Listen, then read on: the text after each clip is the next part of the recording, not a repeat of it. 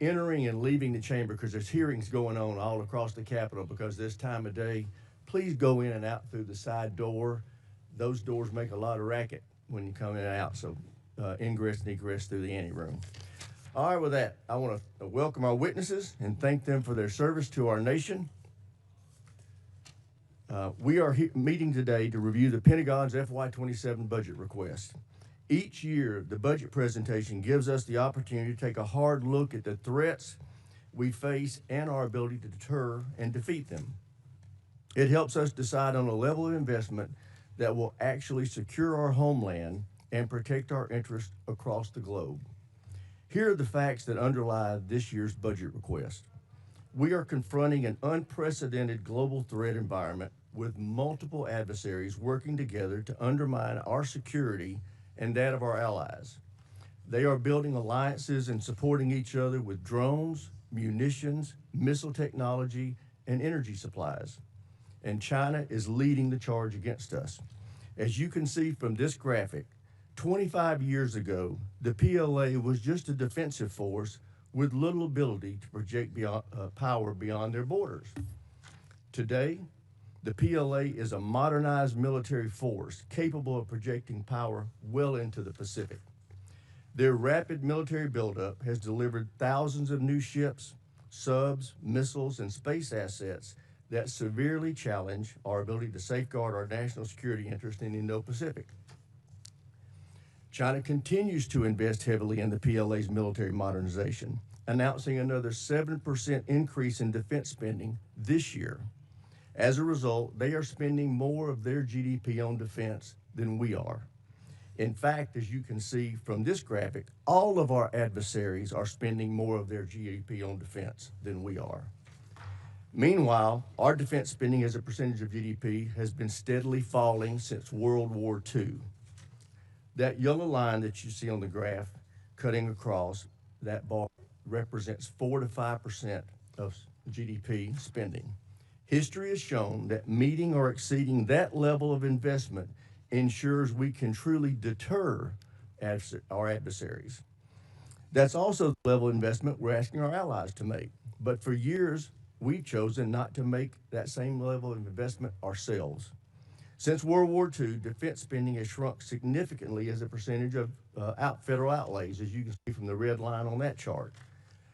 Nonetheless, non-defense spending, on the other hand, accounts for over 85%, and it's been increasing for that same period of time. This underinvestment in our defense has had very real consequences. Our defense industrial base, long the envy of the world, has atrophied significantly. We're no longer capable of manufacturing for our warfighters at scale or speed. Just look at shipbuilding. China builds 47% of the world's ships. The U.S. builds 0.1%. We build fewer ships than Croatia or the Netherlands. Our global munition stockpiles are low, and we lack the capacity to rapidly restock magazine depth. We have very little industrial capacity to mine, refine, or process critical minerals. As a result, many of our defense supply chains are reliant on the very adversaries we seek to deter. Beyond the impact to our industrial base, the inadequate investment in our defense has resulted in a vicious cycle that has pitted sustainment against modernization. For years, administration after administration comes to this committee with budgets asking us to decommission weapon systems that they admit we still need, or to cut funding for training, parts, and supplies, or to put off needed maintenance to the facilities where our service members live and work, or to reduce the number of military personnel. These budgets have asked us to make these sacrifices and accept the near-term risk so we could afford to reinvest in military modernization, which is something we desperately need to do. But we in Congress consistently rejected this mutually exclusive choice. Instead, we divided up the limited budget we were given and made a worse choice. We underfunded both sustainment and modernization. The result is we don't have enough munitions, ships, aircraft, or autonomous systems to ensure dominance against every adversary. and the ships and aircraft we do have suffer from unacceptably low mission-capable rates. Fortunately, that's about to change. This president has requested a historic $1.5 trillion budget for our national defense. For the first time in over 40 years, we've been presented a budget that accounts for the true cost of American deterrence. This budget fully funds both sustainment and modernization. It provides a 24% increase in operation and maintenance, including a 20% increase in core readiness programs like flight hours and combat exercises. It includes a 115% increase in funding to repair and improve facilities for our service members and their families. It increases military end strength by 44,000 and provides for a historic pay raise for our service.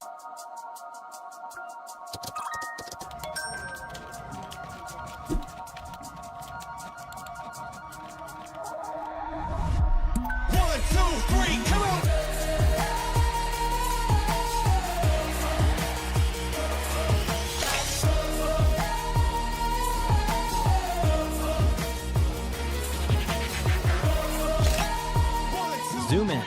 Snap joy with Techno-Camin 50 series. To revitalize manufacturing, expand domestic and allied critical minerals projects, and secure our supply chains.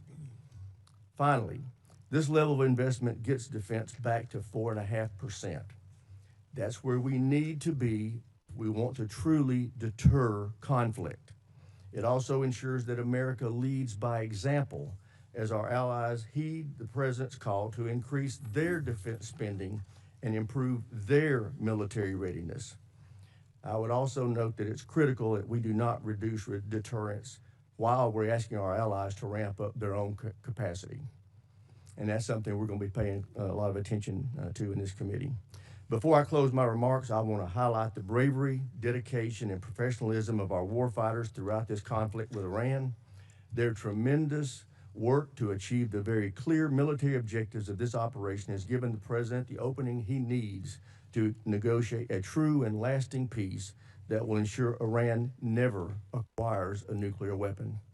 Mr. Secretary, General Caine, thank you for being here. I look forward to hearing how this budget request will ensure our military can preserve American deterrence for generations to come. And with that, I yield to my friend, the ranking member, for his opening statement. Well, thank you, Mr. Chairman. I appreciate those opening remarks. I want to start by agreeing with you on the last point. Our troops have performed incredibly well in the last 15 months. They have been asked to do more than anyone expected, and they have demonstrated the incredible capability of the United States military. I think we should all recognize that. Even if we question the strategy, some of the decisions behind it, our troops deserve nothing but our praise for the incredible job that they have done. It has not been perfect. Certainly mistakes have been made, but we have demonstrated to the world that we have a highly capable military. And I hear the chairman on the need for an increased budget.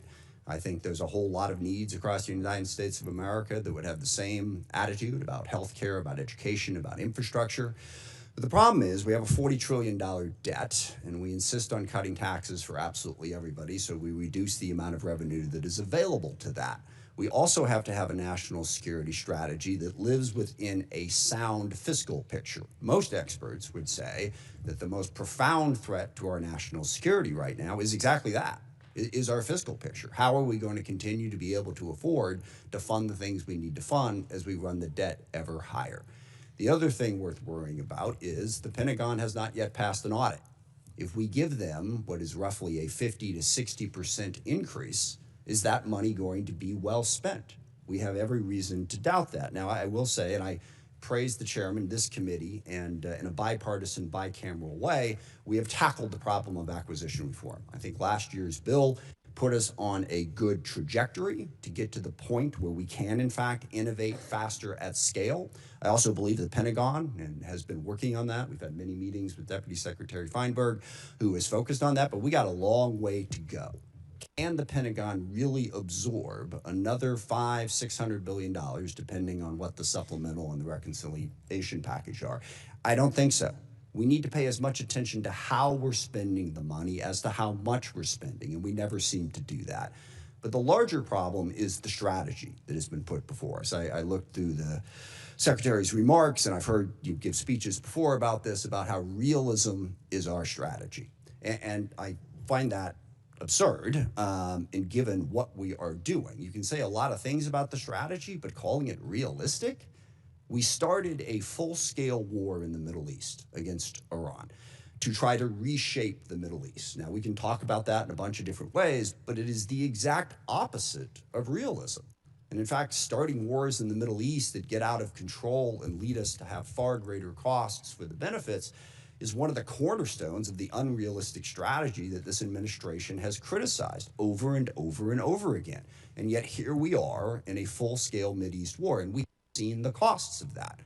Certainly at the top of that list is 13 service members killed and hundreds wounded, but it goes way beyond that. That thousands of civilians have been killed. Over a dozen countries now have been dragged into this war in one way or another. The Israel-Lebanon war has exploded since this war started. We now have a conflict between the Shia militias in Iraq and Kurdistan that is straining, to put it mildly, our relationship with Iraq, and also causing greater chaos throughout the Middle East. We've seen the impact on the economy.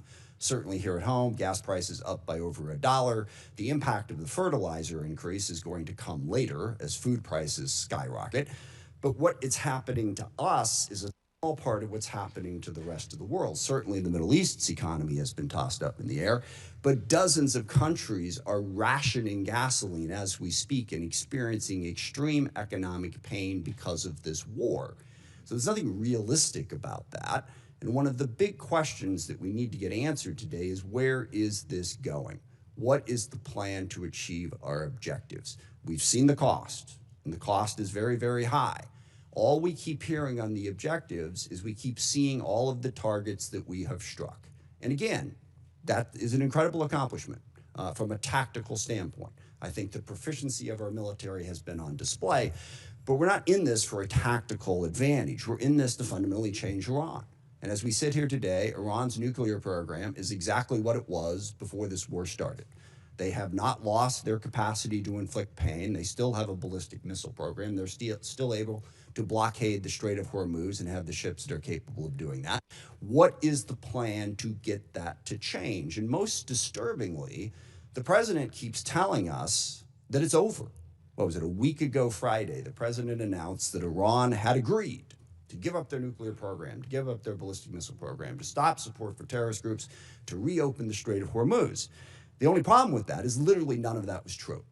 He was completely making it up. It wasn't. Iran hadn't even agreed to meet with us, as became embarrassingly clear as the days spun out and poor J.D. Vance had to keep going back and forth to the airport. We never even had a meeting. So wish fulfillment is not really a strategy. I mean, maybe the president thinks he's doing some sort of Jedi mind trick and he can tell Iran, you will give up your nuclear weapons, and they automatically will. But that's not working. So what we need to hear today is what is going to work. We have 50,000 troops in the region who are still at risk. How are those tactical victories going to translate into some sort of strategic success? And by the way, this is one of the things that realism recognizes. You can win a whole lot of little small battles and lose the war, which is why you don't stumble into the war in the first place. But at the same time, we're doing all of this on our own as we increasingly push away all of our allies. Sometimes just because we want to do what we want to do, but we don't want to have to consult them. Sometimes just gratuitously insulting them. I mean, in the middle of this war where we were asking NATO to come join us, the president took time out to insult President Macron and his wife. Okay, how is that helping us to try and belittle everybody in the world? And I also, for the people who are criticizing NATO over this war, I will remind people that NATO is a defensive alliance. What that means is every country in it pledges to defend a country if attacked. And when we were attacked on 9/11, that's what NATO did. They put in Article 5, and for 20 years they fought beside us. NATO is not if any one of the countries decides to unilaterally and unwisely start a war precipitously that everyone else is supposed to join. That's not the way it works. So berating and belittling our allies after we did that and driving them ever further away from us, how is that realistic? Not only are we going to try to reshape the Middle East, but we're going to do it alone. while we're pushing everybody away from us. And then we have other tools in our arsenal. You see that those numbers on the budget, but the State Department's really important. Development is really important. These are ways to achieve our ends, and we have moved away from that.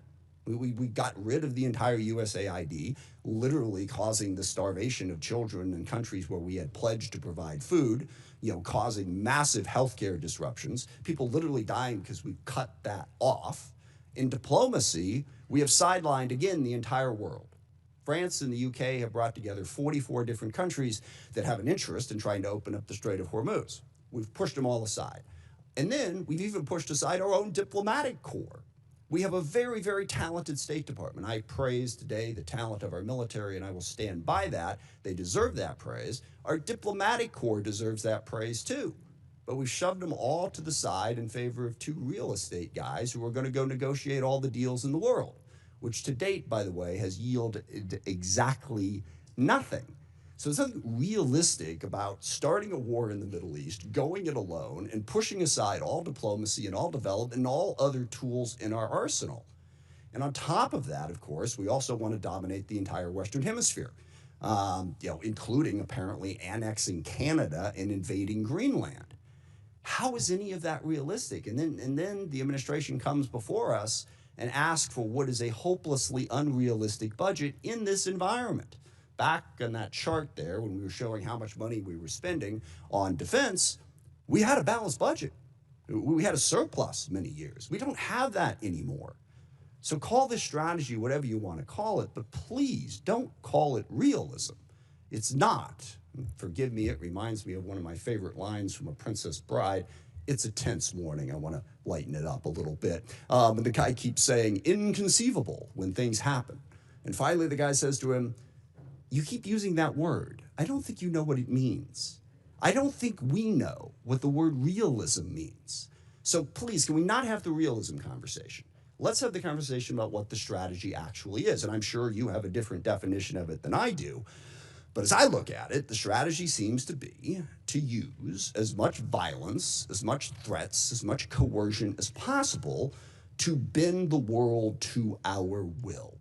I think that is a very dangerous strategy because one of the oldest cliches in the military is the enemy gets a vote.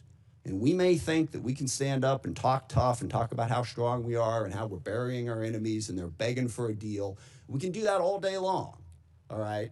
But the enemy gets a vote. They don't have to do what we tell them to do. And meanwhile, that coercive, violent strategy undermines our credibility in the world because the chairman is absolutely right.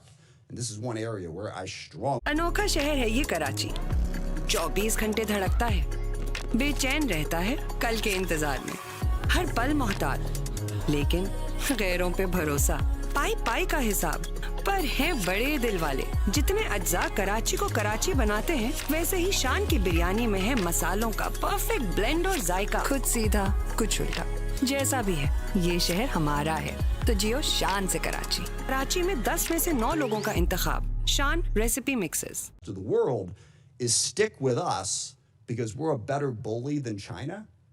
We coerce countries more effectively. That undercuts the very message we're trying to spread to build the coalition we need to be successful. I also worry about the values that we're showing the world. When the president threatens to kill off an entire civilization, that is the message coming out of the United States of America. If we are going to be this big, powerful force that throws our weight around the world wants to know at a minimum that we're doing it for the right reasons and with a sense of values to protect people, not to destroy entire civilizations. And we all hear that and we all go, well, gosh, he probably doesn't mean it. Well, that is so reassuring, okay, that he's just making it up. We're supposed to be the United States of America. I grew up on stories of the U.S. at the end of World War II being the country that the Germans wanted to surrender to, not the Russians, because they knew they could trust our values. We don't seem to care about those values. No rules of engagement. Give them no quarter, all right? That is not who we are supposed to be. And just one final point on that, the girls' school that got hit in the first days of this war. There is absolutely no question at this point what happened. We made a mistake, and that happens in war.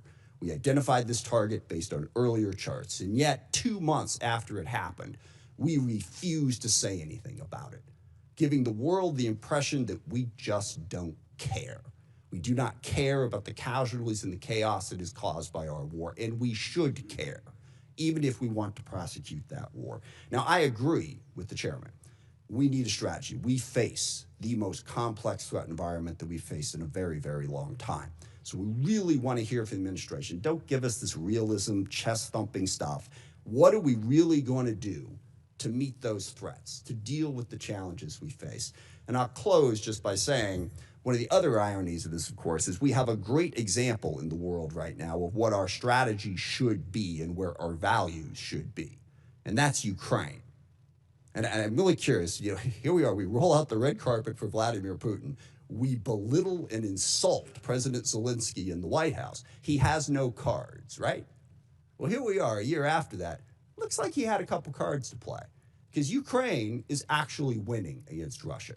Ukraine, a sovereign democracy standing up against a brutal, oppressive, coercive dictatorship. And we can't even bring ourselves on a consistent basis to say, we are with Ukraine and we are against what Putin is doing, and stand up and support them.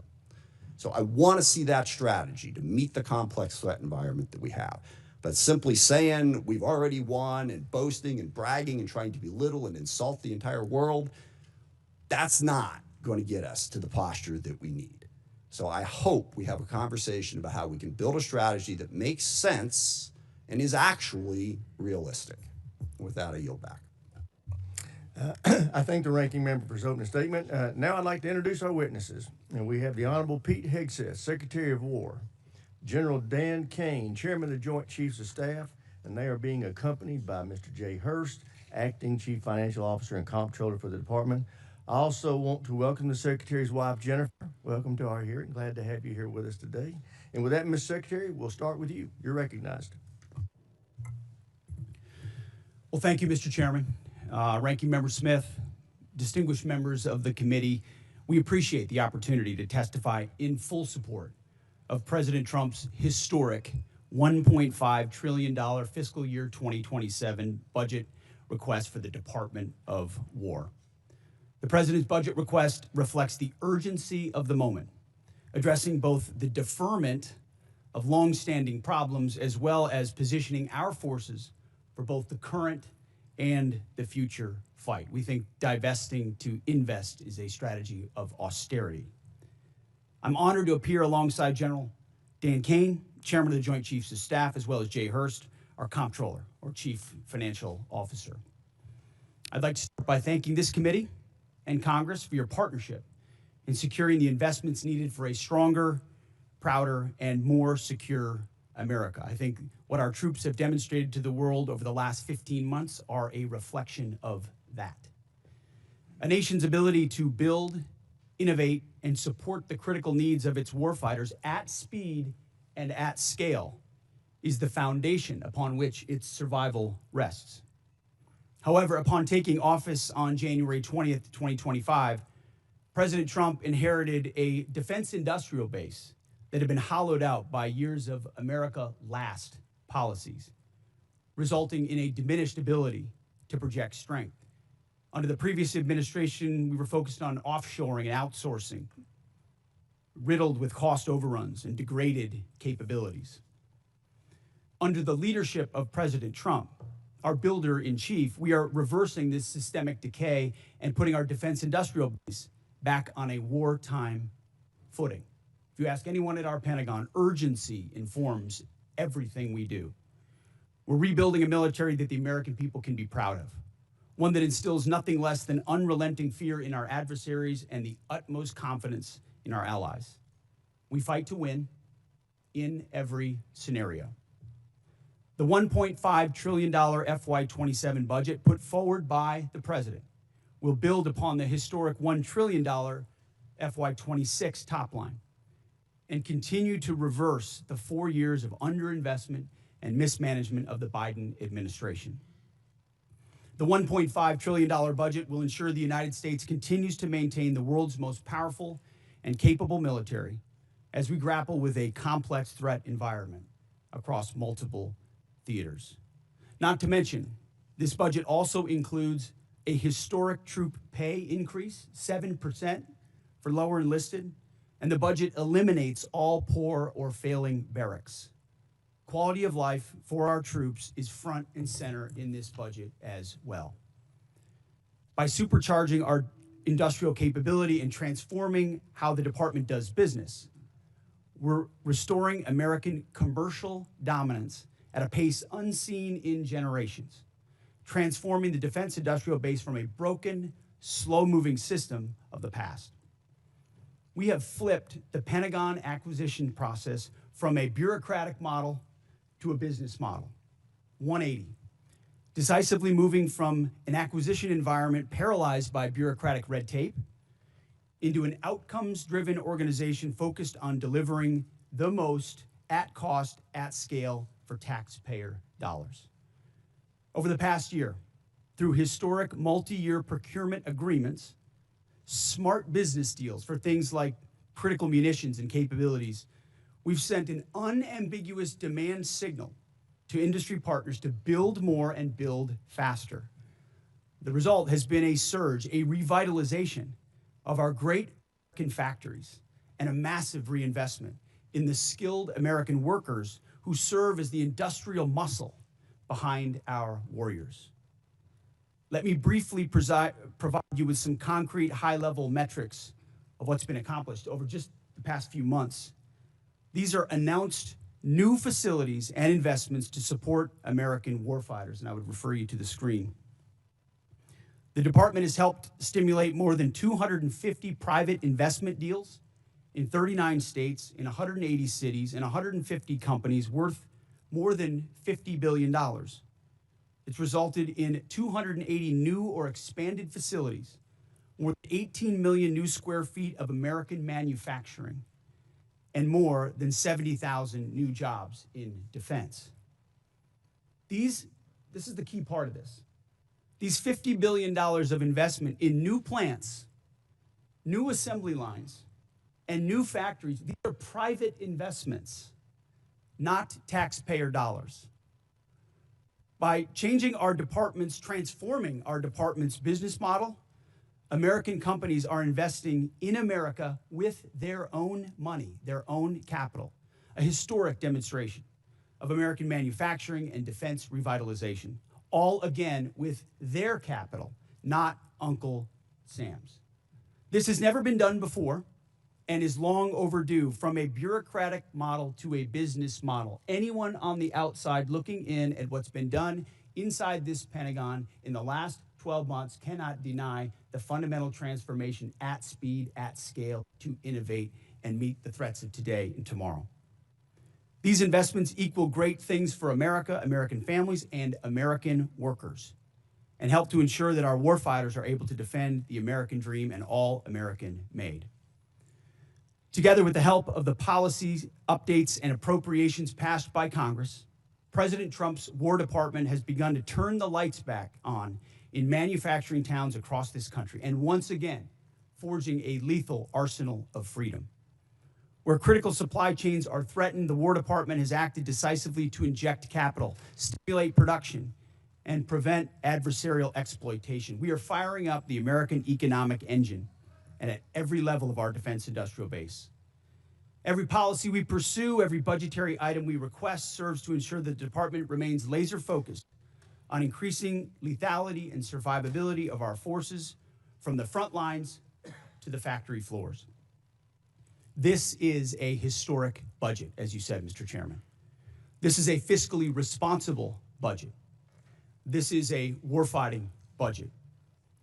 And speaking of warfighting, the topic of Iran, I'm sure will come up today, which I very much welcome discussing.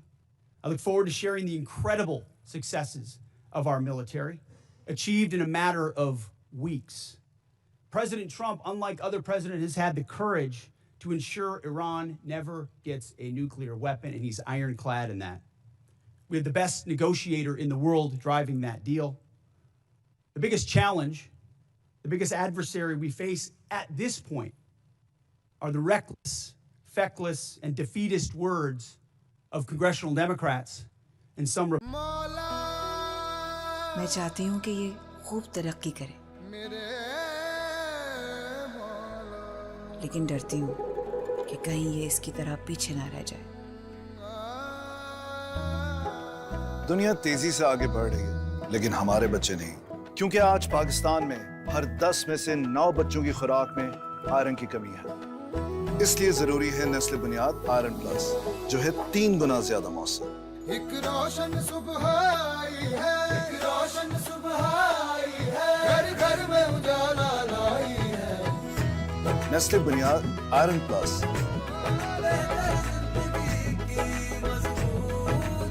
From Nestle. of this committee. Thank you, Mr. Secretary. General Caine, you're recognized. You're recognized. Thank you, Chairman Rogers, Ranking Member Smith, and members of this committee. Thanks for having me today. I'm honored to be here today alongside the Honorable Pete Hegseth and Honorable Jay Hurst to testify in the President's fiscal year 2027 budget. I'm grateful for the opportunity to testify today, and I'm thankful for your continued partnership in support of our warfighters defending the homeland and our interests around the world. It's a privilege to speak with you today about the foundation of America's strength, our 2.8 million members of our joint force.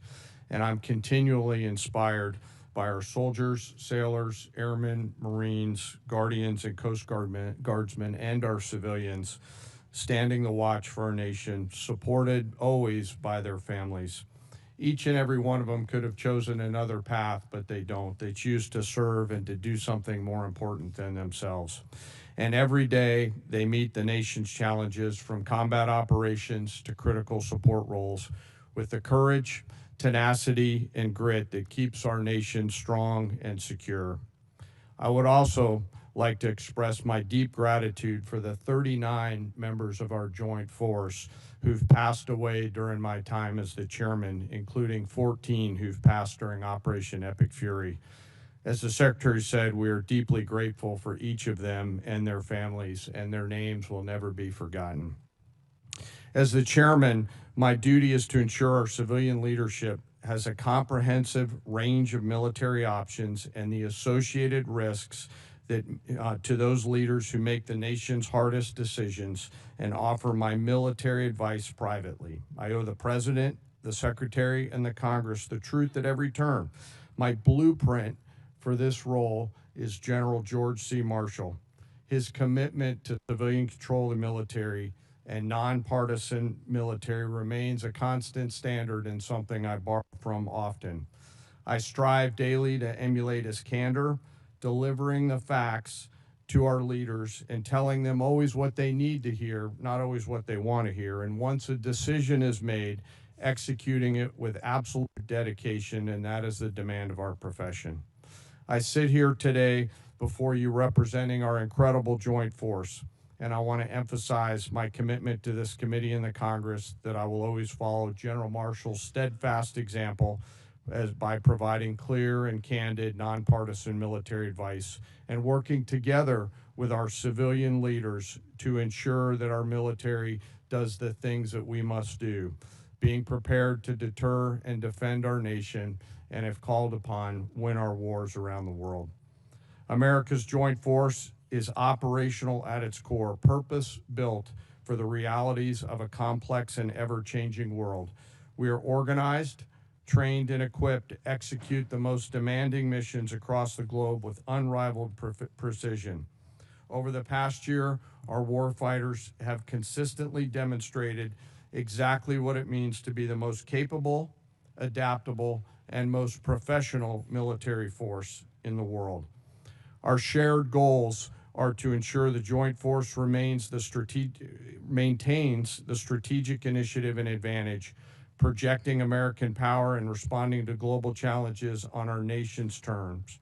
During operations Rough Rider, Midnight Hammer, Southern Spear, Absolute Resolve, and Epic Fury, the joint force executed globally integrated operations and missions alongside our interagency and international partners. And once our civilian leaders made a decision, we make those missions our own, demonstrating the unmatched capability to seamlessly synchronize our capabilities across all domains, from the seabed to cislunar space, and higher. We're able to accomplish these complicated missions and work because we draw from a deep, enduring reservoir of training, professionalism, and commitment. Our operational tempo is high, but we're designed to sustain and rebuild our strength continuously. We build readiness every day. We train professionals every day. We learn and sharpen our edges every day by being learning leaders.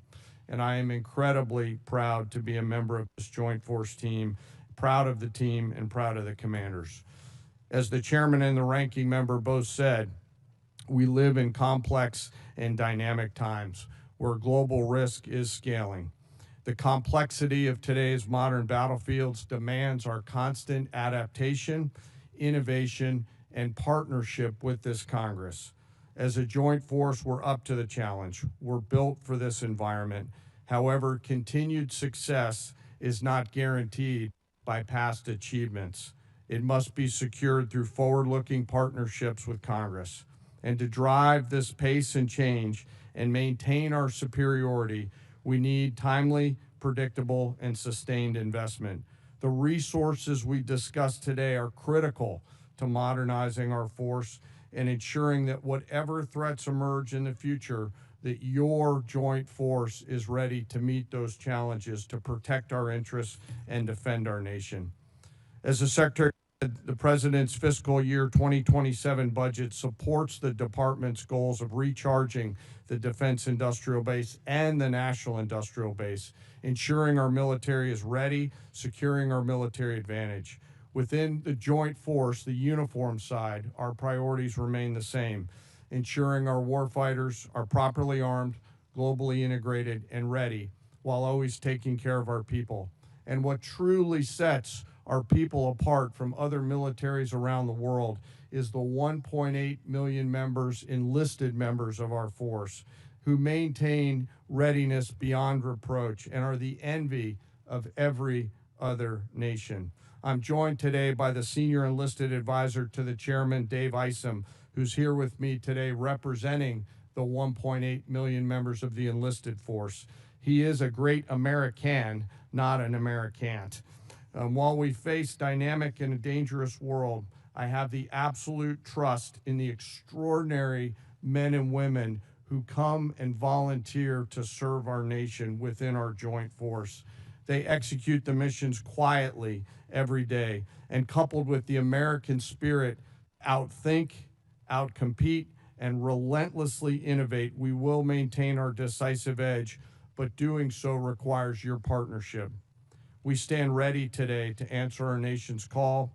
It remains the honor of a lifetime for me to serve alongside the members of this joint force. And as we sit here today in this important hearing, I ask us all to remember our deployed teammates who are out there right now doing our nation's business. And may we again always remember our fallen, who've given us the gift of an incredible example, and their family members who continue to show us what courage and grit look like. Thank you again for your enduring support, and I look forward to your questions. Thank you, General. I recognize myself now for questions. Secretary Hegseth, thank you for undertaking the Arsenal of Freedom tour and the great work the department's doing to help enhance our capacity in our defense industrial base. Could you tell us how last year's reconciliation bill helped enable what you have been able to do, and what you think this year's FY27 budget request will do on that front? Well, Mr. Chairman, thank you for your leadership and your support on that topic. I mean, coming into this position, we fell in on a lot of the reforms you and this committee have been advocating for a long time, looking for somebody that was willing to run with them. And our department have run with those. And that reconciliation bill last year was kind of the rocket fuel to initiate President Trump's priorities in this department. So we fell in on a department that was focused on a lot of the wrong things, going in the wrong direction.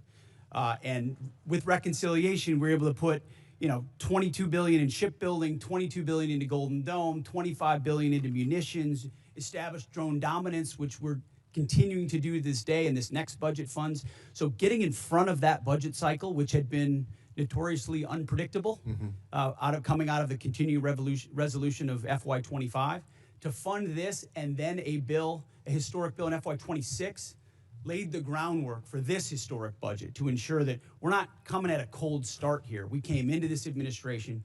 Reconciliation was a beautiful tool. We were able to use that through that one big beautiful bill to fund the priorities of this department. We spent on $4 billion on barracks, started immediately getting after the quality of life of barracks. Because of the austerity of the Biden administration, we traded off of maintenance, traded off of quality of life to try to fund other things operationally. This budget stops that cycle and both invests in sustainment and modernization, which is something that's critically important. So without that reconciliation bill, I think, Mr. Chairman, we'd be in a very different place. So thank you for that. Great. Well, as you are aware, the expansion of the defense industrial base is the principal focus of this year's NDAA. So in addition to enacting this budget request that's been submitted, we want to work with you to enhance the department's statutory authorities to improve the capacity of our DIB. What additional changes in law, such as the additional multi-year block buy authority, would you recommend that we pursue in this year's NDAA? A few aspects of the acquisition transformation that's been undertaken by Undersecretary Duffy in acquisitions and sustainment. So there's some aspects of that we'd like to codify even more. But you mentioned it, multi-year procurement is incredibly important and one of the most important parts of this bill. When this committee and this Congress funds those things, companies are already breaking ground on tens of billions of dollars of new plants. You name we've got 14 in our ammunition council that we're focusing on certain ammunitions. There are 14 that are critical. You know, PAC-3s, SM-3s, SM-6s, THAADs, Patriots, Tomahawks, AMRAAMs, JASSMs, you name prisms, you name them. We were building them at too slow and too low a level. Now the companies are going to pay for those factories and those production lines. And when Congress gives those 5 to 7 year demand signals, they'll then Lumpy line, painful times, that's not right. Every time, waxing time, painful times, that's not right. Not this time. Stella से मिले buttery smooth skin 40 बिना किसी pain के. Arms, legs, neat lips, eyes, peach fuzz gone. Stella से मिले buttery smooth skin. This is what I deserve. Stella से मिले buttery smooth skin. Made for me, made for her.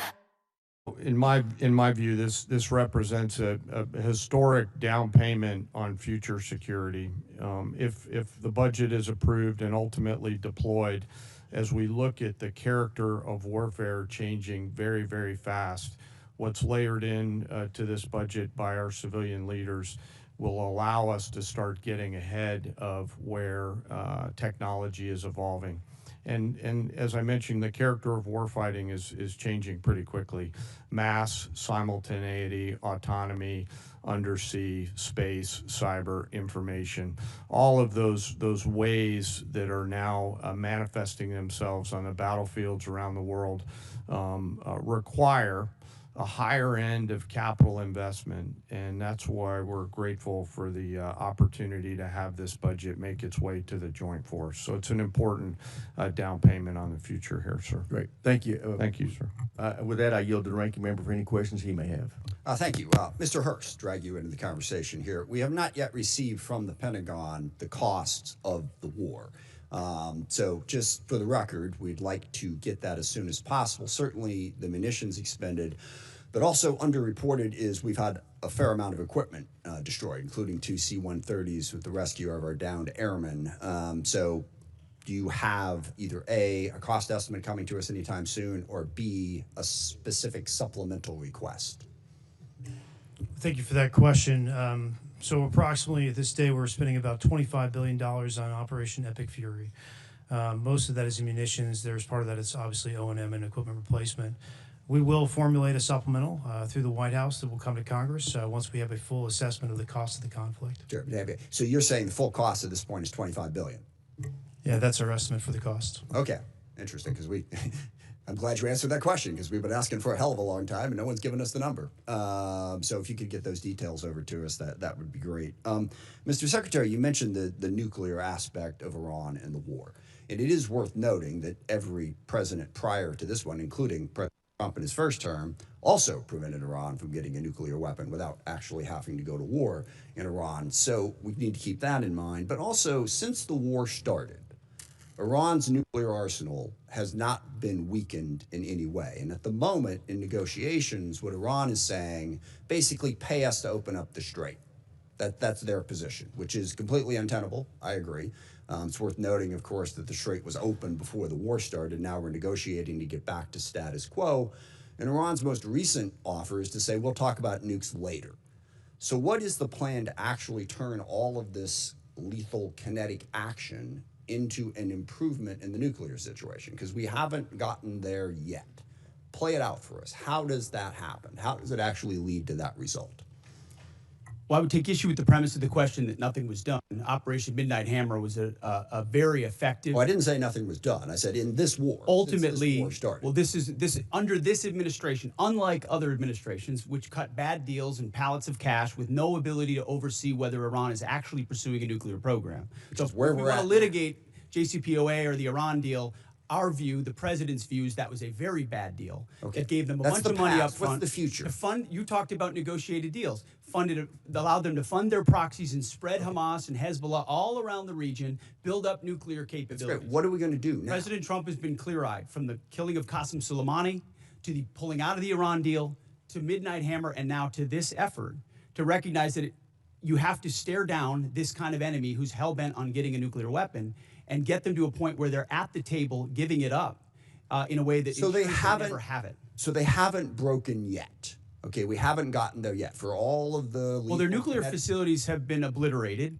Underground, they're buried, and we're watching them 24/7. So we know where any nuclear material reclaiming might be. my time for we're just watching a quick it. second here. We had to start this war, you just said, 60 days ago, because the nuclear weapon was an imminent threat. Now you're saying that it was completely obliterated? They had not given up their nuclear ambitions, and they had a conventional shield of thousands of missiles. So Operation Midnight They're at the Hammer weakest accomplished moment. nothing of substance. It left us at exactly the same place we were before. So much so their that we had to facilities start were a bombed war. and obliterated. Their ambitions continued, and they're building a conventional shield. All right, of let me missiles. try again. It's the North Korea strategy. You know this very well. The North Korea know. strategy was use conventional missiles to prevent anybody from challenging them, so they could slow walk their way to a weapon. President Trump saw Iran at its weakest moment, took an action to ensure, in a way that only the United States of America could do with our Israeli partners, And yet to they ensure their still haven't given conventional up the nuclear. shield was All right. brought Now, one to other heel, which question, we've done. if I could get to it. So on Ukraine, a year plus ago, your advice, the president's advice, was Ukraine had no cards to play. They should go cut the best possible deal they could. Clearly that was wrong. What did you miss? What did you miss about the conflict between Russia and Ukraine that you didn't see that Ukraine was going to be capable of doing what they've done in the last 14 months? What we didn't miss, and we're here in this committee, is that Joe Biden, with no accountability, gave hundreds of billions of dollars of our weapons to Ukraine, to an outcome that never you're would not have gonna happened if President gonna Trump answer was the president. question. So he pulled out our. You guys don't talk about that. Ultimately, President Trump believes there should be Okay. a peace deal between Russia and Ukraine. That serves But you the best didn't interests expect of both Ukraine to parties. be where they're at right now. I'm asking you, just from a strategic standpoint, what I did think the you miss? Ukrainians have shown great courage, and I appreciate that Europe is now paying for any weapons that we provide. All right, I yield back. Thank you. All right, now I want to remind everybody, everybody wants to get their questions, so we are going to be sticking strictly to the 5-minute rule today. So with that, I recognize the gentleman from South Carolina, Mr. Wilson. Thank you, Chairman Mike Rogers, for your leadership working with President Donald Trump. As the grateful father of 4 sons who've served overseas in Iraq, Egypt, and Afghanistan, I especially appreciate War Secretary Hegseth and Chief of Staff Caine for your competence, service, and success. Military families have never been more appreciated than today, and our enemies of dictators now understand peace through strength. Dictators historically are on the run.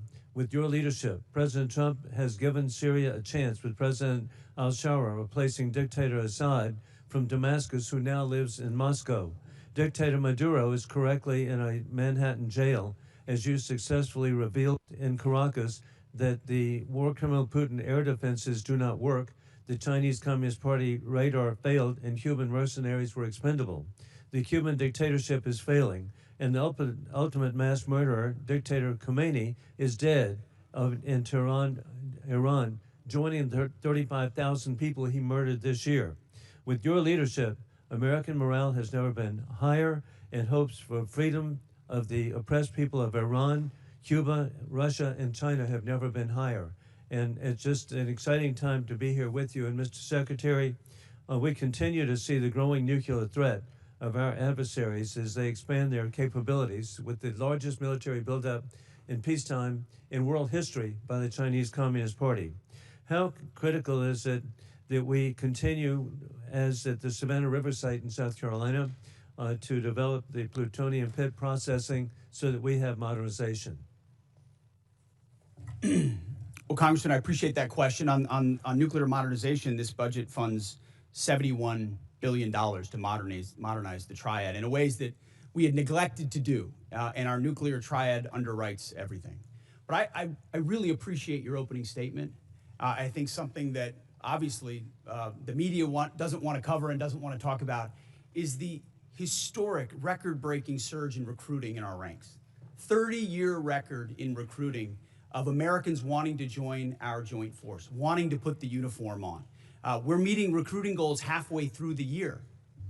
We couldn't meet our recruiting goals under the previous administration. Under Joe Biden, Americans didn't want to join the military. We couldn't get it. Now we have to turn people away and push them to the next fiscal year. That's why this budget grows our force by almost 50,000. Ultimately, additional troops into the force that we believe we can recruit. That's the best vote of confidence I can imagine. Well, hey, even better, hey, Mr. Secretary, you're really understating.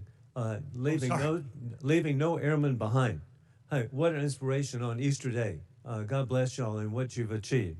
With that in mind, too, General Caine, with your VMI military perspective, War Colonel Putin is losing in Ukraine as his 30-day special mission is now 4 years of, as the Secretary has identified, courageous Ukrainian success led by President Vladimir Zelensky. I appreciate that NATO and the EU have unified for Ukraine as the U.S. ranks 17th per GDP in assistance for Ukraine. Ukraine is frontline, stopping War Colonel Putin from resurrecting the failed Soviet Union, rigging elections in Belarus, invading Ukraine, keeping troops in Moldova, and with the Indivashvili invading and rigging elections in the Republic of Georgia. As we're transitioning greater responsibility to our NATO allies, how do we ensure seamless integration to deterrence during this shift? Congressman, we're very fortunate to have great leaders out in the European theater right now. General Grinkowicz and his leadership team are committed to ensuring that integration and transition takes place in a most combat capable and effective way. Very entrepreneurial leaders out there across the components, and with General Grinkowicz, and he's doing a great job out there, as the committee knows. And indeed, as we conclude, historically, President Trump, Mr. Secretary General, you have united the Middle East nations unprecedented to ally with the United States. You have united Latin America unprecedented to ally with the United States. You've united the Indo-Pacific unprecedented to ally with the United States, and united NATO and EU unprecedented to ally with the United States. You're achieving peace and deterrence through strength. I yield back. Gentleman yields back. Chair, and I recognize the gentleman from Connecticut, Mr. Courtney. Thank you, Mr. Chairman. Mr. Secretary and General Caine, this morning's Wall Street Journal's lead headline reads, quote, Trump tells aides to prepare for an extended blockade of Iran. It goes on to describe, again, the thinking behind the strategy, but also talks about how prolonging the blockade is going to continue to drive up energy costs all over the world. Given the ever-changing messages from this administration on the war strategy and timeline, I really honestly don't expect you to... सिर्फ मामा और Nido जानते हैं कि बच्चों के लिए क्या जरूरी है. Right nutrition for the right age. इसीलिए तो मामा's चॉइस है नीडो, बच्चों का nutrition expert. Risen to the highest level since the war in Ukraine started in 2022. AAA reported this morning that the average price of gas is $4.30 a gallon, up 30 cents in 1 week. Diesel's average is $5.45. My friend Mr. Garamendi says in California it's closer to $8 a gallon.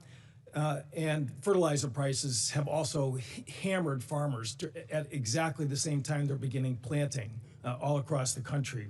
Aside from the damage this war has done to American consumers, farmers, and small businesses, I want to focus for a minute on the cost of the war and our military readiness, particularly to other combatant commands. Mr. Secretary, you put out a national defense strategy in January, which listed the threat assessment facing our country. China was number one, with the second largest, most powerful military in the world, of course. Russia's nuclear force clearly was number two in terms of the threat they pose to the homeland. North Korea, which has missiles that actually can reach U.S. territory, was ranked number three, and Iran was described as, quote, and accurately, after Midnight Hammer, that Iran's regime is weaker and more vulnerable than it has been in decades. Again, this was before February 28th, when the decision was made to go into the military strikes on Iran. So today, we have 3 carrier strike forces in Central Command. The Indo-PACOM, which is where Russia and China are operating their navies, 52% of the globe. We have 1 carrier strike group in Japan, George Washington.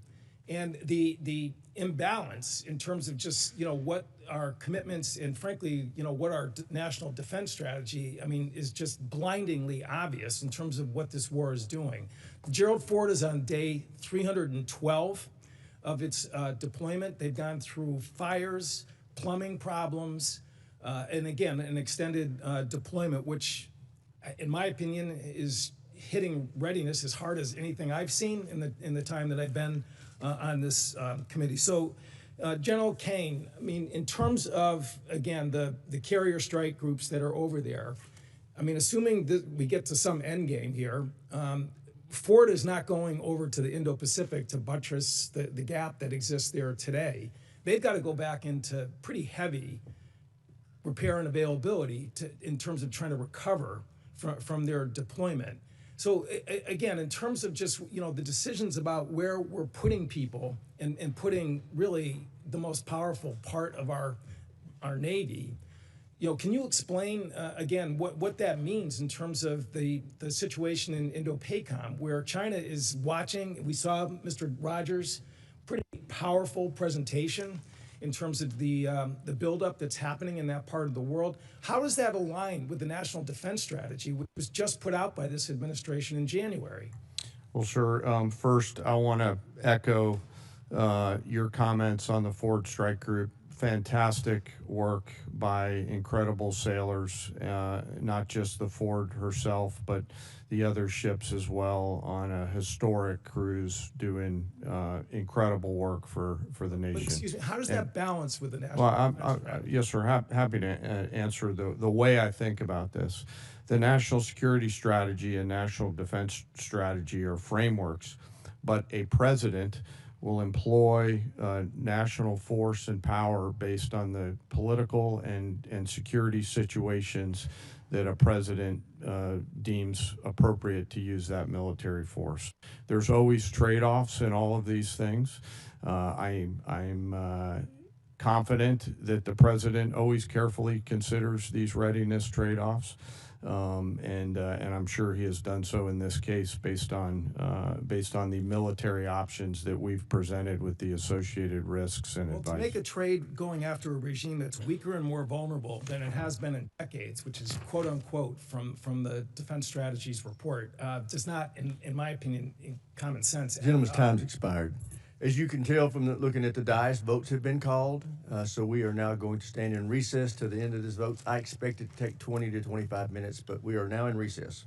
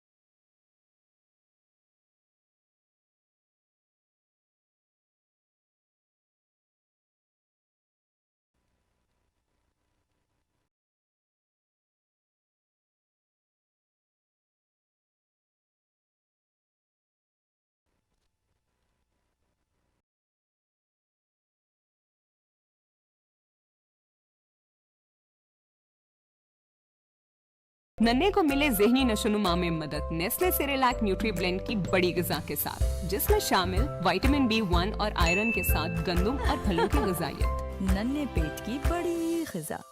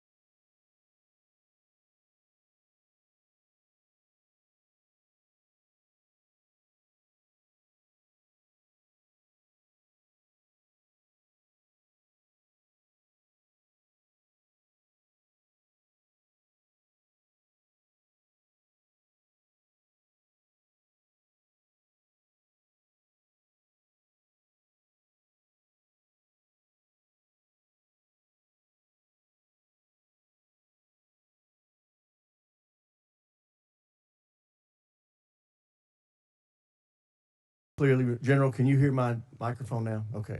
Yes, sir. Gentleman from Ohio, Mr. Turner is recognized. Thank you, Mr. Chairman. Secretary Hegseth, your written testimony on page 20 includes a statement concerning the importance of FISA and Section 702, which is incredibly timely because this body is going to be voting today on 702, which could be expiring this week. You state this vital tool keeps Americans safe, provides critical intelligence to our warfighters, and is subject to a rigorous system of oversight by all three branches of government to guarantee the protection of the constitutional rights of the American people.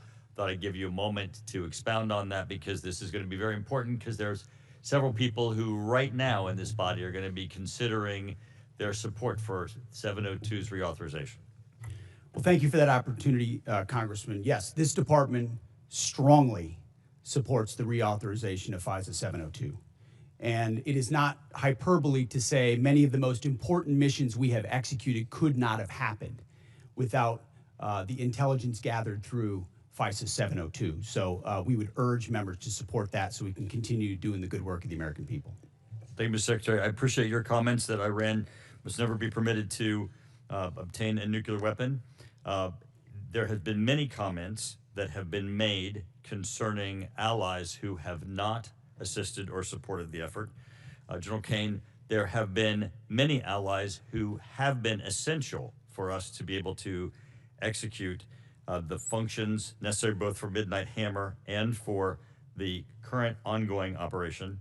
I'd like to ask you to speak for a moment about the essential aspect of the allies that are supporting the effort.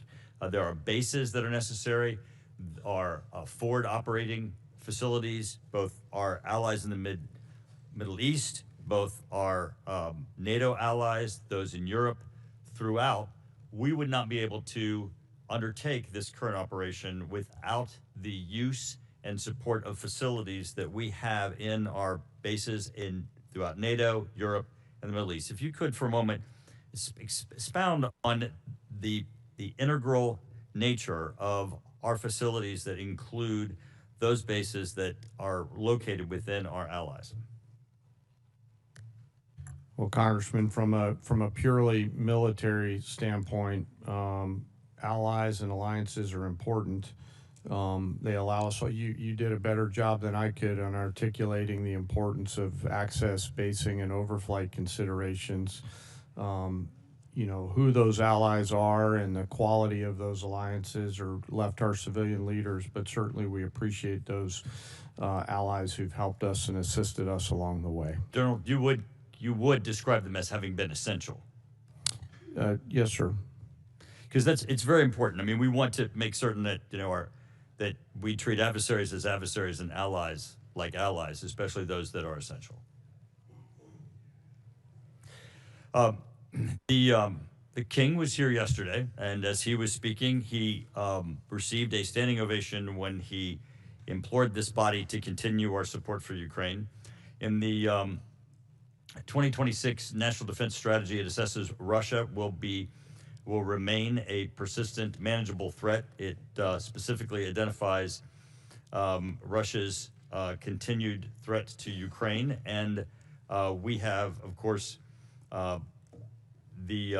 currently the presidential continued drawdown authority that can support Ukraine, and also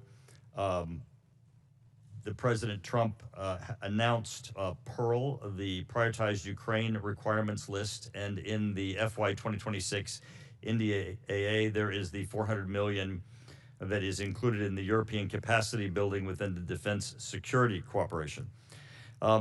General, the last time it went on the House floor with respect to funding for Ukraine, there was a vote in the House of over 300 members of the House that supported Ukraine. Could you please give us a description of some of the things currently that we're doing operationally to support Ukraine? Congressman,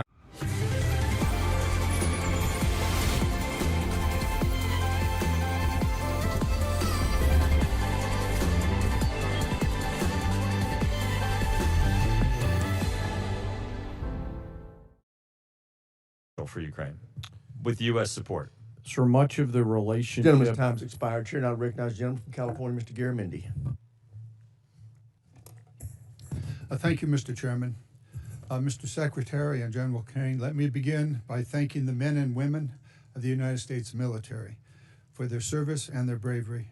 I recognize that our service members have performed with extraordinary courage and tactical skill, and they've done incredible things that our country has asked them to. Their professionalism and selfless service are not in question and never have been. What is in question is the purposes and the strategic direction of this war. Mr. Hegseth, as Secretary of the Department of Defense, you are ultimately responsible for the conduct of the Iran war. Any unvarnished review of what is happening right now in the Middle East would reveal a geopolitical calamity, a strategic blunder resulting in worldwide economic crisis. The result of Trump's war of choice is a serious, self-inflicted wound to America. It will take years and a new administration to recover from the grave damage to our standing in the world, as well as our economy and our military. We must remember that 13 Americans have been killed in action, hundreds wounded, and thousands of civilians killed, including more than 100 school children. The risk of this conflict was foreseeable. I'm certain that the Department of Defense knew that it was likely that in a war with Iran would create an international economic crisis by blocking the Strait of Hormuz and thus stopping 20% of the world's oil. Was this existential threat considered? Apparently not. During the 60 days of Trump's Iran war, critical munitions have been expended at an alarming rate, depleting magazine levels below what is thought necessary to hold China at bay. It will take years and tens of billions of dollars to restock. A significant part of the necessary Navy and Marine force in the Pacific has been removed and sent to support the Iran war. Our support of Ukraine has suffered as supplies and defense systems are diverted to the Iran war. America has lost irreplaceable aircraft, radar systems, and strategic bases have been shown to be vulnerable. The continued lengthy deployment of ships, equipment, and personnel has sacrificed readiness. We know what we have lost, but what have we gained? Let's consider that the regime in Tehran is still intact, with new and more radical leadership, as are Iran's ballistic missile and drone forces, as is Iran's ability to rebuild their military industries. Also, as is Iran's coordination with China, Russia, and North Korea, and Iran's ability to choke off global energy supplies, and their stockpile of highly enriched uranium, which they only built after President Trump shredded President Obama's Iran deal in 2017.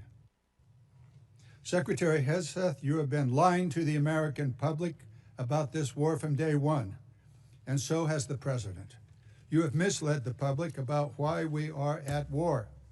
You and the President have offered ever-changing reasons for this war. You've misled the public about the progress of the war.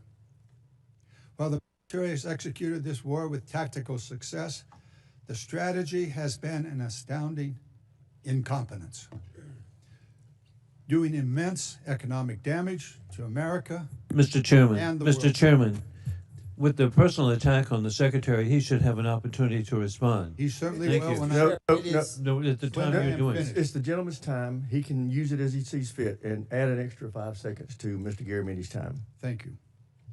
You and the President are ever-changing reasons for the war. You have misled the public about the progress of the war.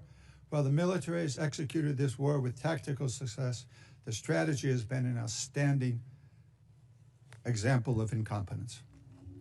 This war of choice is a political and economic disaster at every level. Despite the President's promise to lower the cost of living, gas prices are up 40% and inflation is soaring so much for lowering the cost of living. The president has got himself and America stuck in the quagmire of another war in the Middle East. He's desperately trying to extricate himself from his own mistakes. It is in America's and indeed the world's interest that he succeed in that. I yield back. Gentleman yields back. Chair, and I recognize the gentleman from Virginia, Mr. Whitman. Thank you, Mr. Chairman. I'd like to thank our witnesses for joining us today. General Caine, Secretary Hegseth, Mr. Hurst, thank you so much. I want to go to a statement I've been making here for the last several years, and that is we are in the most dangerous national security position that this world has been in since 1939. And we know that it's a critical effort that we undertake to make sure we can deter through the concept of peace through strength. Ms. Secretary, I'd like to start with you. We know that peace through strength has a number of tenets. I think the most important of those is presence. And we know that the United States has the Marine Corps Amphibious Ready Group, Marine Corps Expeditionary Unit, that provides us that presence. We know there are over 2,000 Marines and an aircraft combat unit that are on board those vessels, and they let us do a number of different things. That's the crisis response team that gets to go around the world. Today, as we speak, we have 3 ARGMUs that are deployed around the world. Unfortunately, that's an anomaly. It should be standard. Secretary Hegseth, the President and the combatant commanders need maximum flexibility to respond in multiple places at multiple times to combat and deter these threats. I just want to get your perspective on your goal to make sure we have a persistent 3.0 ARGMU presence, and to look at how we're going to make sure through our shipbuilding plans that we assure that we have the adequate number of amphibs that are being built. I think that number is probably right around 40. And then what are we going to do to make sure, too, that the A-sub-O, the operational availability, is going to be at the level where we can maintain an ARGMU 3.0 with the effort we have to put in to maintain these ships? So thank you for the question, the substantive question. Ultimately, we support 3.0 ARGMU. That presence right now gives us a lot of flexibility. Yeah. And this budget supports moving in that direction to ensure that this administration and future administrations have that kind of strategic flexibility with the incredible capabilities the ARGMU provides. We saw it in Southern Spear. We saw it on the Maduro raid. We see it right now. It's a persistent capability. So I think you'll find our shipbuilding investments to meet that as well. But if I may, sure. Yeah. I didn't get a chance. I didn't see a question in the statement from the congressman. I hope you appreciate how reckless it is. When I said reckless, feckless, and defeatist of congressional Democrats at the beginning, that came after watching you say the same thing on CNN this morning, a quagmire. My generation served in a quagmire in Iraq and Afghanistan, years and years of nebulous missions and utopian nation building that led us to nothing. What we have right now, the way you stain the troops when you tell them 2 months in, Congressman, you should know better. Shame on you. Calling this a quagmire 2 months in. The effort, what they've undertaken, what they've succeeded, the success on the battlefield that could create strategic opportunities, the courage of a president to confront a nuclear Iran, and you call it a quagmire, handing propaganda to our enemies. Shame on you for that statement. And statements like that are reckless to our troops. Don't say I support the troops on one hand, and then a 2-month mission is a quagmire. That's a false equivalation. Who are you cheering for here?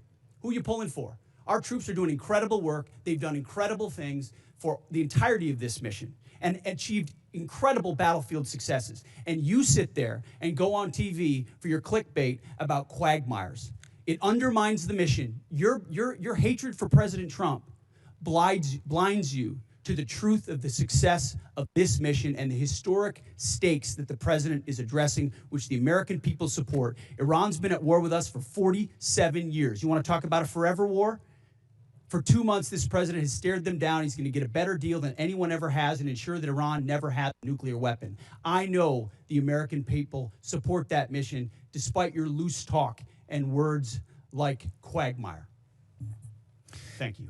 Thank you, Mr. Secretary. General Caine, I want to quickly go to you. We know all about the need for exquisite platforms, but we know if we're going to close the gap with our pacing threats, we have to make sure we have those expendable and attritable platforms. And we know those nation capabilities are key, and we have to be able to spin them up quickly, because that's the fastest way for us to, again, deter by peace through strength. Give us your perspective on how you see the urgency of getting that capacity not only in place, but getting that ability to go to scale and get those capabilities in the hands of our warfighters. Sure, I think it's critical, and when I look at what OSW above us is doing, and the Deputy Secretary as well as Secretary Duffy, and frankly the National and Defense Industrial Bases all rallying around the need to scale, along with the new entrants that are out there who are coming and bringing products to the joint force. A key is capacity. Time's across expired. the Here now force. recognize the gentleman from New Jersey, Mr. Norcross. Thank you, Chairman. I'd like to thank witnesses for being here today. Mr. Secretary, it's well known that our Defense Industrial Base and Maritime Industrial Base has declined greatly over time. It's the shipyards, it's many of the things that you already spoke about. In my community, we used to have 3 shipyards, 40,000 workers. We've lost that critical job skills there and 40,000 people who know how to do it. And quite frankly, most of it went overseas because it was cheaper. Well, cheaper doesn't buy the security we need for our industrial base. I championed a provision in the 24 NDAA entitled Enhanced Domestic Content Requirement for Major Acquisition Programs. Had to do with our industrial base making things here in America long before this administration came in. The goal was to strengthen our supply chains and have that critical oversight, push for greater investments, much of what you're doing now on these major defense acquisition programs. So we passed that in a bipartisan manner because we knew that this was critical. Cut. Go. Indulge with Nestle Milk Pack Cream. Calls on you, the Secretary of Defense, to establish an information repository, issue rules, create a fallback process to govern the Department of Defense. We wanted to better understand much of what is being done here, but it's not being reported back to us. I sent to your office on January 8th, followed up on February 4th. We're years overdue on this report that will give us insight onto how we're addressing it. We hear what you're saying, but can you commit that we will get that report to us in the next 30 days? Unless Jay has additional details, I'll make sure we look into it. Whatever we can get to you as rapidly as possibly, we will. We'll also check with the new Navy leadership and make sure they're complying as rapidly as possible with every aspect that could apply to shipbuilding. That's been our focus on the Navy side. It's not just shipbuilding, major acquisition programs across the board. This is incredibly important, and they are ignoring this, and 30 days is being generous, certainly. Second issue is you talk about championing the American worker and how important this is, yet in a memo on April 9th, you terminate all the collective bargaining agreements across the DoD, taking away from hundreds of thousands of workers at DoD their collective bargaining rights that they voted for. There was nothing to indicate there were any issues with any of the bargaining agreements, yet you decided to take away from them. Over the last few years, we have increased the wages for those warfighters, incredibly important. This year, up to 7%. Yet on the other side of this, you talk about supercharging the defense industrial base. We are in this. How do you go and say, yes, we support the warfighters? They can't do their job unless we are building things that they can use. Yet, no evidence to prove that these collective bargaining agreements were a problem anywhere across the Department of Defense under Democrat and Republican administrations. How do you kind of square that circle that you care about this, yet you take away their voice in the job? Well, certainly, sir, the great workers that whether they're contractors or DoD civilians that do the important work for us, the great ones are going to stay. And we've invested more in merit bonuses for civilians than any administration previous. So if you're doing great work, you're going to stay and you're going to have even more opportunities. But with our ear to the ground in those shipyards and other factory floors, there were issues with collective bargaining, which led to restrictions to the workforce and our ability to move faster. If I may, and in that case, we made the decision to provide additional flexibility. You didn't so take we it can away move from the faster. shipyard workers. You took away from Department of Defense employers where there hasn't been any issues. Let's be clear. Those are independent contractors, and they have their collective bargaining agreements, the ones that work for you. The ones that work for us should be at will like anybody else based on their performance. And if they're performing well, which I'm sure they are, as you've represented, they will have a job at the department. So where is the issue that you took away their collective bargaining rights? Why did you do it if it wasn't a problem? Well, I stated up front, it has been a problem. There are plenty of cases, whether it's contract or inside our own department, where collective bargaining had led to arrangements and agreements that minimize the efficiency and effectiveness of employees at the point of their impact. That's what we were focusing on, and that's why we made the change, which we very much stand behind. Well, I yield back. Gentleman yields back, Chair, and I recognize the gentlelady from New York, Ms. Stefanik. Thank you, Mr. Chairman. Secretary Hegseth, I appreciate the department and the administration's focus on expansion and innovation in the defense industrial base. That's particularly important for emerging technologies. For years on this committee, my office has led the effort to ban the procurement of Chinese communist drones, which pose a significant national security threat. And last year, after years of work, this committee finally passed my Countering CCP Drones Act, or Section 1709 of the NDAA, which was fully implemented in December. How does the FY27 budget scale domestic production and deployment of drone systems to ensure the U.S. has the decisive advantage against our U.S. enemies? Well, thank you for the question. First of all, thank you for your work on that. Critically important. When you look under the hood of the ways in which China is trying to use critical elements of our defense industrial base and supply chain against us, or capabilities in the future that could hamstring us with options for a future president, it's staggering. So drones is one that not only have we recognized, but thanks to your leadership and the leadership of others, we are supercharging in this budget. Conservatively, $54 billion in drone and drone dominance and counter UAS. Jay just slid me a piece of paper. If you add it all up, it could be closer to $74 billion. We started a defense autonomous warfare group, to focus on this, but we're going to do even more. We will shortly announce a sub-unified command, autonomous warfare. Drones are so central to the future of warfare and where we get them from that we have to be able to both make the exquisite ones better than anybody else and also the attritable swarm, and then the ability to defeat them ahead of our adversary, learning from battlefields like Ukraine and Epic Fury. So thank you for your leadership. It is front and center in this budget. I very much appreciate all that the department is doing under your leadership. One of the concerns I have is recent reporting indicates that while DJI, which is a communist Chinese drone company, is prohibited from receiving new FCC authorizations, there are still DJI products such as the DJI Avata 360 widely available in the U.S. through major retailers. These received FCC authorizations before my provision in the NDAA was fully implemented. So my question to you is, we need to close this loophole to protect our national security. Will you commit to working with this committee and my office to ensure that these products that pose a significant risk to our national security are no longer permitted, given the evident threat CCP drones pose to U.S. national security? Congressman, yes, the department will commit to working with your staff and looking at that loophole, which we are aware of. And I missed in my first response, of course, that $54 billion is American-made drone dominance. That is exactly where they need to be, and that's where our focus is. Great. Another emerging technology that's very important and has a strong tie to my district is quantum computing. China continues to invest heavily in quantum computing, sensing, and secure communications for military advantage. I represent Rome Air Force Research Lab, which is a hub of research when it comes to quantum. Secretary Hegseth, how does the budget proposal position the U.S. to maintain leadership in operationally relevant quantum technologies?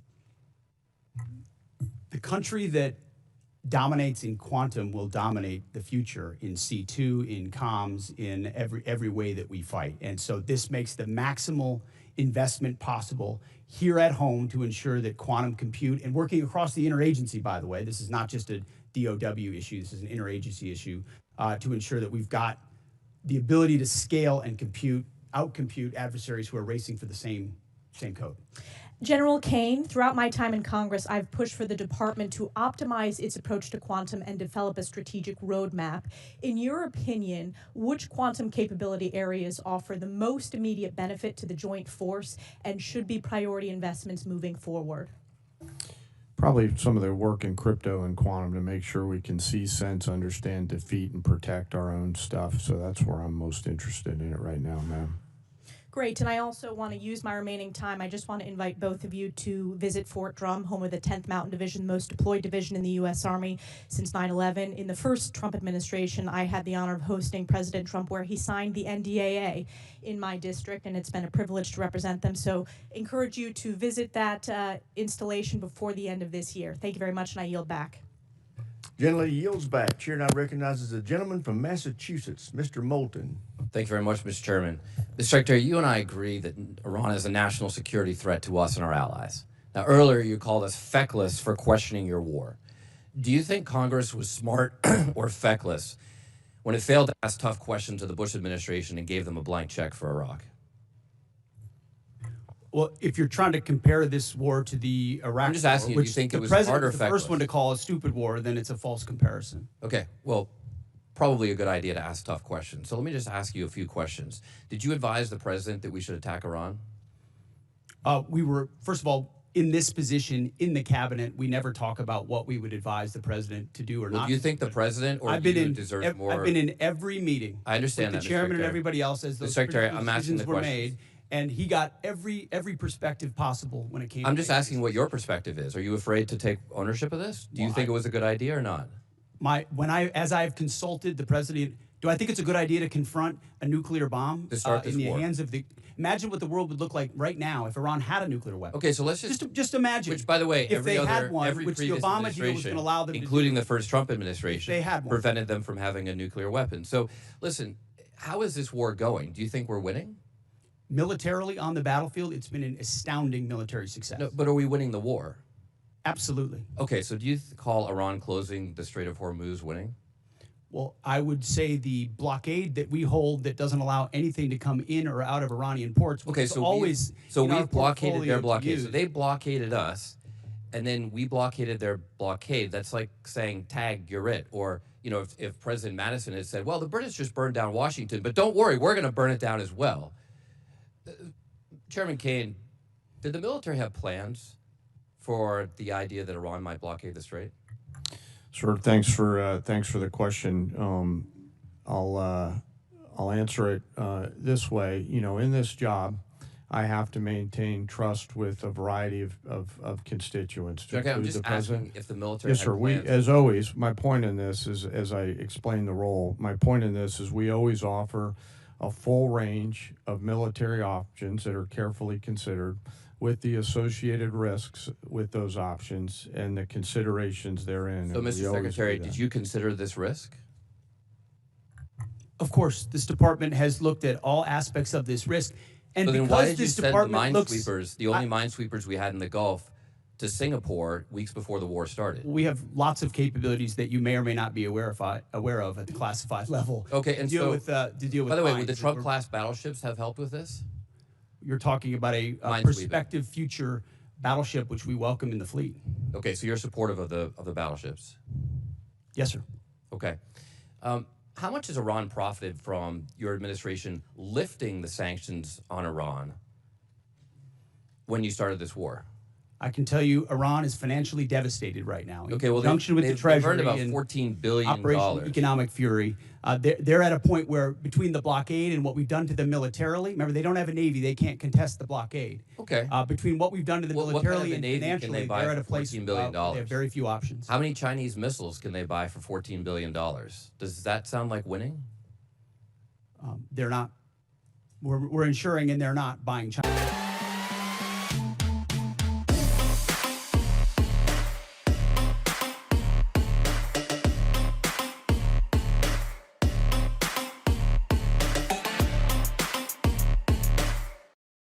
What is that to the average American taxpayer? Do you have any idea?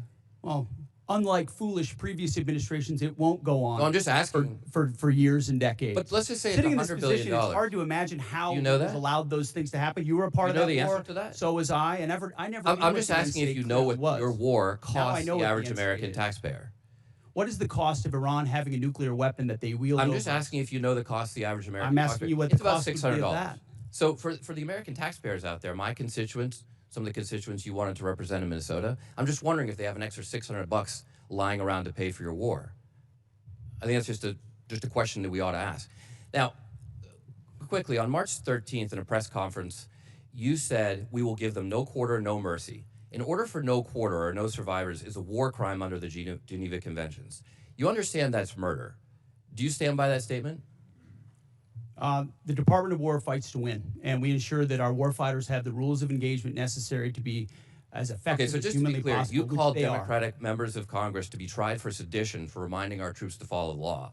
But when you tell them to commit a war crime, you stand by yourself. For insinuating that the laws that we're giving them are Gentleman's unlawful. time's What a expired. great Chair guy. now recognizes the gentleman from Tennessee, Dr. Desjardins. Thank you, Mr. Chairman, and I thank our witnesses for being here today.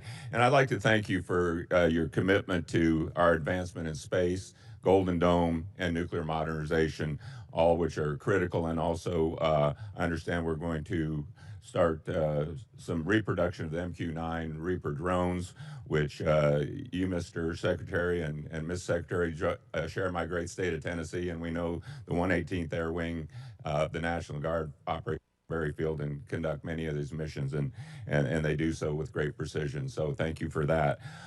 Secretary Hegseth, you commissioned as an infantry officer in the U.S. Army National Guard in 2003. You've been deployed to Iraq, Afghanistan, Guantanamo Bay. You have been awarded 2 Bronze Stars, the Combat Infantryman Badge, Joint Commendation Medals, 2 Army Commendation Medals, among other recognitions. You have seen military actions from both an operational and service member perspective. Have you ever seen operations with the scope and scale and complexity of Midnight Hammer, Operation Absolute Resolve, and Operation Epic Fury? Thank you for the question, Mr. Congressman. Not only have I not seen missions like that, but if you earnestly go into our formations right now, and you talk to colonels and majors and staff sergeants and 2-star generals, and you ask them about the environment of our military right now and its capabilities right now, compared to under the Biden administration, under Obama, they will tell you it is night and day. Even the ranking member acknowledged that the troops performed incredibly well over the past 15 months and have demonstrated to the world. These are not new troops in a lot of cases. These are the same troops with new leadership under President Trump, who gives them every authority, under a department that ensures they have what they need. I have operators looking at me saying, for the first time ever, we have everything we need to accomplish the mission, both in equipment and in authorities. That matters when you go 37 hours around the world for Midnight Hammers. That matters when you go downtown in Venezuela and grab the indicted dictator of a country in the middle of the night in the most fortified location. That matters at the outset of the Iran conflict. It matters during Operation Rough Rider, which there's a reason why the Houthis aren't on the in this fight right now, because they experienced 50 days of the American military under President Trump. That matters in the Caribbean and our fight against designated terror organizations.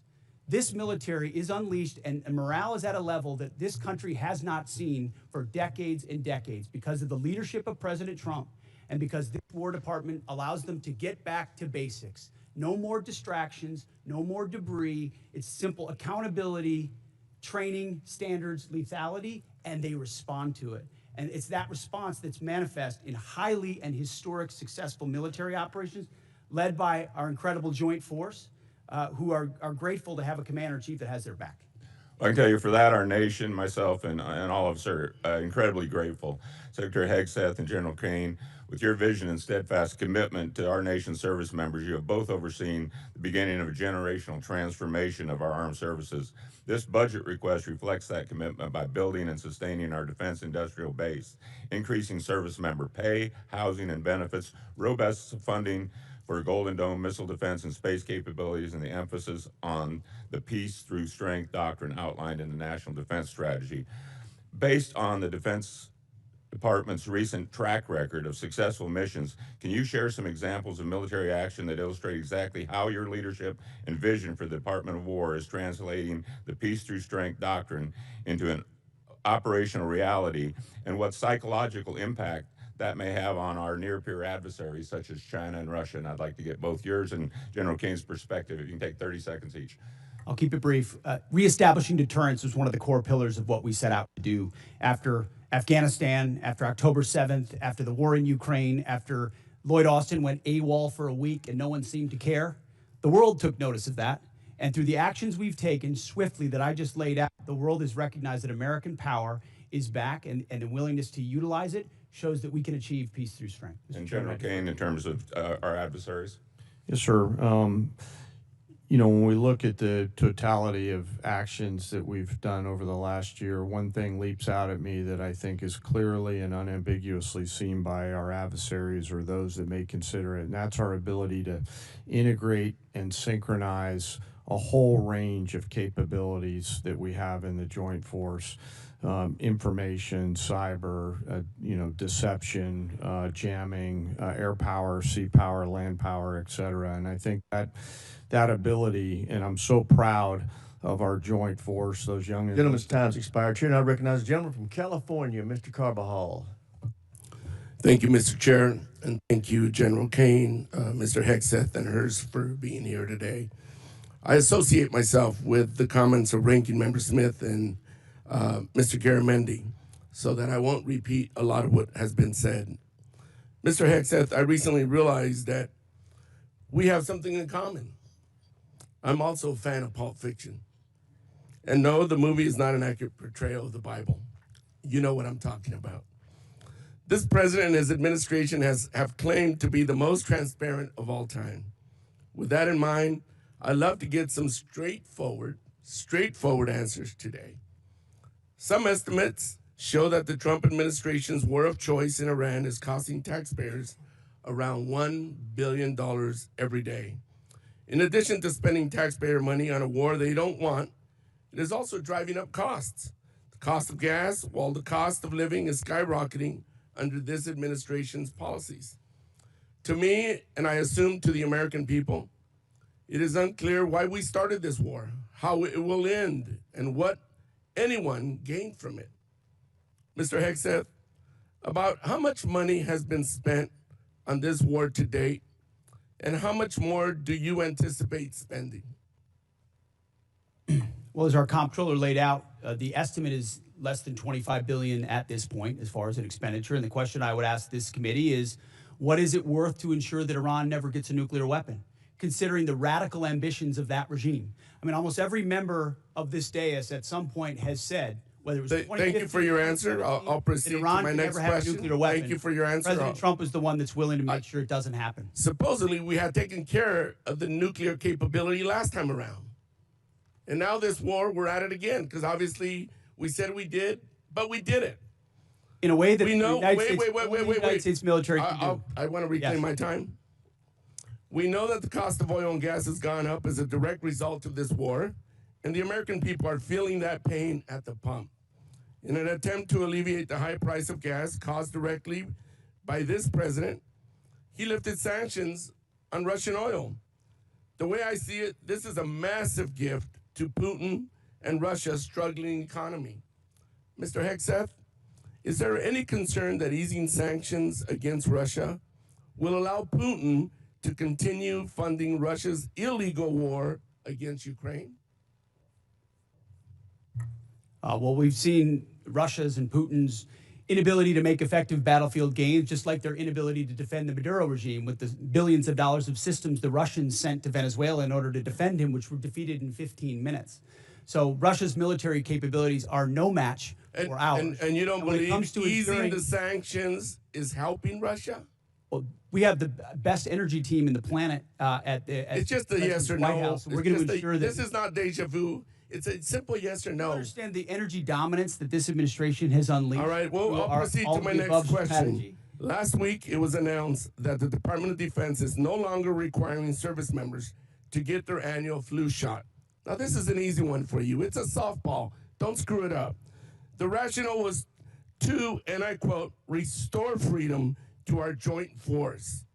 This has been a requirement since 1950 because it is an effective at preventing the spread of flu among our troops. It's not some new woke requirement, as you like to lean on for much of your rhetoric. This decision is actively making our military less safe and less prepared. Mr. Hegseth, at this time, are there plans to remove the mandatory requirement of other vaccinations like measles, mumps, and polio? We made very clear in our announcement that it applies to service members having a choice as it pertains to the flu vaccine. Don't you think that's a little reckless? No, I think allowing well-informed Americans who serve our country to make a choice is not reckless. And commanders will still have latitude, say, for a submarine or something else, to make a decision for a unit about whether it could be mandatory in a particular circumstance. But overall, our troops have earned the right to be able to choose about something like that related to their health. Mr. Hegseth, I stand by what I said last time you were here. You were incompetent then, you're incompetent now, and you're the gift that keeps on giving when it comes to incompetence. With that, Mr. Chairman, I yield back. Gentleman yields back. Chair, not Other than that, I'm doing great. Gentleman Thank from you. Mississippi, Mr. Kelly. Thank you, Mr. Chairman. Secretary, don't you think it was extremely reckless to mandate COVID vaccines for the healthiest and most unlikely to get COVID and kick them out of the service if they did not comply with a, although legal, crazy order from the previous administration? Don't you think it was reckless to require that those soldiers...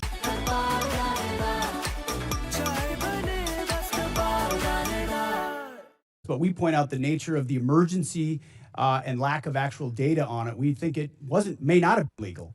And as a result, we're working very hard to ensure that any service member who was pushed out is brought back in. If they were forcibly pushed out with back pay and rank and everything that comes with it, those soldiers and troops of conscience who had to make that choice, we think are the best troops in our force. Listen, I'm grateful that we have two great National Guardsmen sitting at that table today. As a longtime serving Guardsman who just retired, I'm so proud of y'all and what you mean for our total force. It's not a National Guard, it's not a reserve, it's not an Army, it's not a Navy. It is a total force, and thank y'all for recognizing that. I just want to go back to some of the Iran stuff. I don't know, maybe they're in a different world than I'm living in, but from where I live since 1979, Iran has been at war with the United States, although we refuse to acknowledge it, whether that's Hezbollah, whether that's the Houthis, whether that is Hamas, whether that is trying to build nuclear weapons, exporting terror everywhere. I know for a fact when I was in Iraq, both tours, that EFPs made by Iranians killed our troops. I know for a fact that many of the munitions, I know for a fact many of the militias in Iran that were Shia-based were there to attack Americans at the willing knowledge of the Iranian government. Do you agree they've been at war with us and are still at war with us and the world since 1979? Of course, for 47 years from Beirut to Baghdad, Iran has sought the most dangerous weapons in the world to try to achieve death to America. And if they were to get the most dangerous weapon in the world, a nuclear weapon, they would most certainly use it, which is why this is at the level of seriousness that President Trump is willing to address it. And that's what I think so many in this body misrepresent. North Korea is the lesson. Everybody thought North Korea shouldn't have a weapon. Under the Clinton administration, they gathered so many ballistic missiles that their ballistic missile shield allowed them to blackmail the region and the world to say, we're going to get a nuke and you can't do anything about it. Under this administration, them weakened by the 12-day war and what happened with Midnight Hammer, the president made a bold choice on behalf of the American people to say never will Iran, with their view of death to America and death to Israel, have a nuclear weapon, because if they have it, they'll use it. And he's taken that bold action in a way I think the American people, when they understand the nature of that threat, and they do, they support it. Chairman Caine, wow, I've been around a long time. Can any other military in the history of the world pull off Venezuela, Midnight Hammer, and Epic Fury the way that our great warriors that defend and project power for our nation? Are you aware of any other nation in the history of the world that could have done that?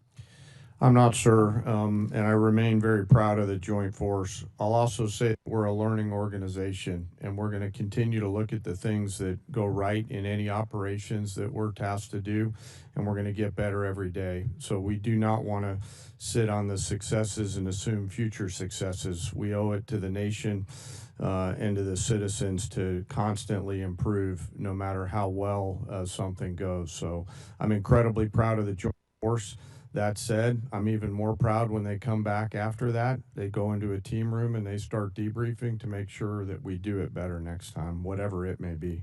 And my final point, I just want to talk about what a stroke of genius it was, greater than I would have thought, to blockade the ports of Iran And that blow economically to their entire economy and to their leadership and everything else, it's going to take a little bit of time to play out. But that was so smart because it is more effective than any bombs, and those bombs were effective in Midnight Hammer. They continue to be. But until we kill their will to create a nuclear weapon, they will always be a nuclear threat because they've advanced far enough along. But that blockade was so important. And it amazes me now we're crying about high gas prices when they were $2 a gallon more just 4 years ago or 5 years ago under the previous administration. With that, I yield back. Gentleman yields back. Chair now recognizes the gentleman from California, Mr. Caine. Thank you, Mr. Chairman. Secretary Hegseth, tomorrow is 2 months since the war has begun. You've testified that it was $25 billion in cost in terms of the munitions we used and what we paid for it. But when you add to that the damage that was done to our bases and today's dollars for buying replacement munitions and replacement aircrafts, what has the total cost been over the last 60 days? That number right now reflects the total cost that we're seeing. Including buying in today's dollars the new weapons and replacements, and including the damage there? That's your testimony? If there's under oath? adjustments to that, I would defer to the comptroller on that. And how much are you seeing in terms of, are you asking in terms of supplemental funding just for the Iran mission from this committee? If and when a supplemental is submitted, Yeah, how much? the majority of it would not just be for, would not be But for what Epic would be the Fury, it would be ballpark for Iran? munitions related to the entirety Just of a what number, we want to sir. get done. A number, what would you submit? What It would be within the, on Iran, it would be less than 25 billion, but there's a lot more we would ask for beyond Oh, just Iran. you're saying it's considering- 25 billion. Okay, I would just, if you Okay. come back, you want to revise those numbers because all the experts are disagreeing with you when it comes to today's dollars and damage, but you can revise it. How much did it cost American taxpayers in terms of the strike to the Iranian school where kids were killed? Do you have that number in terms of the missiles we used? As I've said, that unfortunate situation remains under investigation. You don't know how much it 15-6 costs the investigation, but I taxpayer? wouldn't tie a cost to that, to anything. It's a reasonable question, no, sir? I mean, our taxpayer money was going there. Do you know how much it will cost Americans in terms of their increased cost in gas and food over the next year because of the Iran war? I would simply ask you what the cost is of an Iranian nuclear bomb. I'm going to give you that I would opportunity. simply ask you what the. You're playing gotcha questions about no, it's domestic not. things. I'm not. You're saying it's a gotcha question to ask what it's going to be in terms of the increased Why cost won't of you gas answer what and it costs to prevent Iran from getting a nuclear bomb? I give you that, sir. But let me. What if would you it just cost? ask What would you pay to ensure Iran doesn't get a nuclear bomb? What would you pay? I reclaim my time. Do you not know? You had no one do the analysis of what the increased cost of gas and food on the American people are going to be? What is the cost of Iran holding that straight at issue with nuclear weapons? It's $631 billion, which means it's an increase of $5,000 a year for American households. Now, let me give you this point. You're saying that your operation is preventing a nuclear Iran. Will you acknowledge that there is an economic cost to the American people for doing what you believe is necessary to make Iran denuclear? Will you acknowledge the economic cost? We have an incredible economic team that's managing this better than what the previous administration did to our economy, what the previous administration did for don't inflation, even know what the what what's the previous upsetting. administration I did reclaim with my time. COVID, and you're going to lecture this I reclaim administration my about time, the sir. economy? You know what is upsetting to me? Incredible. You didn't even do the analysis on how much it's costing the American people. It's one thing if you said, okay, it costs the American people $5,000, but we think it's worth it. That's what we've done in World War II and other wars. Here's what it costs. You got to pay for it. You don't even know what the average American is paying. You don't know what we paid in terms of the missiles that hit the Iranian school. You don't know what we're paying in terms of gas. You don't know what we're paying in terms of food. Your 25 billion number is totally off. It's the incompetence. It's the incompetence. Let me ask you this. Certainly, maybe here we'll find agreement. There was still 440 pounds of low-enriched uranium, correct, when President Obama, after the JCPOA? Is that accurate? The amounts and types are classified. Okay. Will you acknowledge that there were 970 pounds of uranium enriched after Trump tore up the JCPOA? The JCPOA was a terrible deal that allowed Iran a path to a nuclear bomb. You deal with vague platitudes. I'm asking you about numbers. Like, you don't know what gas costs. You don't know what food costs. You don't know what the operation costs. You know, I get sound bites, but how about numbers? Do you know how much the enriched uranium was after you ripped up the JCPOA? Trump did. I'll give you a number. I know that, as was stated by early on, the price of gas is twice as expensive in California, your home state, as anywhere else in the country because of the horrible policies your state pursued. You know what? It used to be that type of stuff worked, and then you started to lose the people that you campaigned you wanted to be for, because you said you wouldn't get us into bad wars. You said you would bring down the prices. You know what I'm sad for? I'm sad for all the people who voted for Trump. I'm sad for them because you betrayed them. You betrayed a lot of that MAGA base. And you know who knows that? J.D. Vance knows that. Gentleman's time's expired. Chair now recognizes the gentleman from Nebraska, Mr. Bacon. Thank you, Mr. Chairman. I thank all three of you for being here today. It's a real privilege to be a part of this committee. We are the most bipartisan committee out of 20 in Congress. We have a tradition of voting on NDAAs with large majorities year after year. And it's important not to be a Republican first in here or a Democrat first. We're Americans trying to ensure that our country is well defended. And in that spirit, I compliment the operations in Iran. I served 30 years in the Air Force. We were attacked repeatedly by proxy groups from Iran on every deployment I was on. They were the #1 threat where I was located. I've lost friends, like at Khobar Towers. Iran with a nuclear weapon would have been an existential threat to our country. And if they had a missile that could hit New York, they would have done it. They would have done it 2 months ago. So I support our operations there. I think it was good that we got Maduro out.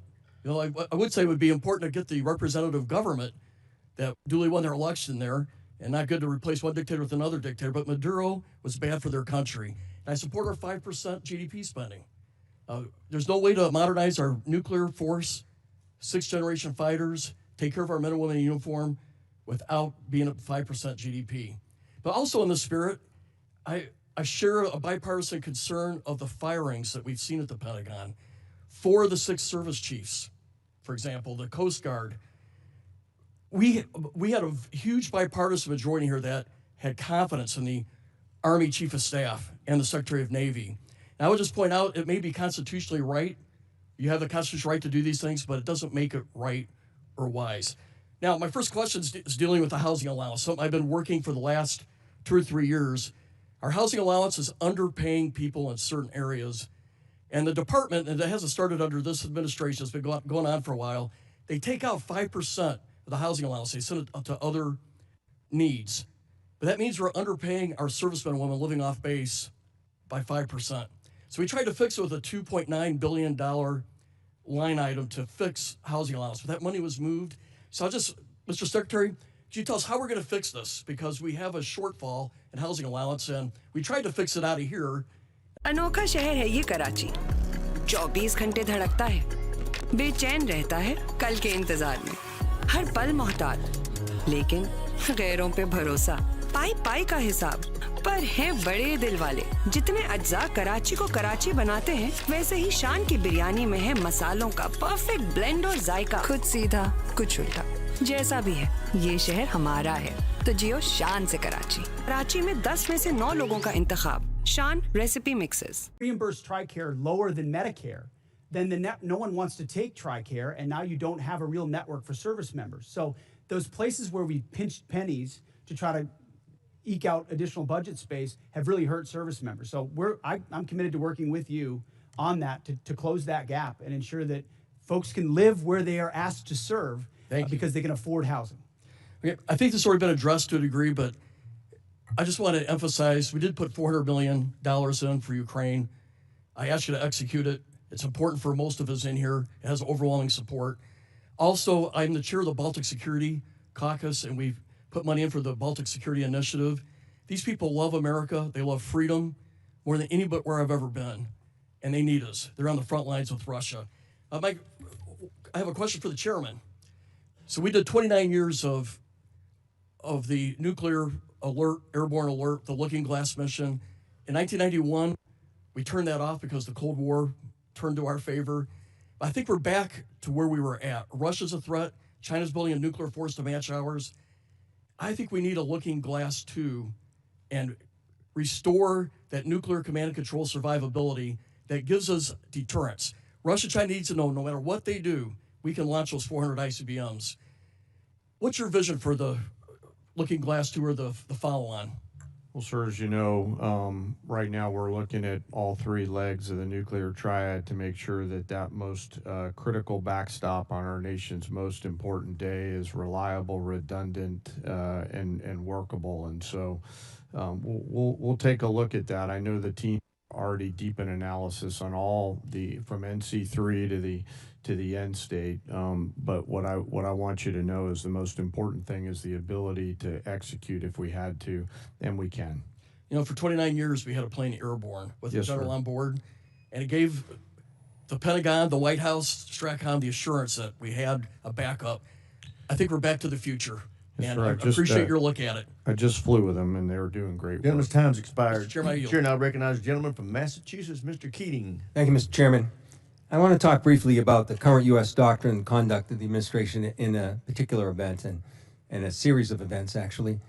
As everybody in the dais and the witness table is aware, the Department of Defense Law of War Manual specifies that any order to kill shipwrecked persons in an illegal order would constitute a war crime. It isn't suggested there's a specific example to show a clear-cut example of what this entails in our own manual. With that in mind, let's look back a few weeks ago when a fishing crew ended a long day of hard fishing, scoring a full stock of albacore and swordfish on board. Without any warning or expectation, this small Ecuadorian fishing vessel, operating about 200 nautical miles off the Galapagos Islands, was militarily engaged by U.S. forces. It was hit once, then it was hit again. Not a warning shot, not an interdiction, 2 drone strikes. Survivors described chaos and severe injuries. Our U.S. forces then handcuffed the crew at gunpoint, placed black hoods over their heads, seized and scrubbed their devices, and then held them for days. Ultimately, the crew was released, given there was no evidence to support any narco activity or any charges that may be against them. So to recap, we struck a vessel, we struck it again, set fire to it as it was sinking. And as public reports say, even drank their beer. We detained the survivors, and then we let them go. This should be eye-opening. Now let's go to another example, the double tap or 2-strike attack that took place on September 2nd in the Caribbean. A vessel was struck, disabled, and then struck again, killing all but 2 survivors that were left clinging to the wreckage. And this is the thing. We know this happened. We know how it happened.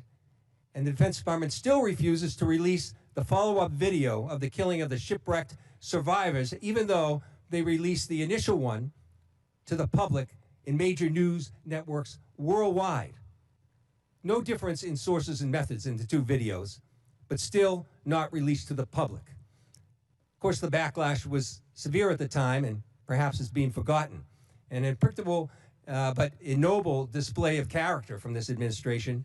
Fingers were pointed at one another as everyone scurried to cover, and a tacit acknowledgement that this was an issue potentially violating international law. Now I've reviewed what's been available, the phony rationale that these attacks are about fentanyl trafficking, when we know fentanyl comes from China, India, through Mexico. Then the baseless argument that this was about narco-terrorism. You know, I don't believe a word of it. This was to create leverage for regime change in Venezuela. And now the president acknowledged that was about oil.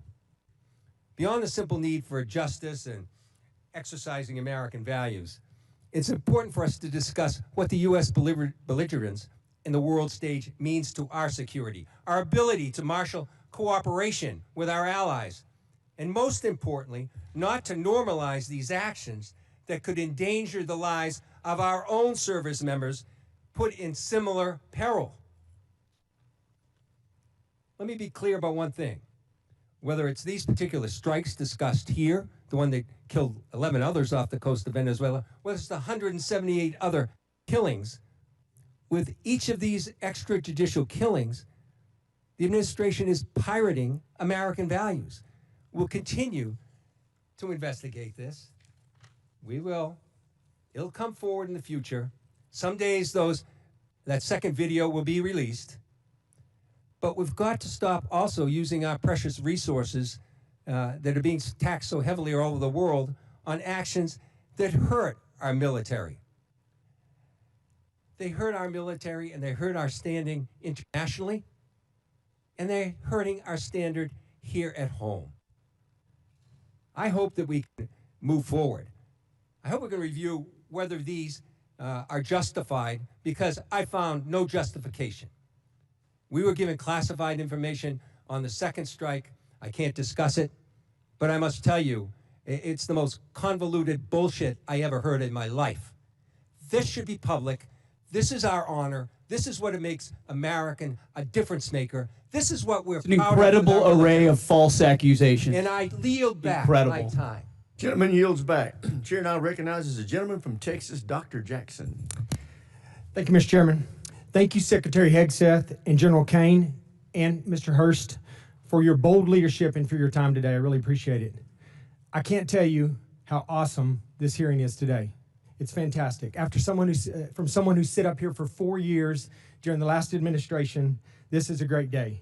Despite some of the crazy and disrespectful comments from some in this room, the Department of War is back. Today is a win because we are discussing American power and dominance, national security, and making America great again. There may be differences in how we go about that, but at least we are not wasting all of our time talking about how to restructure the Department of War into a social experiment that appeases the far-left woke agenda that existed for the last 4 years. Thank God those 4 years of the disastrous Biden administration are done. On behalf of someone who served 25 years on active duty and almost everyone I know currently serving in uniform, thank you, Mr. Secretary, for saving the department. Okay, my question. The U.S. Special Operations Command budget has been relatively flat over the past decade, failing to keep pace with inflation and reducing the command's purchasing power by 14%. I was disappointed to see that SOCOM's FY27 budget request was only $223 million higher than last year's enacted level, dropping even further from an already less than 2% to now just above 1% of the department's overall budget. All of this comes despite being increasingly asked to do more. From 2023 to 2025, there was a 35% increase in combatant command demand for soft capabilities. And last year alone, SOCOM was unable to satisfy roughly 70 mission-specific requests due to resource and capacity restraints. Secretary Hegseth, I have appreciated the opportunity to meet with members of your team and leaders like ASW Solik Anderson and SOCOM Commander Admiral Bradley as we work to grow the SOCOM top line for future fiscal years. Can you discuss the critical role soft plays in underpinning deterrence, and do you agree with the urgent need to grow the SOCOM budget accordingly? Well, Congressman, thank you for your words, and I wholeheartedly agree. When you look at the burden that SOCOM shoulders on behalf of the Joint Force, it's incredible and it's significant. And so many of the things we have accomplished would not have been possible without the incredible leadership of Admiral Bradley, General Braga, and others inside that community and what they do. I recognize your desire for increased funding beyond what is in FY27. We have and will continue to look at that. That needs to happen.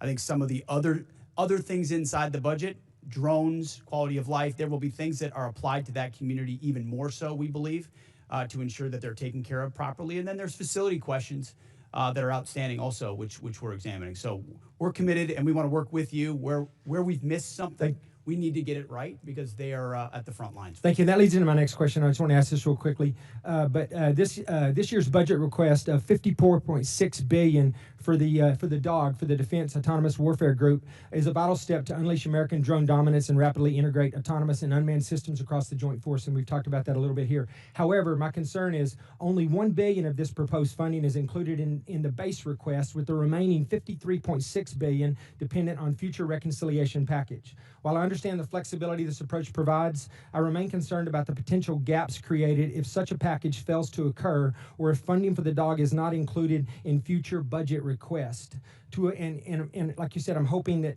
SOCOM is a big part of this, but to avoid critical capability gaps, how is the department planning to fully fund DOG at the $54.6 billion if reconciliation stalls, or if the department or does the department intend to transition funds for autonomous requirements into the base budget for future years? And additionally, as you mentioned, how will the department ensure SOCOM receives and executes portions of this funding to meet future mission requirements? आज episode 2 में हम बात करेंगे एक बहुत ही exciting offering of one link जिसका नाम है पे पाक। इस वक्त हर चौथा पाकिस्तानी जो है ना वो पे पाक कार्ड होल्डर है। इसके अलावा अपना है, लोकल है, पाकिस्तानी है। हमारी जो कोर एफर्ट्स हैं वो स्पेंड एंड एक्वायरिंग पे लग रही हैं, तो अब हमारा फोकस है इसको कैशलेस ट्रांजैक्शन में इनेबल करना। Incredible job. I appreciate your leadership and thank you for your time today. I yield back, Mr. Chair. Gentleman yields back. Chair, I recognize the gentlelady from Pennsylvania, Ms. Houlihan. Thank you, Mr. Chair, and I appreciate you gentlemen for being here today and for the opportunity to have a face-to-face conversation with each of you. I have many questions and unfortunately need to start with some that disturb me, Mr. Secretary, from your opening remarks. In your opening remarks, Mr. Secretary, you reserved more words and more time and more vitriol to condemn Democrats than you did for Xi and for Putin combined. It's pretty telling to me that you decided to use your words and your time for that. It turns out that Democrats, even Democrats in Congress, are patriots as well. We serve in our uniformed services, we admire and love our uniformed services, and we love our country just as much as Republicans do. In fact, in this body, I and Representative Bacon, who you just spoke to, led the junior enlisted pay raises that you now sit there and laud as and take credit for. We led the closing of the BAH, which then you ended up poaching and using for other things. This body led and authorized Ukrainian funding that is now being withheld. You also, in your opening remarks, strangely admonished us here for not being patient with the results of your 2-month war. A war of your suggestion to this president, a war of your choice, a war you executed without congressional consultation. And so it shouldn't be shocking, sir, Mr. Secretary, that we have questions. Indeed, it's constitutionally our right to do so. So to be clear, despite a brilliant performance by our men and women in uniform, despite thousands of tactical successes, Iran still has nuclear material, still has air defenses, still has small boats, and still has the Strait. So despite the fact that your recent comments indicate that operations appear to be finished, there clearly is more work that needs to be done. As mentioned, today is indeed 60 days. So Mr. Secretary, how many more months, just order of magnitude, do you think that you're going to need to be able to conclude operations successfully? And how many more billions of dollars do you think you're going to ask this body for?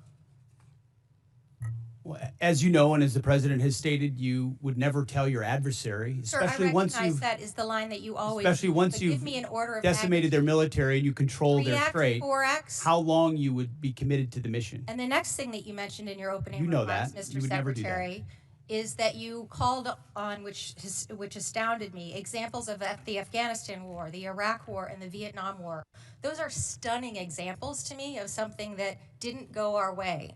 We had the opportunity to execute on those wars quite well, but we didn't accomplish any mission, in my opinion, and I think you would agree on that as well. My point is this effort So is this- not those efforts. That's exactly it. Is this war shaping up to be that war? Because it has every We're shaping up to get the indication same and kind of earmark Democrats for we that. got in those wars who were And once naysayers again, you from the go back to beginning, parties. undermining the progress of Just have a troops. We're conversation 2 about the country months and the in. nation and not about parties. The Democrat Party wanted to socially Again, engineer we're the having Department of War. conversations about We've had to undo that and get it to a point where it's country capable of and not projecting parties. power, and Clearly, that's you're not exactly able what to we've have done. that conversation. And So I President will Trump move has on, sir, rebuilt and it. I'm going to reclaim my time. General George, let's talk about a guy who's a patriot. Somebody who every single person here in this dais and down there in that audience and out there in this world has huge admiration for. Why did he get fired?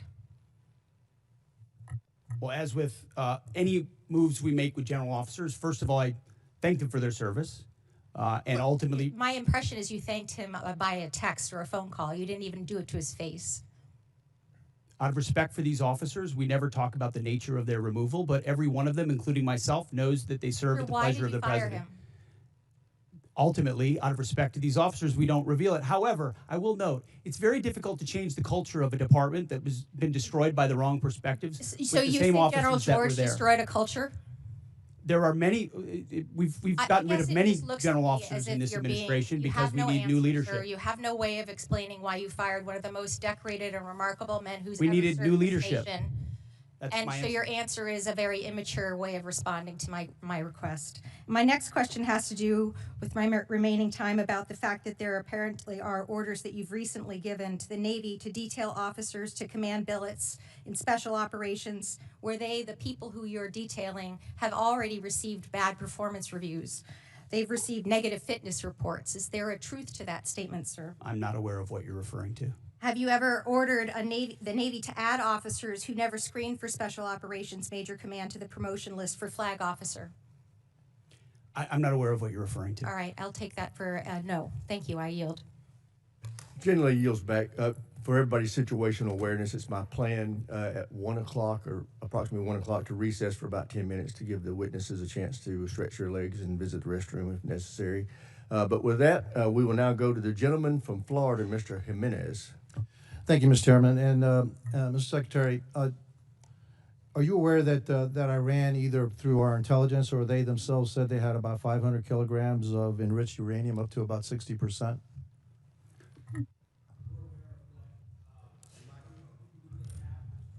We're aware of what they have or what they believe they have and what we know they have, but all of that is classified. Fair enough. And if indeed they had 500 kilograms of your enriched uranium, how long would it take it to weapons grade? Quickly enough that it's a serious national security problem for the United States of America. If I said days or a few weeks, would that be inaccurate? You might be somewhere in the ballpark. Okay, thank you. Actually, you can just get that from ChatGTP. It'll give it to you. Okay. So it's not that classified. All right. Would you say that our primary mission in this war is to deny Iran the capability to develop a nuclear weapon? Yes. And would you say that a regime that's capable of killing 35,000 of its own people within a 2-day period, are they capable, if they had the delivery systems, to carry out their threat to destroy Israel and also to harm the United States of America? Any regime willing to kill 35,000, and we think it might be more, 45,000 so of their own citizens in cold blood, would most certainly be willing to use the most dangerous weapon in the world, especially as history teaches us, when a nation says they will do something, you ought listen. And when they chant death to America or death to Israel, if they got that nuclear weapon, history tells us they might use it. Well, Hitler said he was going to kill the Jewish, and he was going to try to eliminate the Jewish population and Jews from the face of the world. Nobody really believed him, but he really tried to do that. So when somebody tells me for 47 years that they want to kill us, I think I'm going to take them at their word.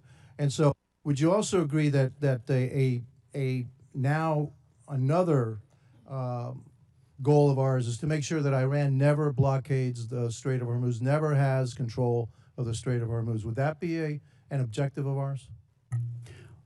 What they're doing right now is effectively piracy. It's terrorism. It's threatening international shipping. And our blockade is signaling to the world that we actually control that strait. And I would ask this committee, what would this effort look like if Iran had nuclear weapons?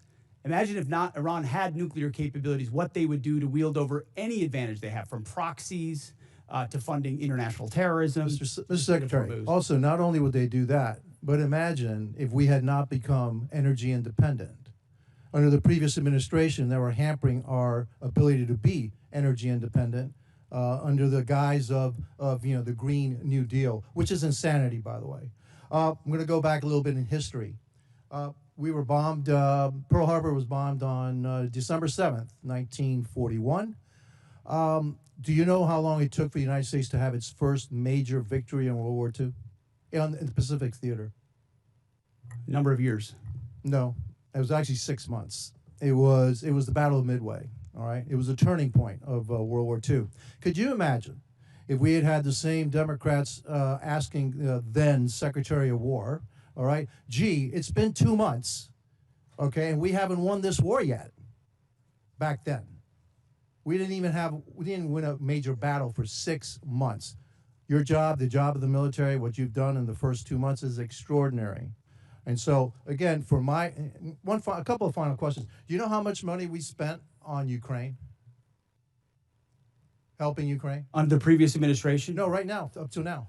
Upwards of $300 billion, They're probably right about $300 billion. And yet I don't hear anything about, gee, how much money have we spent on Ukraine from the other side? The difference between them and me is this. I support the United States and their efforts to help Ukraine against a dictatorial, aggressive power like Russia, which is our second greatest adversary. But I also support our efforts to make sure that Iran never has a nuclear weapon. And so you'll always have my support, and I'm pretty consistent in that. I also support our efforts in what we did in Venezuela. We still have to go a little bit further because that remnants of that regime are still there. And we need to provide freedom for the people of Venezuela. And also, one thing, for me, I guess what I'm looking for in this war with Iran is to make sure that Iran never has a nuclear weapon, that we have established an inspection protocol to make sure they never get a nuclear weapon, and that we control the strait, and they never can control the strait. Gentleman's time's expired. Chair, now Thank you. recognize the gentleman from Colorado, Mr. Crow. Thank you, Chairman. Mr. Secretary, I want to go in a little bit different direction. Timothy Parlatore served as your private attorney, correct? Correct. And Mr. Parlatore also served as private attorney for President Trump's campaign, correct? I'm not privy to every professional position that he's held. Well, I'll help you out. He did. And you appointed Mr. Parlatore as your senior advisor, correct? He does reserve duty on behalf of the Navy. His title is senior advisor. You gave him that title, correct? And I would count him as very much an advisor of mine. Yep, he travels with you, correct? Tim Parlatore has been a long-term friend. He's a great patriot. He travels with you. That's not what I asked. I reclaim my time. He travels with you, doesn't he? He travels with you, doesn't he? Correct? There's public Instagram that shows this. Just say yes. Yes, of course. Okay. He sits in meetings with you and advises you, doesn't he? He sits in some meetings on occasion. Well, he maintains a desk in an office in the Pentagon, does he not? I'd have to check. You don't know? It's a big Pentagon. You directly commissioned Mr. Parlatore in the Naval Reserve as a Navy commander in March 2025, did you not? I was very proud to do so. And when you did, because he's a Navy Reserve officer, he didn't have to go through the PPO process, the White House Presidential Personnel Office, right? He wasn't vetted by a White House PPO. Uniformed service members don't get vetted by the answer is yes. He didn't have to be vetted by a White House PPO. He didn't go through the Senate confirmation process either, did he? The answer is no. I don't know what you're getting to, but Tim is a fantastic. I'll tell you what I'm getting to. The answer is no, right? He does great work. Okay. He didn't maintain a security clearance when you appointed him as special advisor. Is that right? I'd have to check. You don't know? I mean, anybody that has access to sensitive material is going to have the appropriate clearance. Okay, so when you appointed him as special advisor, he had a security clearance? You're trying to piece together a timeline. No, I'm asking a simple question. One of your special, most sensitive advisors, did he have a security clearance? No, you're playing a gotcha game like you do on TV and everywhere else. You're trying to thread together details that are connected about something else. Clearly, you're concerned about my line of questioning, aren't you, Mr. Secretary? Because you know where it's going, don't you? I think you do. So, does Mr. Parlatore represent foreign governments? He has a private law practice, does he not? From what I understand of his law practice, he does a lot of great work for service members in the military and other. He maintains a private law practice. Does he represent foreign governments or foreign persons in that private law practice? I don't know. You don't know. Somebody who's sitting in your meetings, a special advisor, you don't know. Does he represent any senior officers who are currently under consideration for promotion by you or your office? The only person that makes determinations about senior officers is me. Answer the question. Does he represent senior officers who are under consideration for promotion by you? No, I'm the one that makes decisions about choosing. Does he represent them, findings Mr. that are Secretary? Does he represent doesn't them? represent anyone. He's a legal advisor and always has been. But he has clients, does he not? He's a legal advisor to me on reserve duty, and he always has been, and he does a fantastic Is it job. true that Mr. You're playing a Parlatore was losing hand, removed? whatever you're I trying to reclaim my play here. time. Is it true that Mr. Parlatore was removed from an investigation by the White House last year?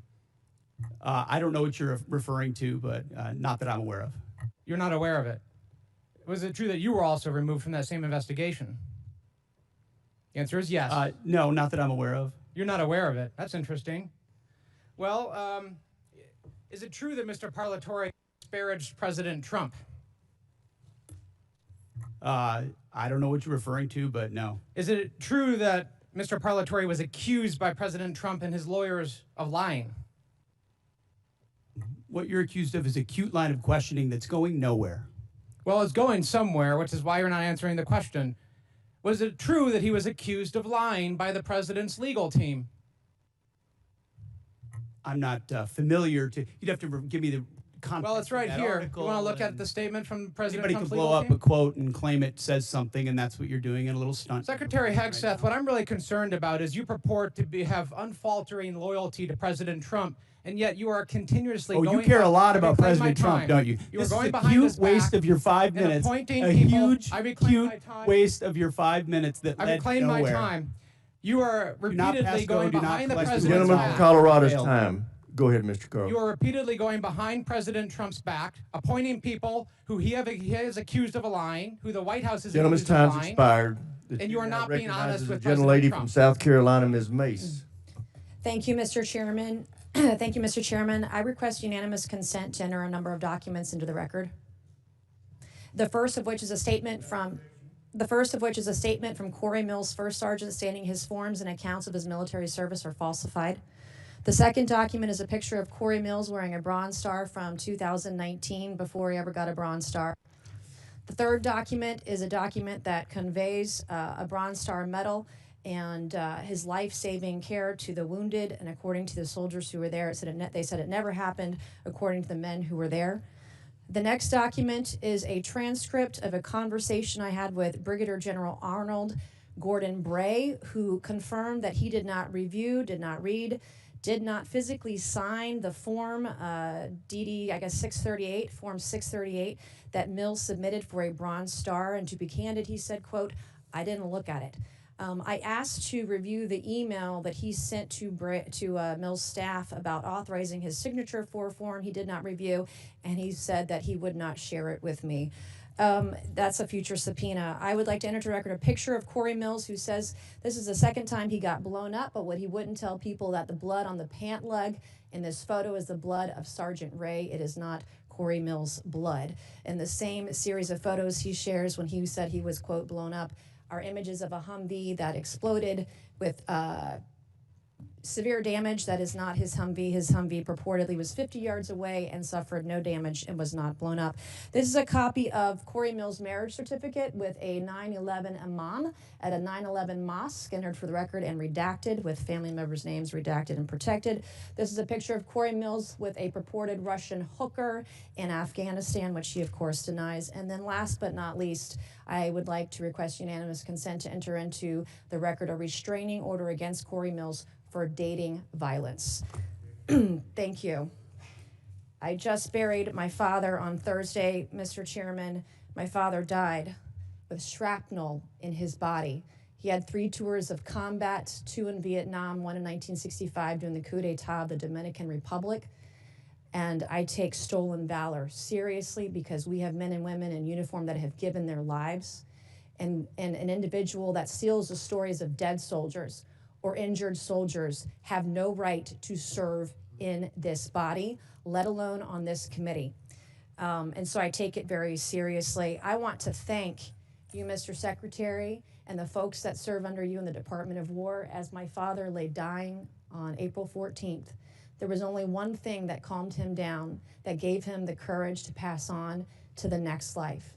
And that was for me to read stories and testimony from 3 different soldiers that we didn't have, or family previously didn't have. We've been doing a lot of research on my father's service when he received the Distinguished Service Cross with V device in 1968 in Dong Zai. He rescued every man in that battle, in that firefight over a 2-day period. He rescued them dead or alive on his own. He stood up to take fire over and over and over again. He called on artillery, heavy artillery, onto his position within 100 meters of his position. The man should have never made it out of Vietnam alive. And in fact, his commanding officers kept him back in many cases because they thought he was on a suicide mission because he was just so dangerous out there. But he saved the lives of so many soldiers. And so as he was taking his final breaths, I was provided by the Department of the Army some testimony of soldiers we didn't have, and diagrams and information. It was the one thing that calmed him down so that he could pass away knowing that he was a war hero and knowing that Jesus loved him. And it changed our family's life, and it changed his life in his last moments, his last breaths, his last hours. And for that, I am so grateful for the ship that you're running at the Pentagon and the Department of War. I have heard from people in the way that you're trying to innovate and trying to change the way we do business there. And I'm glad that you're firing people. There are people there that are getting in your way. They need to go. And the efficiencies that you want to bring, whether it's shipbuilding, whether it's cyber, whether it's AI, whether it's public-private partnerships, we have never seen a secretary at the Department of War who has been as innovative as you have. So I can't say enough good things about you right now. I was impressed. I was concerned about troops on the ground in Iran early on, and I was impressed with where we are today, how those soldiers were evacuated that got in that flight that crashed. But everything I have seen, you have surpassed all of my expectations, and I just want to say thank you from the bottom of my heart, and God bless you. Gentlelady yields back. Chair now recognizes the gentleman from Maine, Mr. Golden. Thank you, Mr. Chairman. Good morning, Mr. Secretary and General Caine. I'd like to use my time to drill down on an important decision concerning America's surface fleet. That is the future of the DDG-51 Flight 3 destroyer.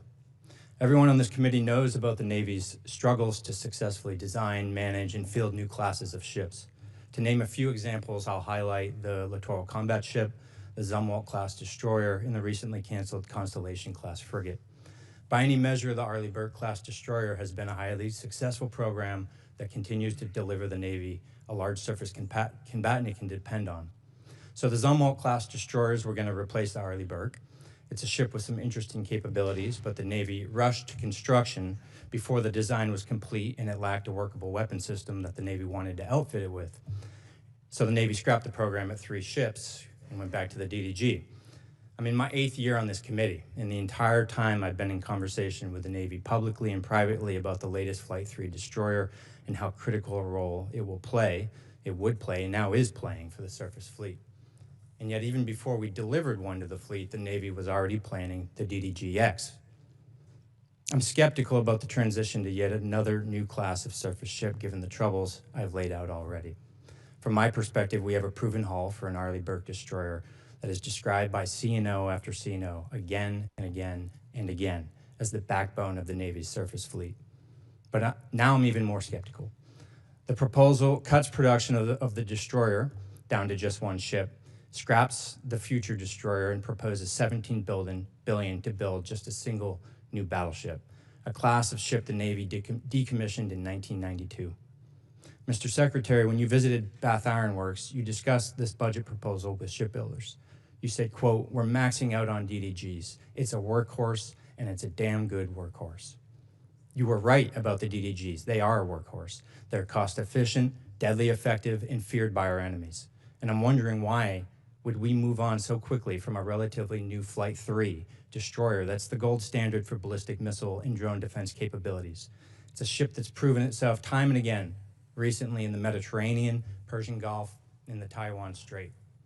I understand the Navy wants to field hypersonic missiles, but look no further than the 3 Zumwalt ships that the Navy has in the fleet that have been refitted with vertical launch tubes capable of delivering hypersonic missiles at a great payload at over 17,000 miles this year. Perhaps what's most troubling to me is that the battleship plan proposes moving at a pace that is, I think, extremely dangerous, or just high risk, low reward. to begin construction so quickly, breezing right through design. It's well documented that expediting design and preemptively moving to construction is the greatest recipe for failure. This represents an unacceptable cost to taxpayers if it fails and leaves America less secure and our Navy less prepared. I understand the proposed battleship was a bit of a dream child of the recently departed Secretary of the Navy. I want to remind everyone here that recent history is littered with failed efforts to replace existing successful programs that remain the best in class worldwide. This isn't the failure of shipbuilders or sailors. It's a failure by leaders to learn a simple lesson. If it ain't broke, don't fix it. My sincere hope is that you, the Navy, and the Congress will pump the brakes on this battleship. Take the time to get it right, whatever it is. And for now, focus on the workhorse you can depend on. America cannot afford a surface fleet without a backbone.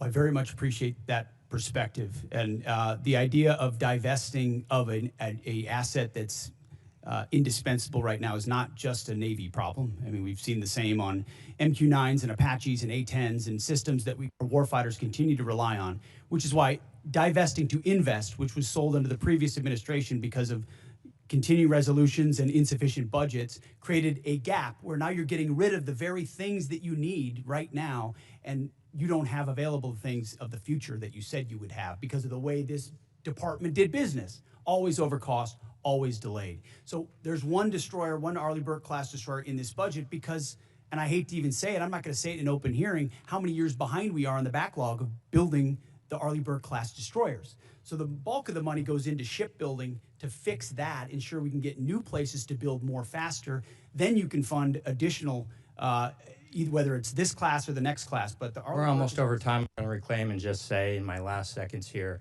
careful with the pace moving through design to construction so quickly as proposed by this budget. Thank you. Gentleman's time's expired. As announced earlier, we're going to now recess until 10 minutes past the hour of 1.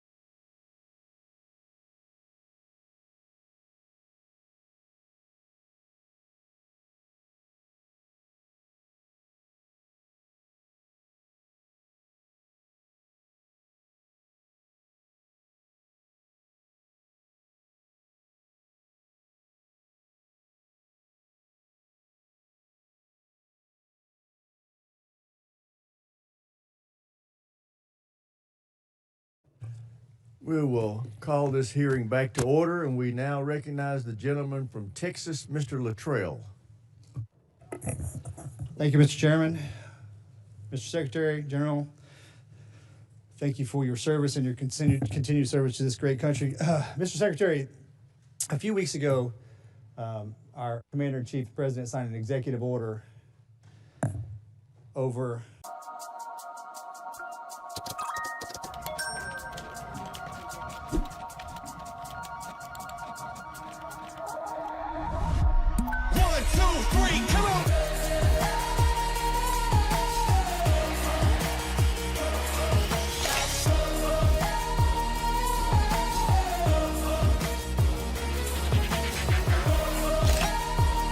Zoom in. Snap joy with Techno-Camin 50 series. interested in kind of coming in with VA, HHS, NIH, and pushing this type of research? First of all, thank you, Congressman, for all the work you've done on this. There's no more passionate advocate for them, and it was great to see you in the Oval Office with your brother and with so many other SEALs who are saying, hey, this option saved my life or gave me a new lease on life. And I've heard that time and time again based on that particular approach that the president has approved through the EO. And I think our department has shown a willingness to be flexible and look at new options and new alternatives. And I think if you talk to Secretary Collins at the VA, the partnership we've had is as deep as any partnership between the Department of War and the VA has ever existed. So we've got regular meetings between us as secretaries, but also our chiefs, and then down into the committees to ensure the flow is consistent. But if there's something that the VA is doing that we should be looking at that enables our service members to be better at their job, we're going to entertain it. So thank you for your advocacy on it, and we'll take a look at it. Thank you very much. And it excites me that the two entities, one couldn't exist without the other. Our veteran. I've had the opportunity to not only travel the country, but travel the world and visit our troops, either OCONUS or CONUS. And I have to say, sir, the morale, the well-being, just the sheer excitement our service members see and how they're acting today, it kind of takes me back to our generation, if you will. Just to see that kind of that forward momentum, that intestinal fortitude kind of glows on them. And I think that's a direct correlation to your leadership, sir, as well as the president. Can you, from your perspective, I'm assuming you're seeing the same thing. And I think that blue line that needed to be popped got popped, and our service members are absolutely leading from the front, and the world has noticed. Tell me I'm not seeing that just from my own eyes. No, you're not, Congressman. And I meant this when I said it. I would encourage every single member of this committee to talk to lieutenants and captains and majors and colonels and sergeants and staff sergeants and sergeants major and specialists who are doing the job right now on the front lines or across the country. And they have seen a sea change in the environment and the morale and the spirit in their formations. And it isn't some secret sauce. It's don't treat us as a petri dish in your social justice exercise or your social engineering approach. Just let us do our job. Let us get back to basics. Let us train. Let us choose people and elevate people simply on merit and merit alone. That's motivating for people. That's why they join. That's why they do really difficult things like you did and are away from their families for a very long time. They want to defend their kids and grandkids, but they don't want to have distractions and debris on the inside. So when we talk to them, they are so grateful for the fact that we're just getting back to the basics of readiness, training, accountability, discipline, warfighting. Commanders, squad leaders, you name it. And to those watching across the country, ask folks who have served, who've been in it, how they view it. And they see it under President Trump's leadership fundamentally different. And we haven't even talked about the border, which is now secure. I mean, there's the recruiting successes, the fitness and combat standards that have been restored. We're treating everybody at the same level. Sounds like basics, but it all translates into morale. And then morale translates into readiness, and that translates into capabilities. And then when you have a commander-in-chief that unleashes them, it turns into mission success. And then the world pays attention to what the American military is capable of doing. And it's on the shoulders of leaders like you who did it in previous generations, and we're simply doing it again. So thank you for your leadership. Thank you, Mr. Secretary. And for everyone in the room that's in uniform, God bless each and every one of you for your service, as well as your families. Mr. Speaker. Sorry about that. I thought you liked me. I did. I'm sorry. That slipped. Gentleman's time to expire. We now go to the gentlelady from California, Ms. Jacobs. Thank you, Mr. Chairman. Mr. Secretary, as you know, I represent San Diego, the largest military community in the country. Right now, as we are speaking, 2,500 San Diego Marines are off the coast of Iran. Many, many other San Diegans in uniform have gotten 48-hour deployment notices. So this war in Iran is not theoretical for me or for my constituents. It's deeply personal. As you also know, on Easter Sunday, President Trump threatened to destroy Iran's bridges and power plants, writing, quote, "Open the fucking strait, you crazy bastards, or you'll be living in hell. Just watch." And 2 days later, President Trump wrote, quote, "A whole civilization will die tonight, never to be brought back again. I don't want that to happen, but it probably will." My office's phones have been ringing off the hook. I've heard from so many military families concerned about the president's mental fitness and whether he's fit to serve as our commander-in-chief, given that he's sending their loved ones into harm's way. Our troops, who have shown incredible bravery and tactical proficiency, deserve to know that their leaders are focused and stable.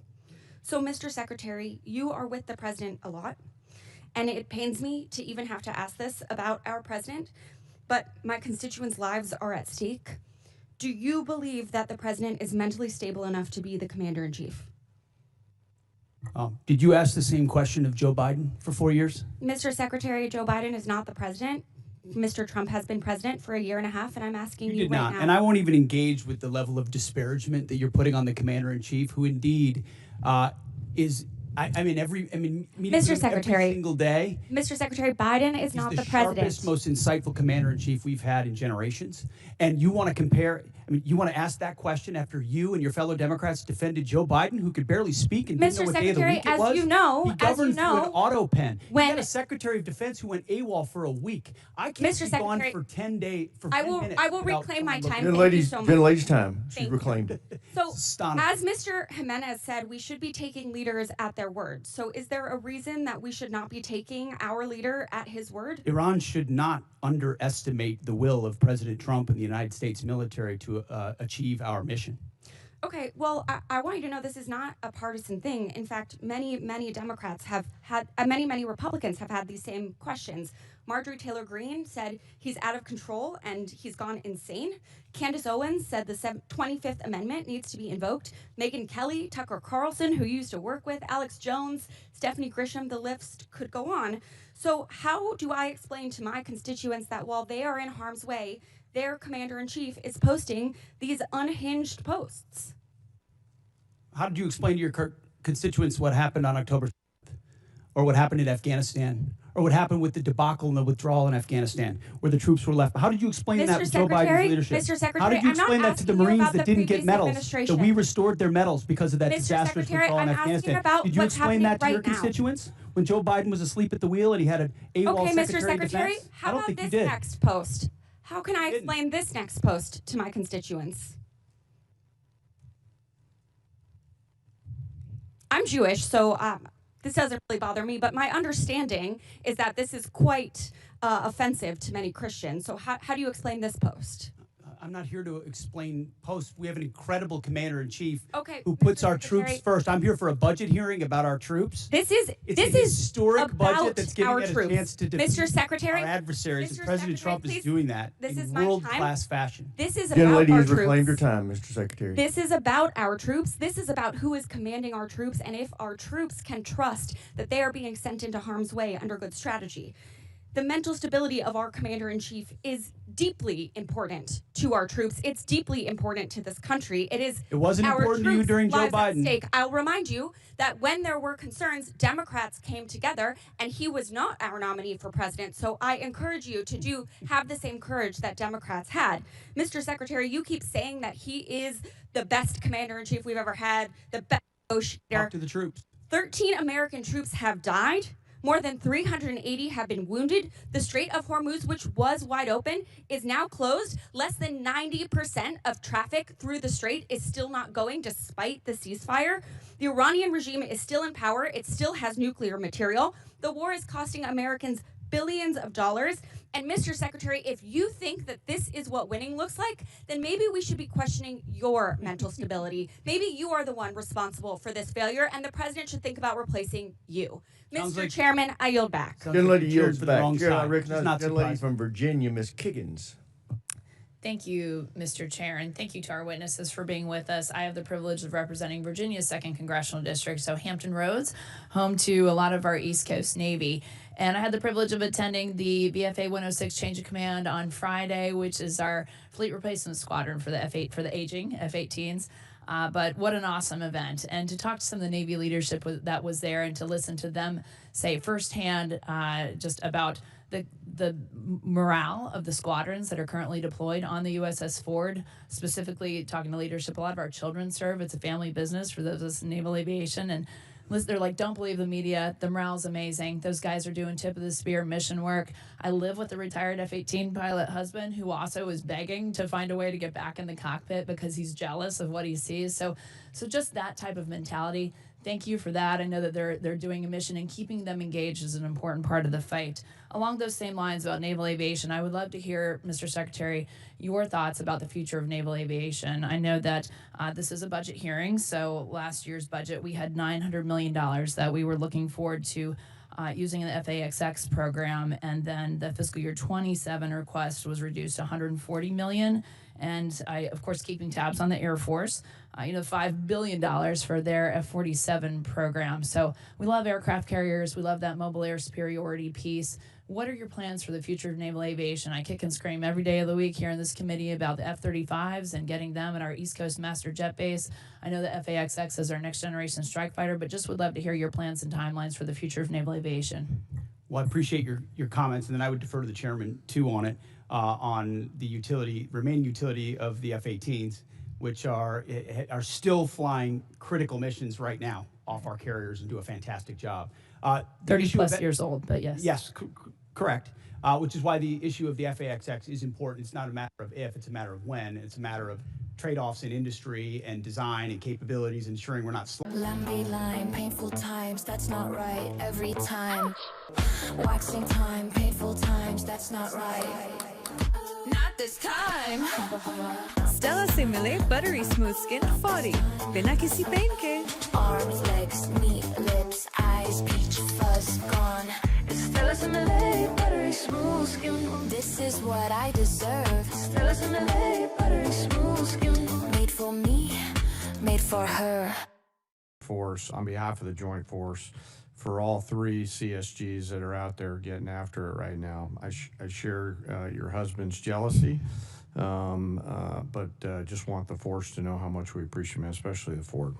Thank you. Thanks very much, General. Then, Mr. Secretary, just again representing a big Navy district and having just a concern for the Navy, could you shed any light on why the Secretary of the Navy was relieved and what that timeline to replace him looks like for permanent leadership? I think that's one of the reasons why we struggle with even, I think, about the basing decisions and, again, naval aviation. And I wish we would talk more about just the contributions of our aviators. But could you shed any light on that issue?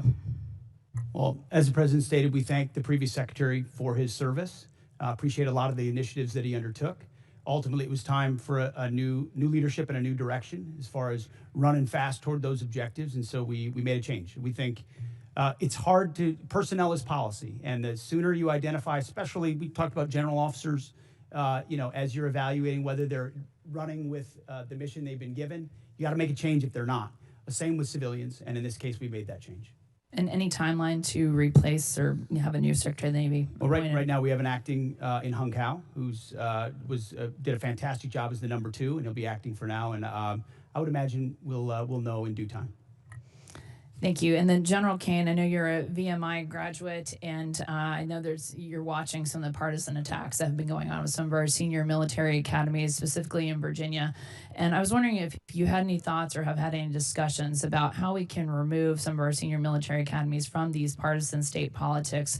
I think it requires a further discussion. We had 170 Army ROTC officers that we commissioned out of that school specifically, but we've seen pushes to shut down, defund, replace their board of visitors. Any thoughts on how we can be more protective of those great schools? Well, ma'am, you sort of started where I'm going to land on the importance of staying politics as the chairman and not unintentionally or inadvertently stepping into a political matter where I should not.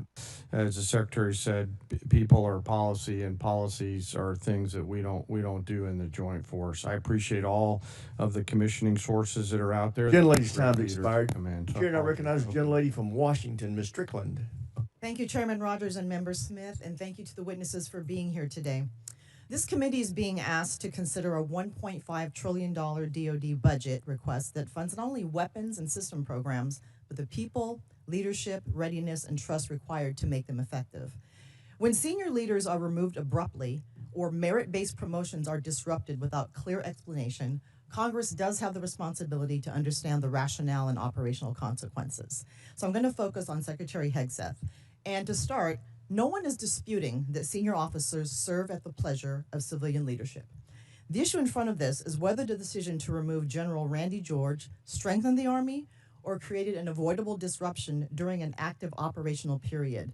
General George, who also served as commanding general at 1st Corps at JBLM, has been serving for 4 decades, including multiple command and operational leadership roles, culminating as Chief of Staff of the Army, responsible for readiness, force modernization, and the welfare of over 1 million soldiers and civilians.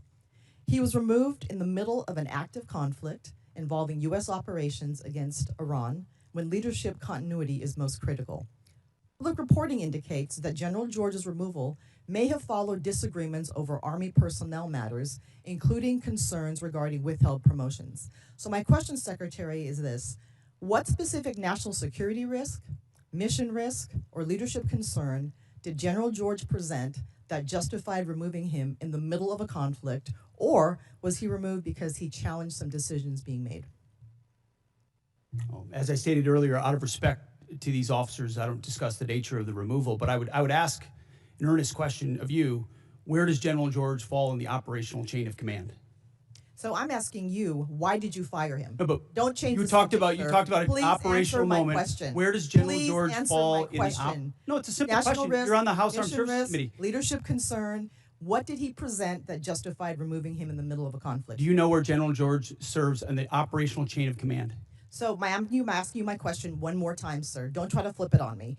Why was he removed? Was he a national security risk, mission risk, or leadership concern? We don't. Yes or no? We don't talk about the okay, that's nature of okay. Don't removals, answer the but question. you It's all also good. won't answer where So he to is be in the clear, operational chain of you command because removed he the isn't Army's- in it. Mr. He Chair, I'm isn't gonna in the reclaim my time. operational chain of Young lady, command. reclaimed your time. Yeah, we're gonna You want to tie it to the war, but you don't Sir, even know where he is in the chain of command. some It's respect, the okay? gentlelady from Washington's time.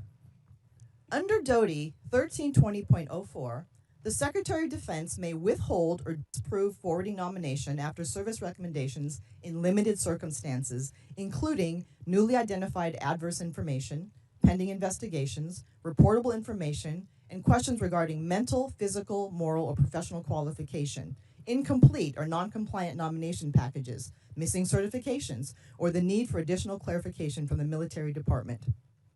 Several colonels reportedly selected for brigadier general were removed or withheld after board selection and service certification. Which of these specific grounds applied to each withheld officer, and what objective evidence supported these decisions? Congressman, that was just one of many boards across the services where we will perform similar reviews, and I anticipate other officers will be removed also. Okay, but what were the grounds for those? Again, we don't talk about, out of respect for those officers, we don't talk about the nature of that, and we all serve at the pleasure of the president. We're solving for an institution that needs to be based on merit and professional execution, and there's been a lot of gender and demographic engineering that's been going on for reasons other than the focus of exactly what we should be doing on the battlefield. So whether it's that or I did not raise execution, gender. that's implied in every statement that everybody makes. And I so did not ultimately, as we raise that. review all these boards, it has nothing to do with anything other than their performance on the battlefield or their performance in their career. And these people are thoroughly vetted, thoroughly researched. And I guess my question is this about loyalty to Trump, or is it about what's good for the mission? I understand what you're implying, but it's about the Constitution and our military and its ability to execute. And I'm going to make sure the president has the finest officers across the force prepared to deliver. So this committee funds weapons, readiness, recruiting, professional development, and leadership pipelines. But no amount of money can compensate for a force that may lose trust in the fairness of advancement. And this is fairness. We believe in merit. We have always had a merit-based system. That's not the argument. No, we have not. Not under the But as Biden we administration, consider- we did not. It became social engineering, not merit, and we're fixing no, it it didn't. quick. No, it did not. It did not. And when we consider this budget request, we must ensure that taxpayer dollars are matched by sound judgment, credible leadership, and a personnel system worthy of those who serve. I yield back, Mr. Chair. Gentlelady yields back. Chair now recognizes the gentleman from Georgia, Mr. Scott. Thank you, Mr. Chairman. Gentlemen, thank you for being here today. I'm sorry I was late. I was on the floor of the House of Representatives with a FISA rule vote. And I did not hear the majority of the testimony. But Secretary Hegseth, I respect you. I do want you to know I disagree with the firing of General George. I've sent you a letter. I hope you'll, I look forward to seeing the responses on that. And I mean, it takes 218 votes to get something across the floor of the House of Representatives. And with NDAA and with budget plus-ups and everything else, we're going to lose some Dem votes. I mean, we're going to have, we're going to lose some Republican votes. I mean, we're going to have some Dem votes to do the things that we have to do to fund the Department of Defense.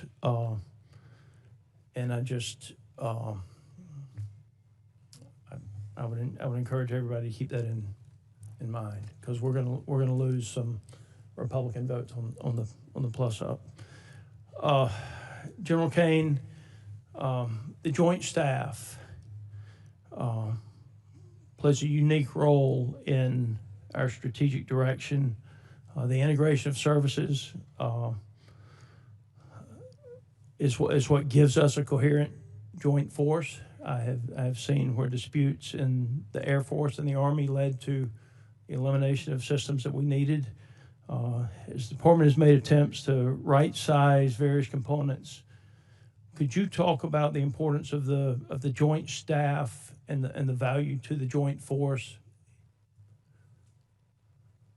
You bet, sir, and I'm incredibly proud of the Joint Staff. You know, our job is to integrate options, to deliver those options to our National Command Authority, work with all the services, and the one area of exclusivity we have pursuant to the 2017 NDAA is as a global integrator, and our J2, J3, J5, J7 team, J8 all do a fantastic job, along with the 1 and the 6 every day, and the 4 to really bring the totality of American combat capability together into a range of options and risks that we can then bring to the Secretary and the President. So they are extraordinary in everything they do, and I appreciate the chance to brag on them a little bit.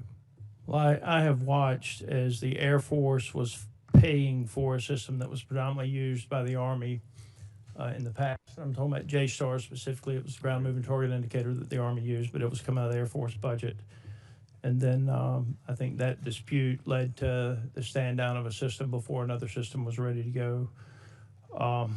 And that's a dangerous thing.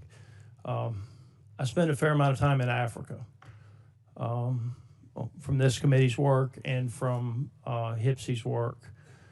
We lost Airbase 101 and 201. All of you at that table know what happened there. I blame that on State Department and the way the State Department handled that. How do you intend to handle, one is, are we looking at Niger and the potential to get 101 and 201 back? And I do believe that an apology would go a long way with that country. As someone who's met with the ministers over there, and interestingly enough, Minister Toomba wanted tractors. He wanted John Deere tractors is what he asked for. But where will we base out of if we can't get Niger back?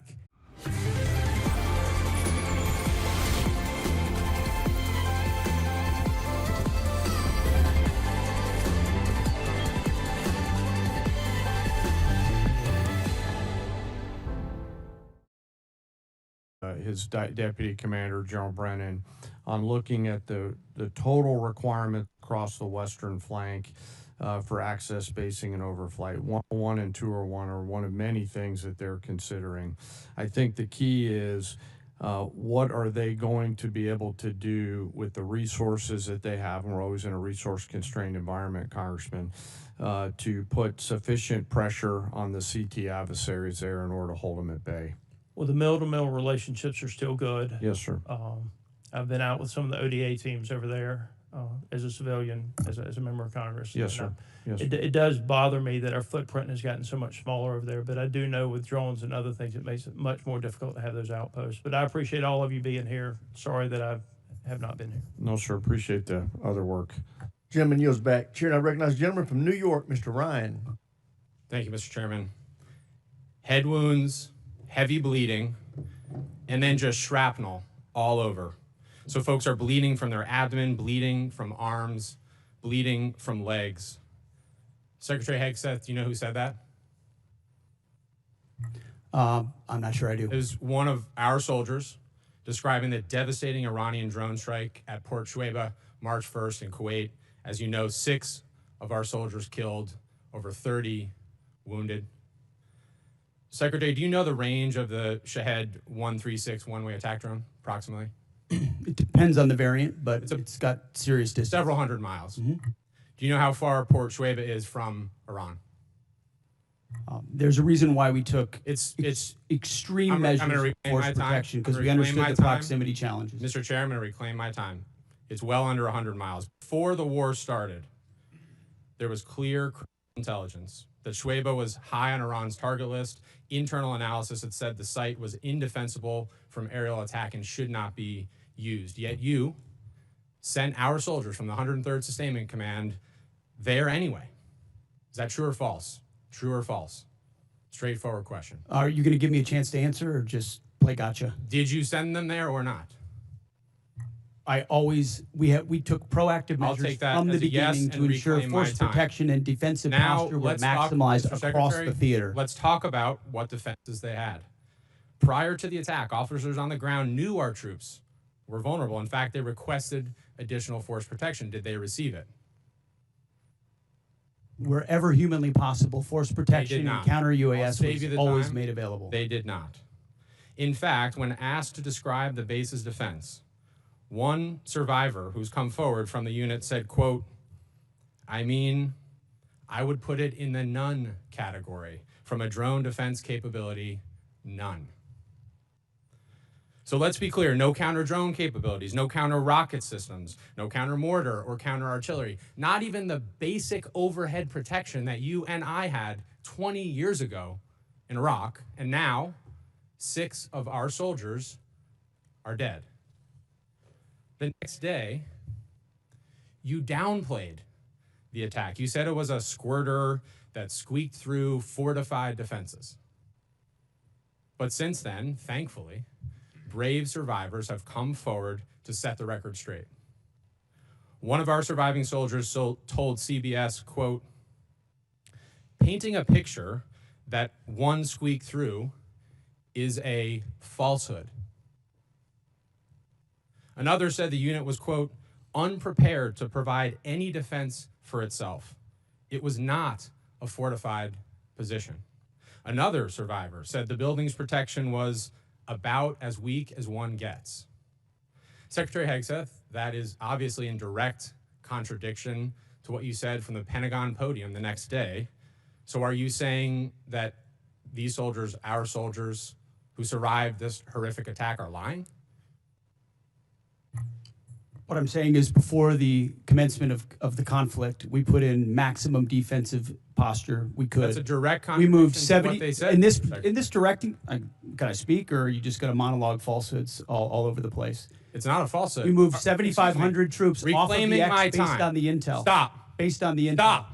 Reclaiming my time. Because you yell doesn't make you right. calling- Just because you yell doesn't make you right. I'm reclaiming my time on behalf of these survivors. You just said what they said is a falsehood.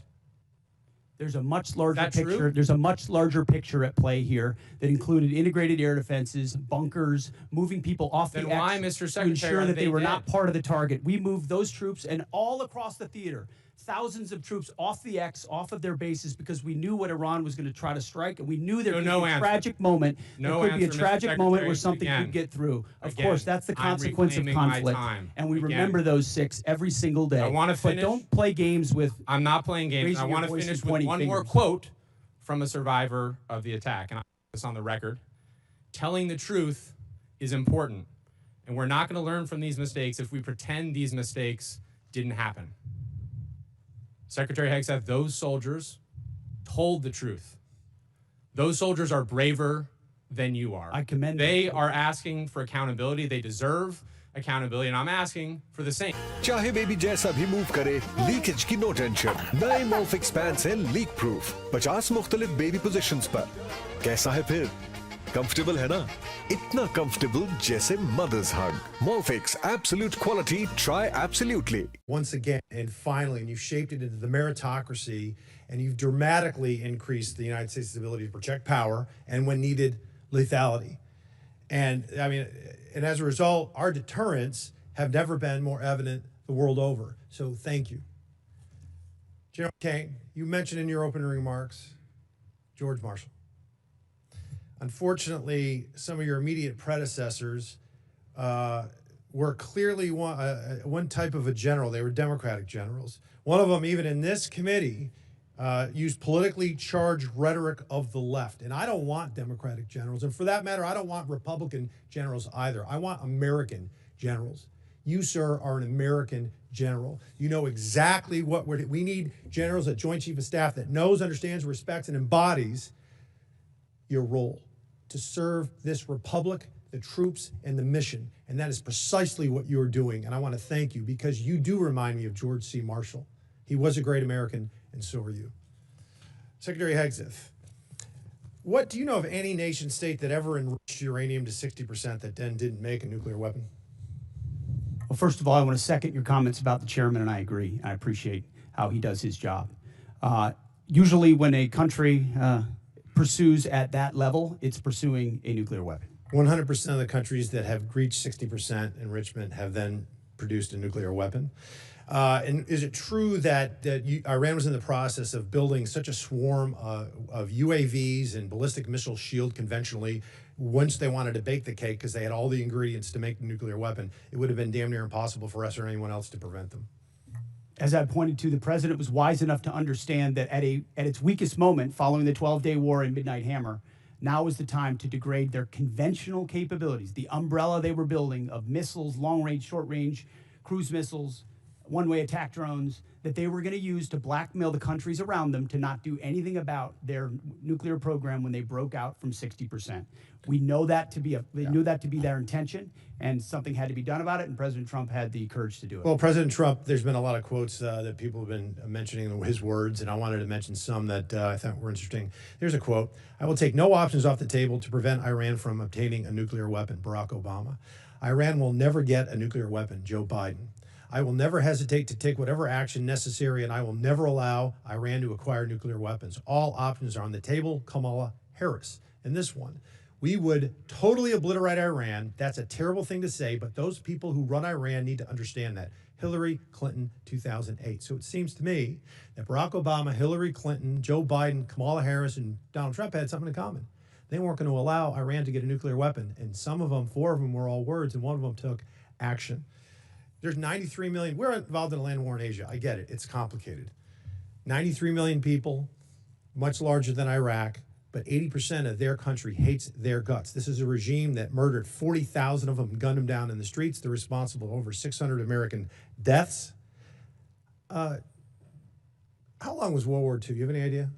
In days? I have it right here. In days, exactly. I got it multiplied by 365, but yeah, it's 1,347 days. Korea was 1,129, and our involvement in World War I, which was rather quick, was 585. How long we've been involved in Iran?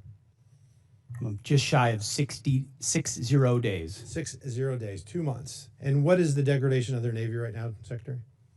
Their conventional Navy is destroyed. They had 3 drone aircraft carriers. They have none. They had 11 submarines. They had none. They had different frigate classes. They have none. They may have small speedboats at this point, Coast Guard type vessels, but their conventional Navy is gone. Air Force?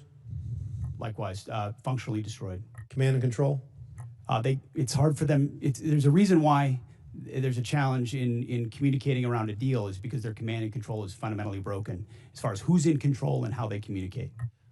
We could make very good arguments that the serious nature of any action in a country like Iran, there were good things to consider before doing it. There were also very good reasons to do it.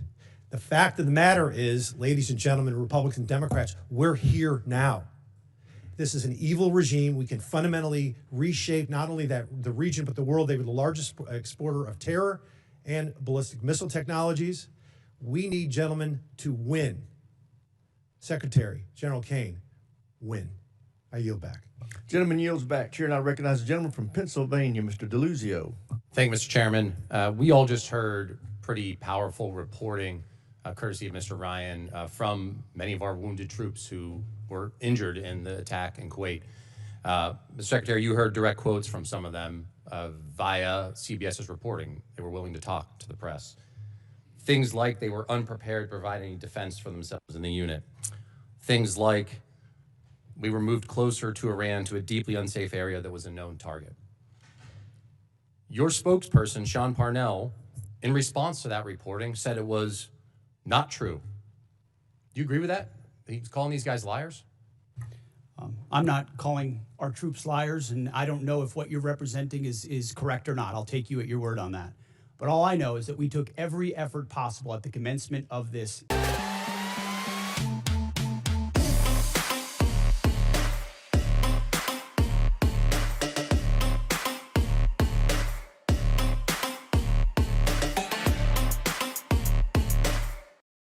I'm going to pause you there. I'm going to give you a chance. Absolutely. Secretary, I'm going to you're give you a chance. disparaging me that I don't care. I'm about asking the you whether you passing think of- they're no, liars or not. You That's what I asked you you. are disparaging me that I don't care about the passing of our troops. Nope. That I asked think if you our thought troops they're are- liars, Terry. That's disparaging and smearing in every way. Nobody cares more about the fate of our troops. Nobody cares about the health of our troops. Mr. Secretary, Nobody wants to bring them all hope Mr. more Secretary, I understand, but he controls the time. He controls the time. You get to control your answer.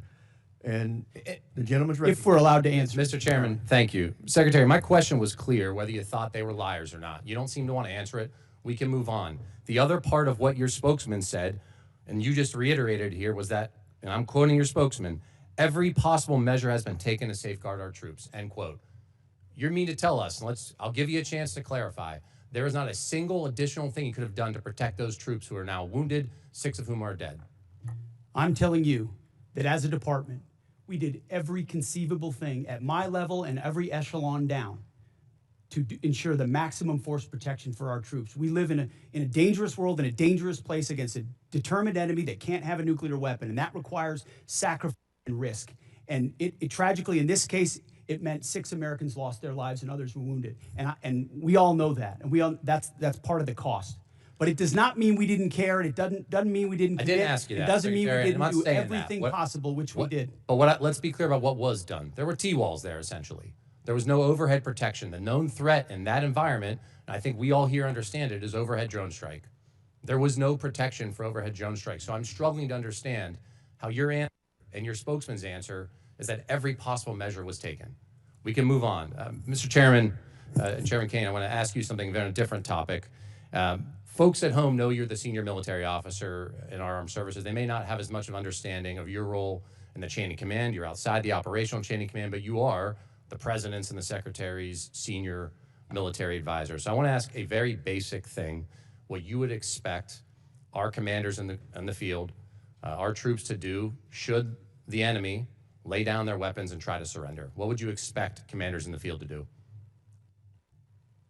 Well, sir, I think I'll go back to something I said earlier with deep respect for your question, but I think you're trying to take me to a partisan place here, and I can't let you do that. General, as always, I respect your no, sir, desire I just, to avoid it. I'm not yes, trying sir. to put you in a partisan No, place. and I know that, but our officers and enlisted service members always follow lawful orders. There's a checklist for them to do that, and I'll stay in the Very middle. good. Understood, General. Secretary, let me give you a chance. And you asked about this earlier. You said it in, I think, your press conference, essentially, and I'll quote you here, no quarter, no mercy for our enemies. That's the end of the quote. Is your guidance that you expect our troops in harm's way, if there's a foreign enemy surrendering, laying down their arms, they're supposed to provide no quarter and kill them?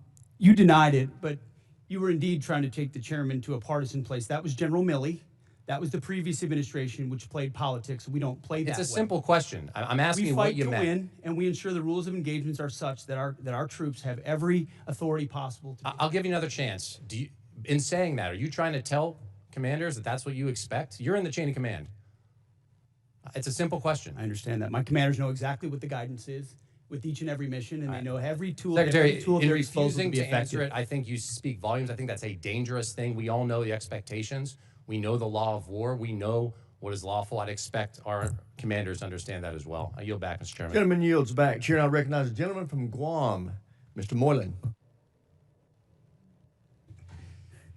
Thank you, Mr. Chairman. Secretary Hegseth, thank you for your continued attention to Guam.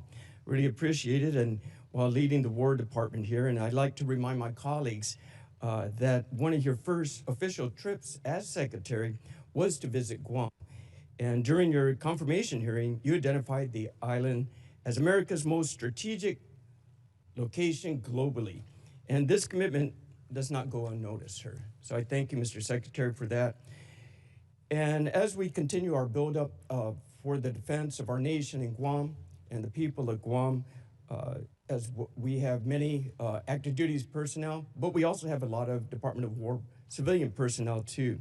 And right now, one of my most consistent question from my constituents have been asking is, when would the living quarter allowance authorization for War Department civilians in Guam, when will it be implemented? And recently, your office confirmed that the guidance should be published early May.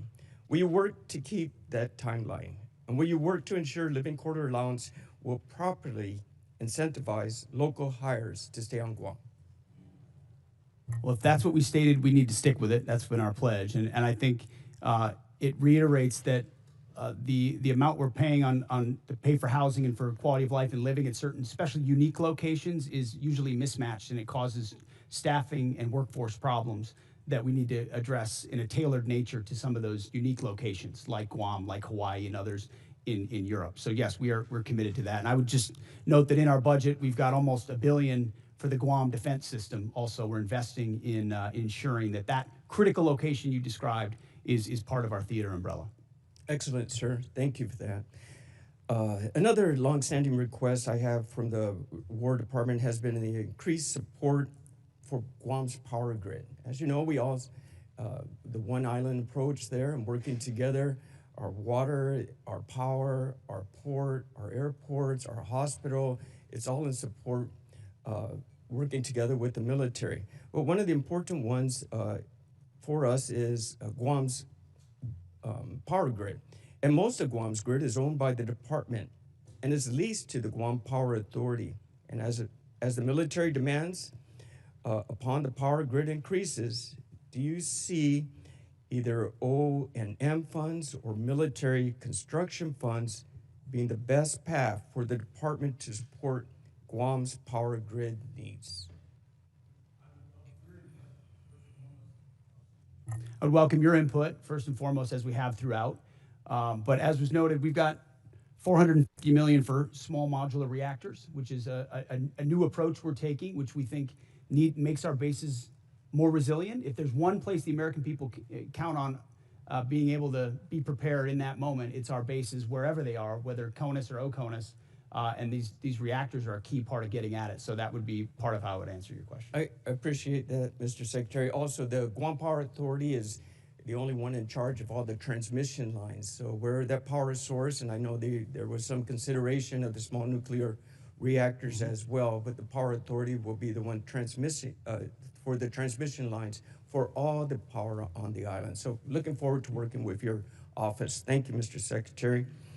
Another deep concern for the people of Guam has been the cost of housing, which is often driven up by large numbers of servicemen living on base in Guam, off base on Guam. And I've been impressed by the recent efforts by Joint Regional Marianas to reduce the reliance on existing housing stock in both north and south of Guam. Can you tell us how the Department Housing strategy in Guam will work to keep homes affordable to locals, and if increased private sector involvement would help address my constituents' concerns?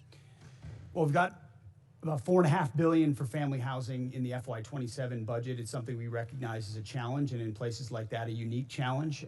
There's also been a bureaucratic construction process, which has been a huge impediment, and you can imagine President Trump has demanded that we do something different and accelerate a different process to deliver those things in a more of a private sector, less bureaucratic fashion, and we look forward to employing those. Excellent, sir. And finally, we did have one discussion when we first met on Guam regarding the Medal of Honor possible recipients that are deserving of this. Now, Guam has never had any Medal of Honor recipients, and there's three names that we've... Gentleman's time's expired. Thank you. I would like to point out, once I recognize a member, they have control of that 5 minutes. If they want to give a speech, they can give a speech. If they want to ask questions, they can ask questions.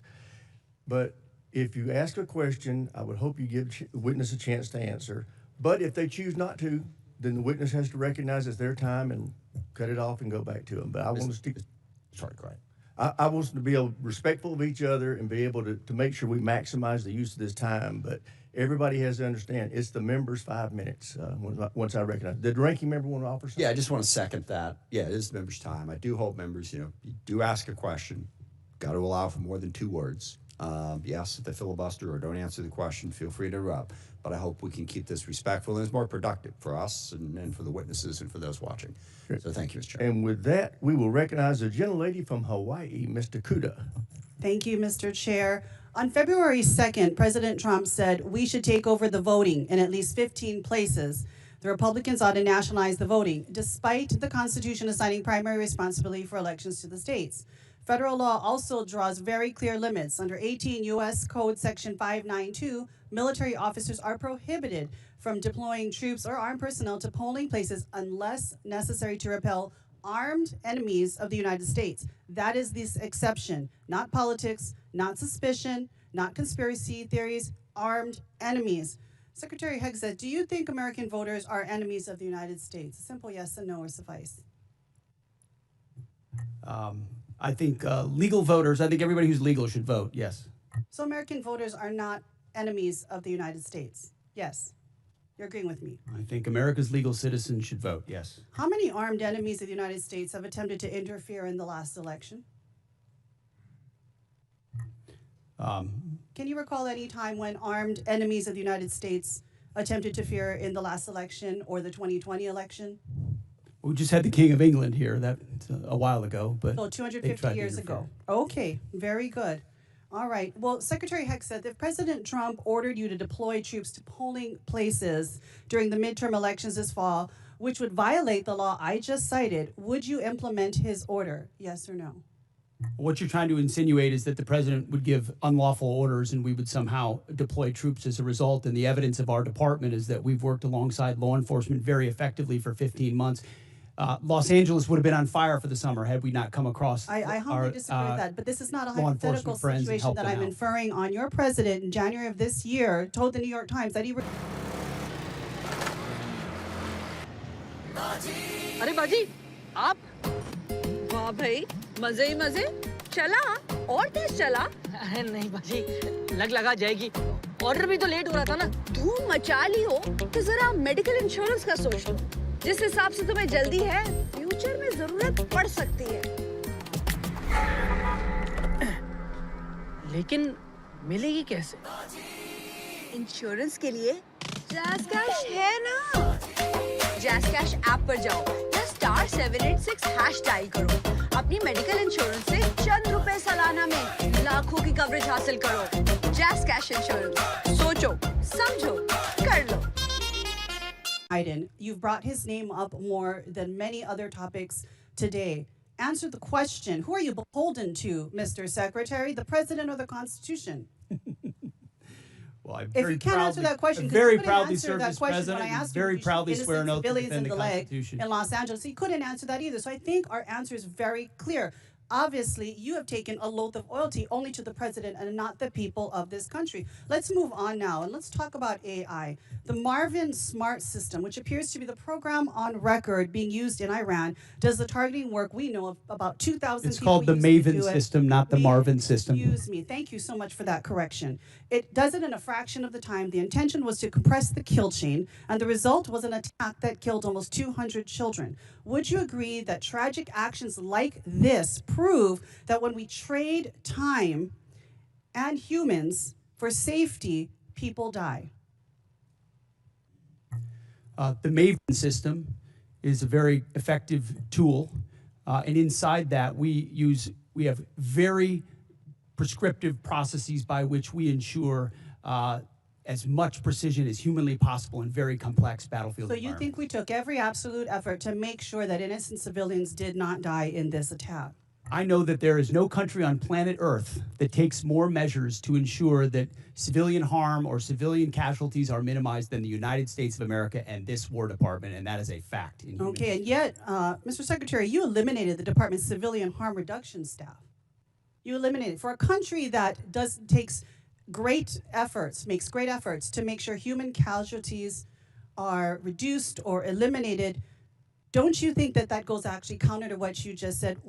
would these children not still be alive if you had not eliminated all of these staff working within CENTCOM? We didn't eliminate them. We made sure that those things that they normally accomplish are at the field level, which they are, and all of these processes are in Would place you at not every agree level. that something clearly every has single failed, level. whether it's our implementation of AI, whether it's understanding our human dependence on AI? Would you not agree something failed because almost 200 children died in Iran as a result of our bombing? You're insinuating something where an investigation is not complete. Gentley's Thank you, Mr. time's Chair. I expired. yield Chair now recognizes the gentleman from Georgia, Dr. McCormick. Thank you, Mr. Chair. Gentlemen, I'm happy to have you here today and really excited about the things you've been able to accomplish. I'm going to summarize just sitting here for a few minutes, listening to everybody politicize what we've done. I'm just going to break it down as best as I can, and then I'm going to let you answer a couple questions. First of all, just since the short period of time that the Trump administration has taken over, we've handed over control of Ukraine's destiny to Europe, where it belongs. A conglomerate that has a $20 trillion economy versus a $2 trillion Russian economy, to actually take care of their own country in a very good way, their own continent. We've kept Iran, who has literally talked about raining down fire from heaven and talked about us being the great Satan, from becoming a nuclear power. We've reshaped the geopolitical space in the Persian Gulf.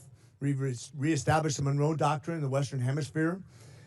We've basically executed two of the most amazing raids in history, almost flawlessly, that will be studied for a generation at least. We reduced senior administrative billets, thank you. We've defeated Iran with under $30 billion spent, with minimal civilian casualties compared to any other war. People forget that in World War II, in one night, we lost 100,000 civilians, totally innocent, in fire bombings. That's before we dropped the nuclear bombs.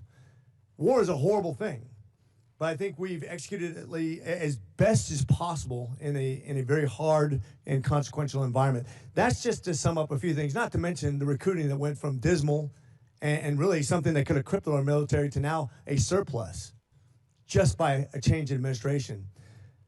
That's pretty impressive for a short period of time. Thank you, and I commend you for your hardship, overcoming those hardships. A couple things that I wanted to get through. One of the things we talked about, the Incentivized Savings Act, which is something I wanted to apply to all bureaucracies. But when I was in the military, as both an operational officer and a logistics officer for my squadrons and my jump places, we got to the end of the fiscal year. If we didn't spend it, what happens? We lose it, we get our budget shrink. Everybody knows that in the military. Everybody knows that in every bureaucracy in America. One of the things I came up with is, at the end of the fiscal year, if you don't spend it, you don't have anything. We save 10% of our budget for emergencies like we're facing right now. If you don't spend it, instead of spending it, you actually can save half of it. 49% rolls over to the next year. 49% goes back to debt and deficit. 2% to reward the people for being good administrators of the money. I don't see any downside. This is the way that we reinvent government, the way we spend money. And I just thought, I wanted your opinion on something like that. I thought was thinking outside the box, because I've seen waste, fraud, and abuse. We're trying to address that.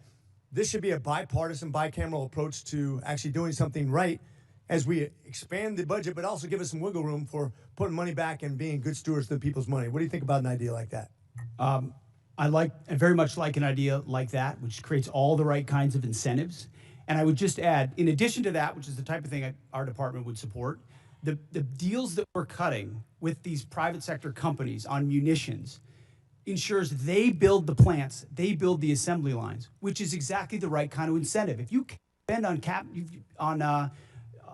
facilities, you're going to make sure you make money on those facilities and the munitions that you produce. There's ownership in that stake. There's the right incentive.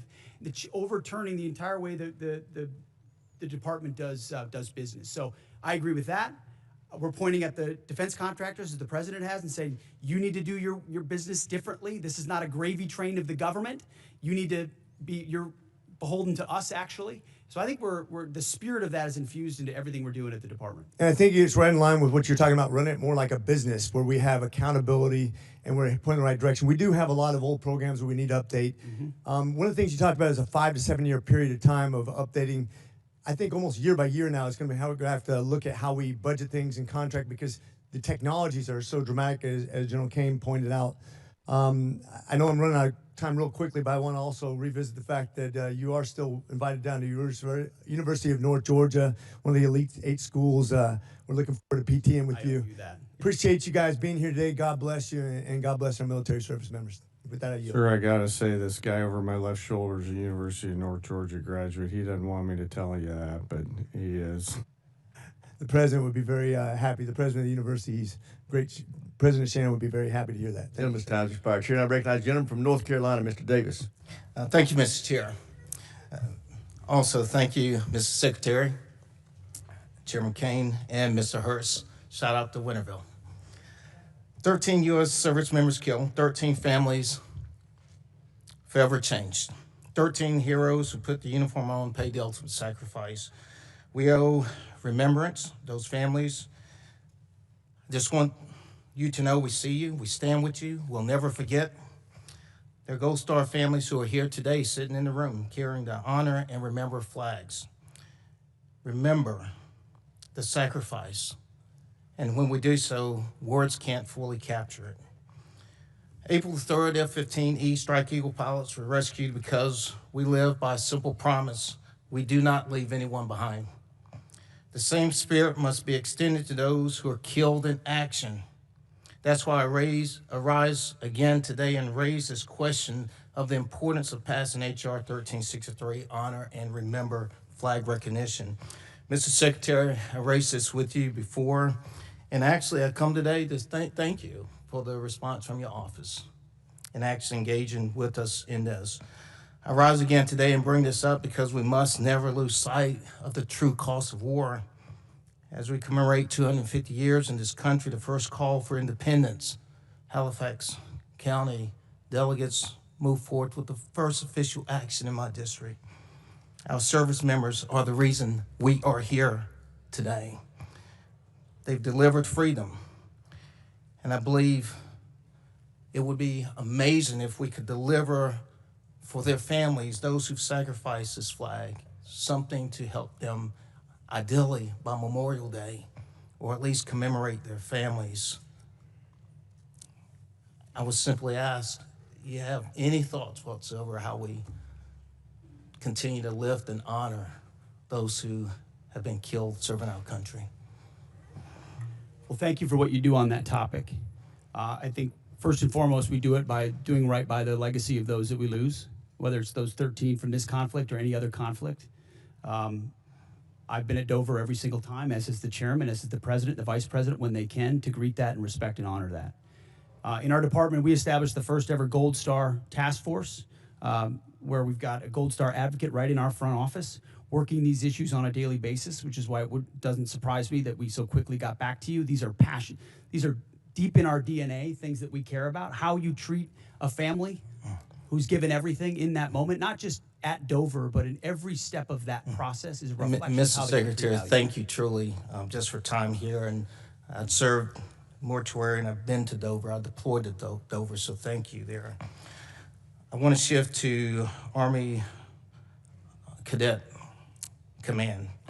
The senior RTC programs, rebalance optimization plan, North Carolina Central University in particular, there are real access and logistical challenges that are before the cadets. And when we think about building the next generation of leaders, I would just ask us to think about how we're putting barriers in front of some. And I would just ask if you could please take a closer look at the impact on the cadets. I want to shift to another topic and really spend the last moment here as I'm running short. Your memo, April memo, the non-official personal protection arming the Department of War property.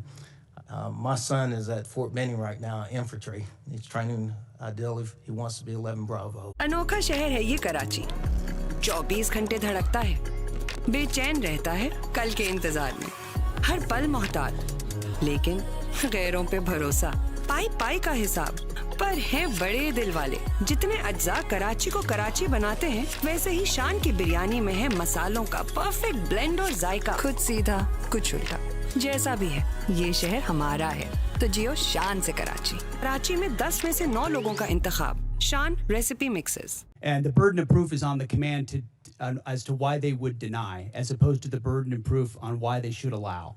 So the presumption is the same rights they would have outside the gate of a base, they have inside for personal protection purposes.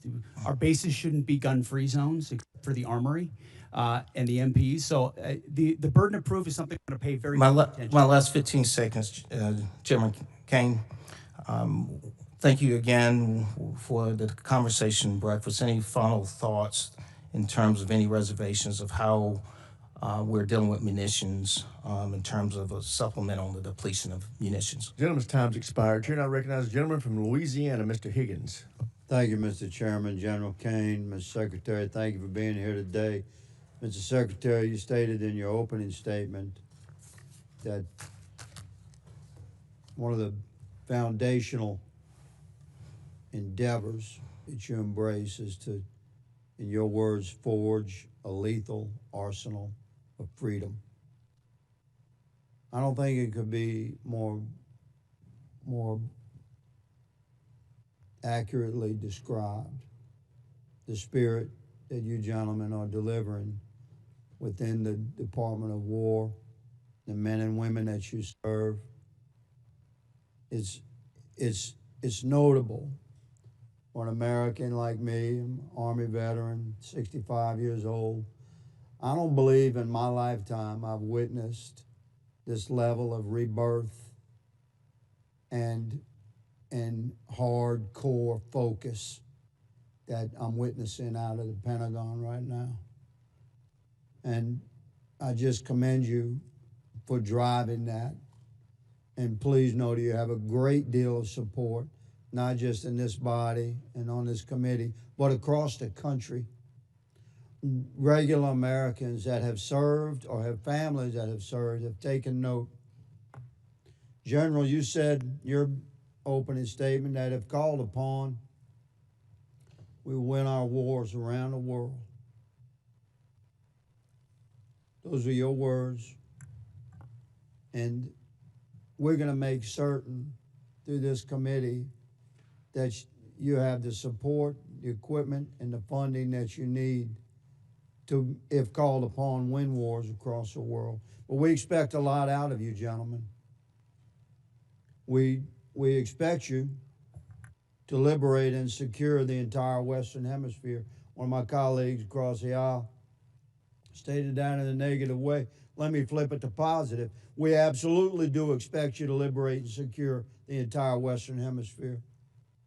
We expect you to drive Iran to its knees and free the world of the Iranian terrorist threat. We expect you to leverage NATO into an indomitable force.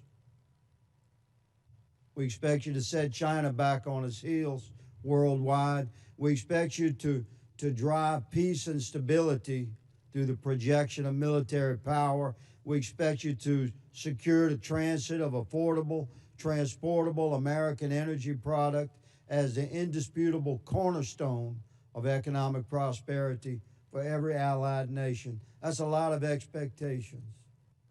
And what you gentlemen have laid out today, as you've answered questions, solid, you've made it clear that that's the path we're on.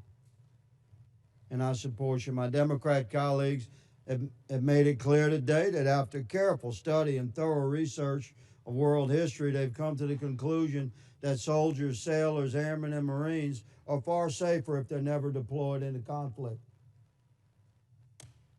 You've made it very clear that you take your business seriously, and we support you.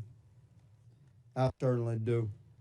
Mr. Secretary, in consultation with your staff, reflective of your goals and your mission and your stated intentions, in consultation with your staff and personnel and readiness, I propose legislation to codify your guidance that combat fitness standards must be rigorous with no separate scoring scales, adjusted standards or accommodations, but there to be only a single uncompromising standard, not to exclude any American from any opportunity, but to ensure we have the best, most capable Americans in the most critical positions.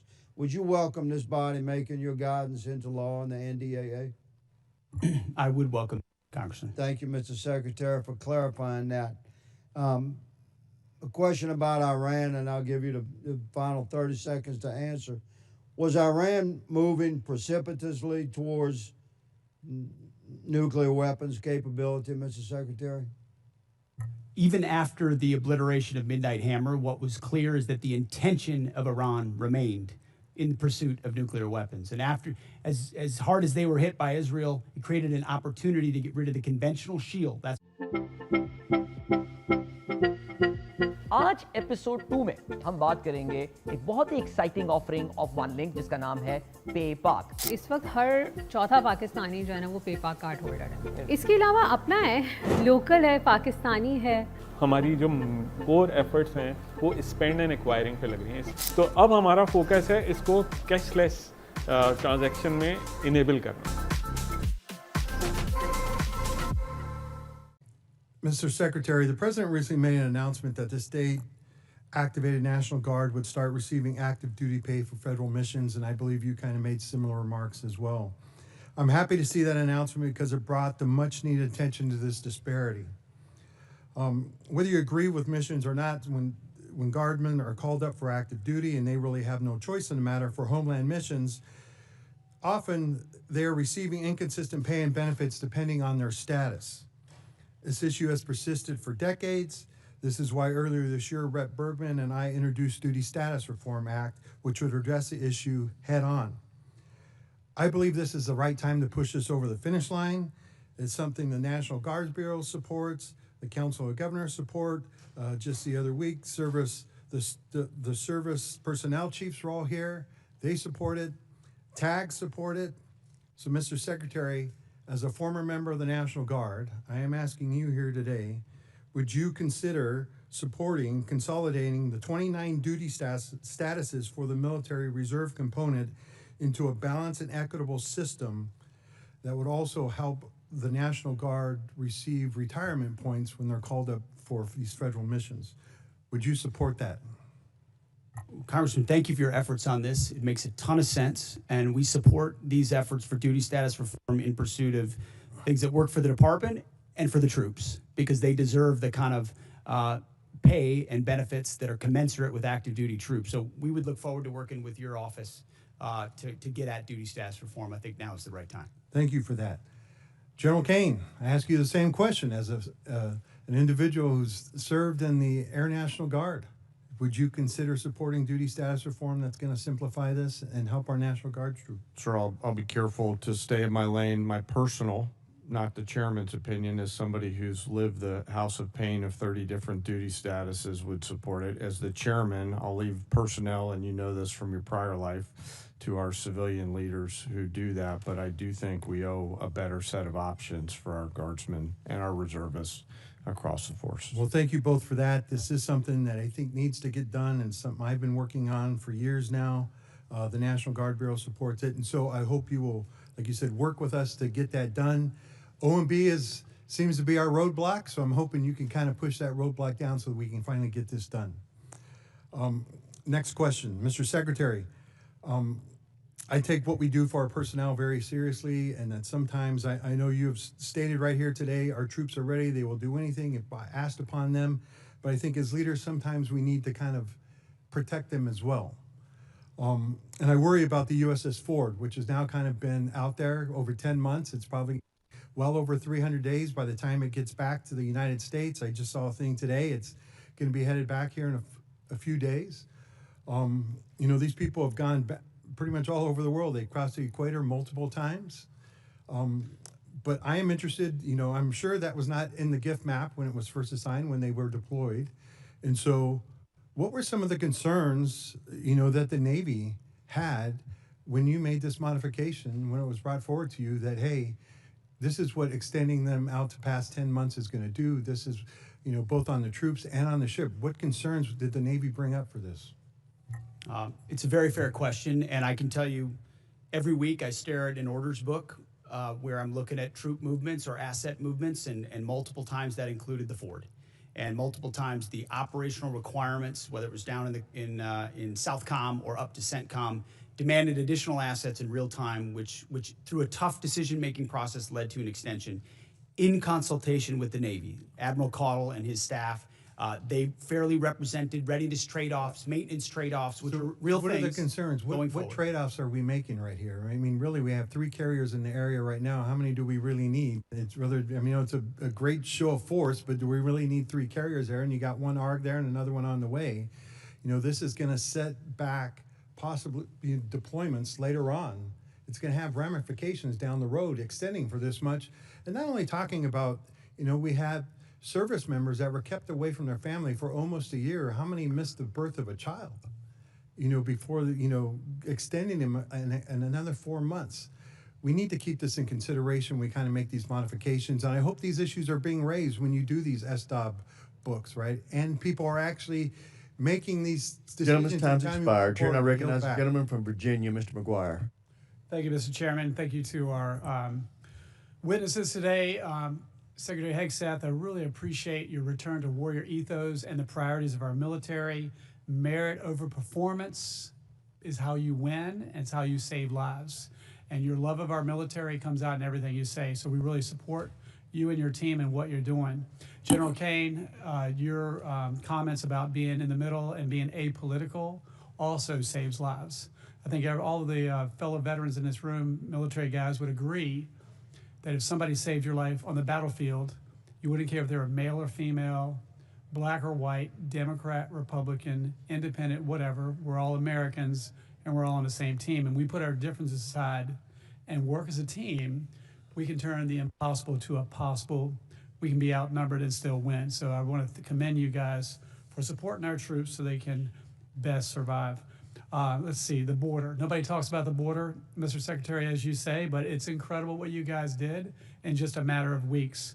The missions in Ukraine, Honduras, I don't know any other military in history who has been able to successfully do something so complicated, but it talks to the unity and the teamwork of all the joint force and how well they work together. I got a lot of questions. I'll try to go fast. $1.5 trillion budget. In that budget, I want to echo what Rep. Jackson said about U.S. SOCOM. We are often deploy, and we seem to be doing more with less, and we don't complain. And they won't be that voice. So for us in Congress, we want to be that voice. Is just take a look at the budget and see if we can help them with that. Also, I want to talk to you guys about solid rocket motors. I know that the Secretary of War, I know that in this budget we've picked one particular company that we put a lot of money in, and I think it's a great company and they do a great job. But what is your plan to also have other companies come to the table to help us with a shortfall with solid rocket motors?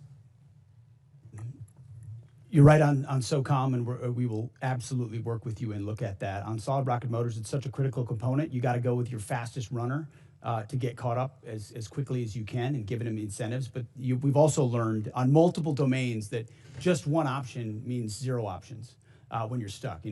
1 is 0, 2 is 1, 1 is none. So we need multiple avenues on that approach, and we look forward to finding other companies that can do it as well. Thank you. General Caine, National Guard, I'm thinking about counter-drone with FIFA coming up, Super Bowls and all these things going on.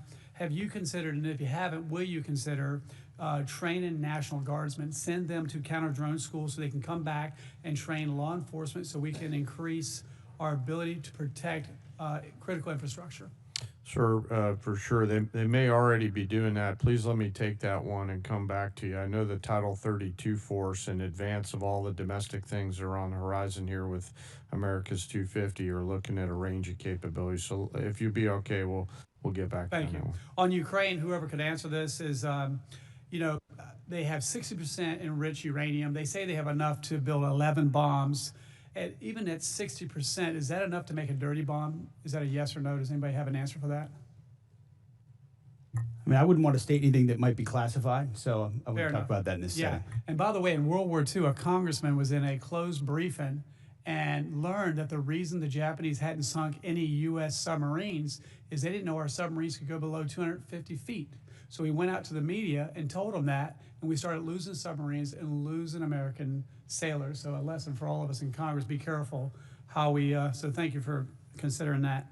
I would say this, if they had a nuclear bomb, would that kill hundreds of people potentially, thousands of people potentially, or millions of people potentially?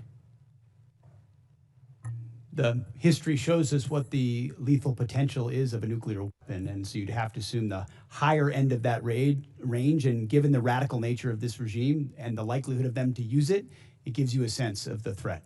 Well, I think the threat is too great to wait, and I have to commend this President Trump for having the fortitude, and the Secretary of War and the Joint Force for making sure we stop this threat for the world. Also, I'm a big supporter of the AH-64 Apache. I understand in operations Absolute Resolve and everything else, it's been very effective in countering drones. I'm glad that in the NDAA, we're keeping that program going. And I just saw that you're going to keep the A-10 program going. And a good friend of mine said, long live the Warthog. But if there's ways that we can bring some of the Warthogs back, and or are there any other capabilities that can replace the Warthog? I don't think so. Is there anything that can do what the Warthog does? Gentleman's time's expired. Chair, and I recognize the gentleman from Illinois, Mr. Sorensen. Thank you, Mr. Chairman. To General Caine, on behalf of myself and my constituents, we thank you for your service and your leadership. To our military men and women, to our service members and the veterans that I see in our committee today, thank you for your support of our great country. Mr. Hegseth, I hear from your officials in our briefings here on the Hill, and because I live in an Army town, I now hear from neighbors at the grocery store who are worried about our munitions stockpiles that are now down to critical levels, and they sure don't want another forever war. So, Mr. Secretary, first of all, talk to us about the need to renew munition stockpiles, and tell us what happens when munition stockpiles become depleted. Well, first of all, I would note that, as you know, we give weekly briefings on munitions to this committee, so it's not something that's withheld from any of the members here. We appreciate that. But it's also a topic that isn't something that should be publicly discussed as far as any shortfalls that may exist. But I would assure you that there are not shortfalls that exist in our ability to execute the missions around the world. And the reason we're investing in the defense industrial base with $1.5 trillion is to make sure the greatest companies in the world, which have been falling behind for decades, are running faster than ever before to give us 2x, 3x, 4x of the critical munitions, your Patriots, your THAADs, your SM-3s, every other standard missile. And my neighbors work really hard to make sure that we can... It's jobs in America. It's what our warfighters need. So could you tell me why we're firing the people at Joint Munitions Command for no cause other than just telling them they're overhired or they're surplus employee? Joint Munitions Command? I would have to look into the particular circumstances of that, but there have been places where we haven't been moving fast enough with munitions, and when people don't move fast enough in the Department of War, we find someone else that will run fast. This is Joint Munitions Command. I mean, your department says that you're prioritizing munitions, yet you cut 58% of Joint Munitions Command at Rock Island. But let me move on. My district is also munitions are not built by commands. Munitions are built by they're the businesses. ones that are and we are going very to good get at it done. building commands and bureaucracies and slapping 3- and 4-star generals in charge of things that don't move things any faster. So our job is to unleash the How are we private going sector to get it done provide if these we things. don't have Joint Munitions Command? But let me move on. We also have Army Sustainment Command in my district. Could you tell me why we're firing folks at Army Sustainment Command when now is the time that we should be giving our soldiers every piece of sustainment that we can give them? Because as I've stated, the status quo at this department before the Trump administration was unacceptable and changes had to be made. Do you think it's acceptable to fire veterans from jobs where they've been, you know, I talk to my neighbors at the Arsenal, and they've worked there 20, 30 years on top of their service to this country, and they're doing it exemplary. Great performers will always have a job at the Department of War, and when you reestablish merit, sometimes things happen, but we're grateful for all the vets that serve. And in fact, we've created a Patriot pipeline for service members to get into the defense industrial base manufacturing business, to consider that as a second career. So we're leaning into vets and service members as the workforce of the future in our department. And this isn't me. I mean, they tell me that, you know, they feel you're taking a wrecking ball to the civilian workforce. But, you know, I want to go and follow up on Congressman Norcross's questions about why you terminated collective bargaining earlier this month. This affects hundreds of thousands of hardworking DOD employees. So many of them are veterans who have honorably served our country. You testified that if you work hard, you do the work, you keep your job. But that's not what's happening. And you allege it is being done to maximize efficiency? Explain that. I thank you for asking that question. I'd love to clarify. I fundamentally believe the Department of War should not be subject to collective bargaining, full stop. So people shouldn't be able to fight for good wages and being treated well? I think our department does a great job evaluating and providing pay and benefits for folks I across would the spectrum. love to invite you to the Rock Island Arsenal so you can look these patriots in the eyes and tell them that. How does creating chaos for long-term civilian workers actually maximize efficiency? Do you have any comment on that?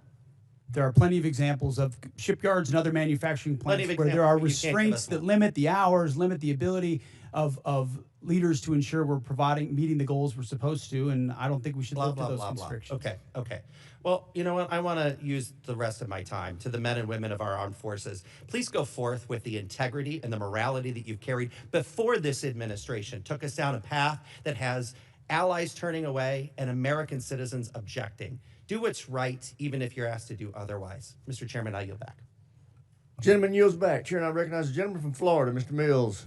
Thank you so much, Mr. Chairman, Mr. Secretary, General Caine, and the Honorable. We'd love to just thank you for this opportunity, for coming here, and for continuing to push forward the warfighter ethos, for making sure that the realities, regardless of what's said in here, are the realities on the battlefield that we're getting day in and day out. I asked the chairman for unanimous consent to enter a couple of documents into record. Without objection. I'll be entering into record my DD-214, published in 2003, indicating my Bronze Star and other wartime medals and decorations. I'd also like to present the document provided by the Department of the Army in 2024 that also authorizes vets and verifies all medals and/or awards, as well as a document by Paul Savitsky, former Special Forces member, that annotates the 2 explosions that I was involved in Baghdad. Without objection, so ordered. Mr. Secretary, as you know, you're pretty familiar with the ideas of slander, defamation, and attack on character. So I apologize for having to take that moment to be able to go ahead and correct the record, but it was necessary. I would also note that my OMPF file that was FOIA'd by the Department of the Army, or that was FOIA'd, was actually released by the Department of the Army the same day as yours was. So everything is sitting on the actual website itself if people aren't too lazy to look at it. Secretary Hegseth, thank you for your testimony and for the time that you have here today. As the chairman noted, President Trump's incredible $1.5 trillion investment into our national defense is set to reverse the years of atrophy that our defense industrial base has faced over time, especially small innovative businesses and needs of a solid demand that signal that our War Department is ready to buy American. I witnessed myself as I was with you in Merritt Island, Florida, as we went on the Arsenal tour, and unfortunately I didn't get to do the cool things like fly in a jet really quick and buzz around while we were all actually doing hard work here. But I wanted to just say, Mr. Secretary, that can you detail for us how the Department of War has eased the path for American small businesses to contract with the departments? Well, Congressman, thank you for the question. That has been core to our mission, is the recognition that we have a problem at the department, previously the Department of Defense and now the Department of War, and that problem is us. That problem is our bureaucracy, our process that is meant to block out new competitors and protect existing primes. And there are great primes that provide great products, and we continue to support them. But to build an arsenal of freedom, you need more than just 5 or more than just 6. You need an entire network of small, medium, and large companies contributing to the U.S. manufacturing and supply base, delivering weapons ahead of schedule and under budget that don't only have defense business, but also commercial business. And when we need something, they can move quickly and adapt accordingly because there are multiple options. So our acquisitions transformation, a speech and memo and directive we rolled out on that, the Arsenal of Freedom tour, going out there with the hard hats and saying, you are part of the workforce, you have the backs of our warriors, just changing the entire dynamic to say, you shouldn't have to sue the department in order to get a contract with the department.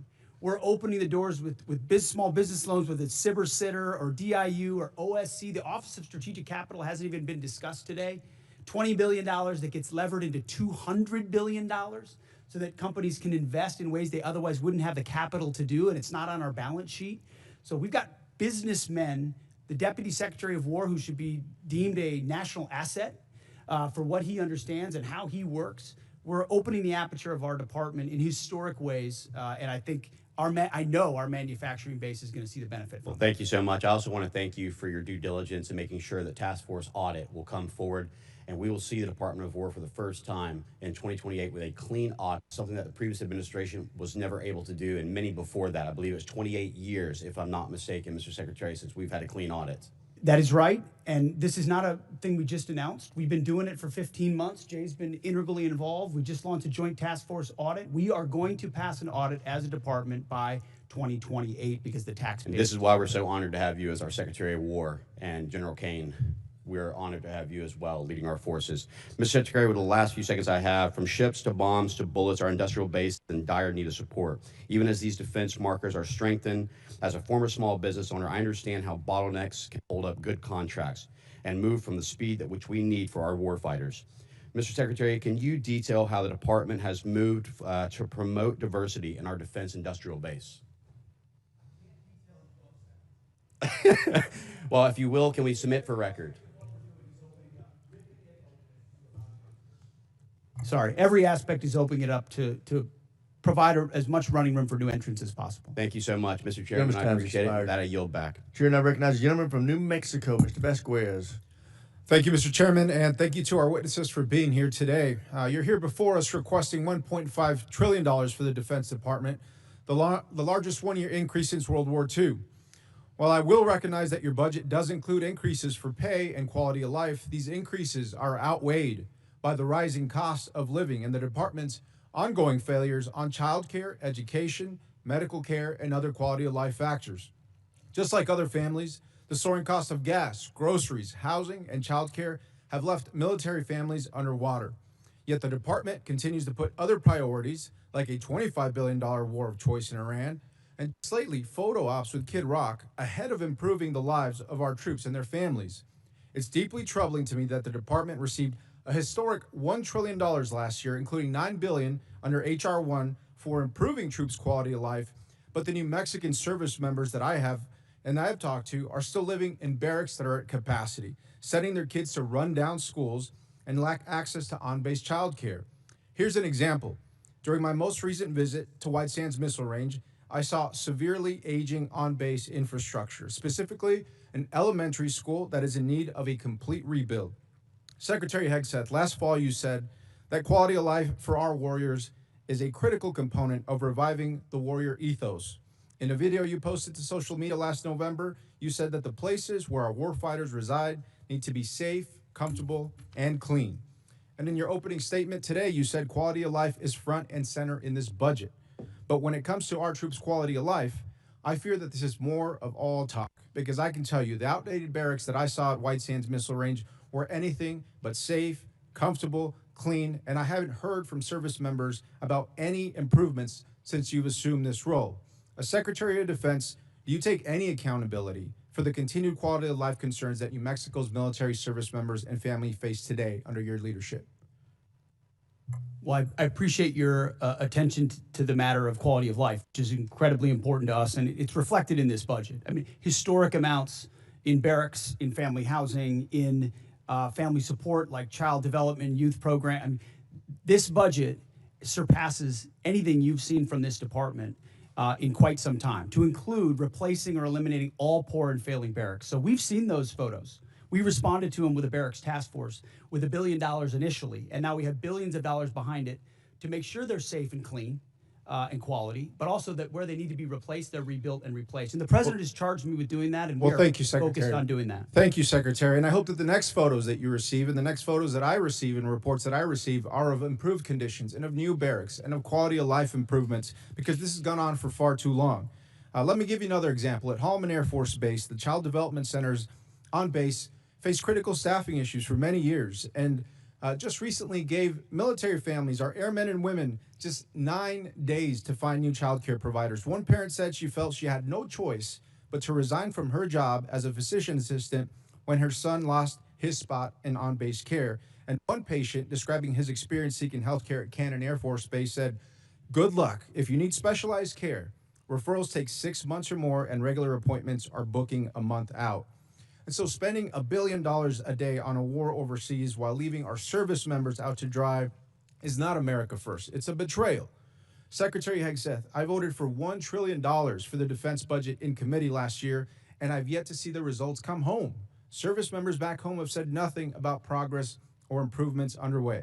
Within 30 days, Secretary, would you commit to sending me a detailed list of every dollar that is going to improve the quality of life at bases in my district?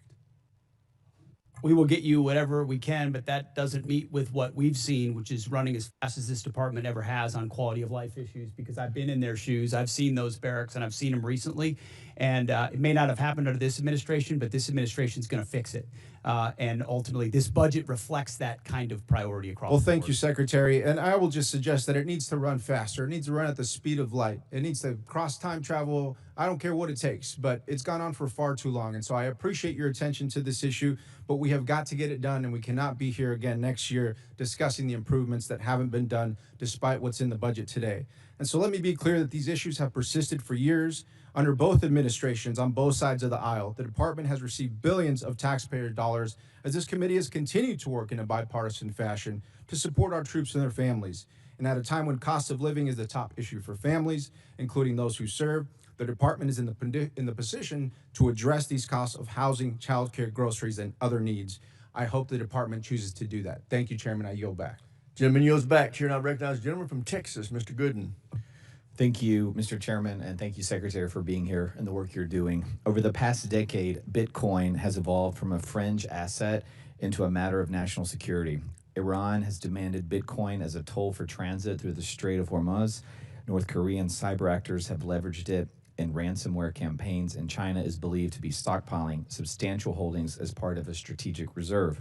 Just last week, Indo-PACOM Commander Admiral Paparo stated that Bitcoin has direct implications for power projection, and he noted that Indo-PACOM is operating a node on the Bitcoin network in furtherance of that mission. Secretary, do you share the opinion that Bitcoin is a tool to project power, and are there any department-wide initiatives to ensure the U.S. secures a strategic advantage in Bitcoin and combats China's digital authoritarianism?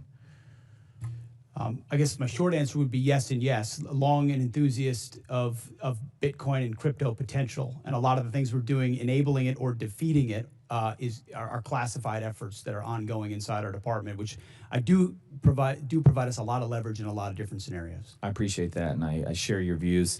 I thank you for that. I also wanted an update with our operations in Qatar. How are those going since the Iran war, and how has Qatar been as a partner to work with over these last few months? I think it's fair to say that the Gulf states, to include Qatar, have done a nice job integrating on air defenses specifically, and then providing access basic and overflight. Qatar being one of them, UAE, Saudi, Kuwait, Bahrain. They've lived the threat of Iran.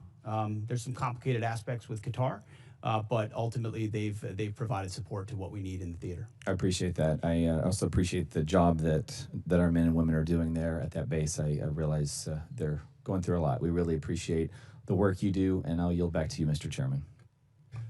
Chair, now we're going to recognize a gentlelady from New Hampshire, Ms. Goodlander.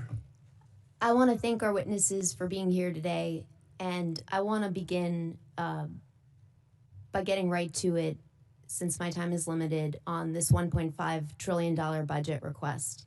Mr. Hegseth, you testified last year and you testified again today that you will be accountable for every American taxpayer dollar that comes to the department, where it goes and why. That's really important since, as it's been pointed out, the department has failed 8 audits. The department remains on GAO's high-risk list. The Inspector General just last year alone identified billions of dollars that could have been put to better use, and in questioned costs, that is spending that raised red flags. So this is a crisis right now in accountability of where the dollars of the American taxpayers who are in the middle of a cost crisis, where this money is going. I want to ask about your war in Iran. And Mr. Hurst, you testified earlier today that $25 billion has been spent to date. I just want to clarify that that is money, that taxpayer dollars that have been spent already in this war. $25 reflects the costs of the war, right? So we've already spent the dollars on munitions and things like that. So we're factoring in cost of munitions expended into that total. So how much of that has gone towards munitions? Does that include the munitions that have been spent to date? Yeah, that reflects the munitions that have been spent to date and other operational costs. Can you give us a breakdown of what those costs are?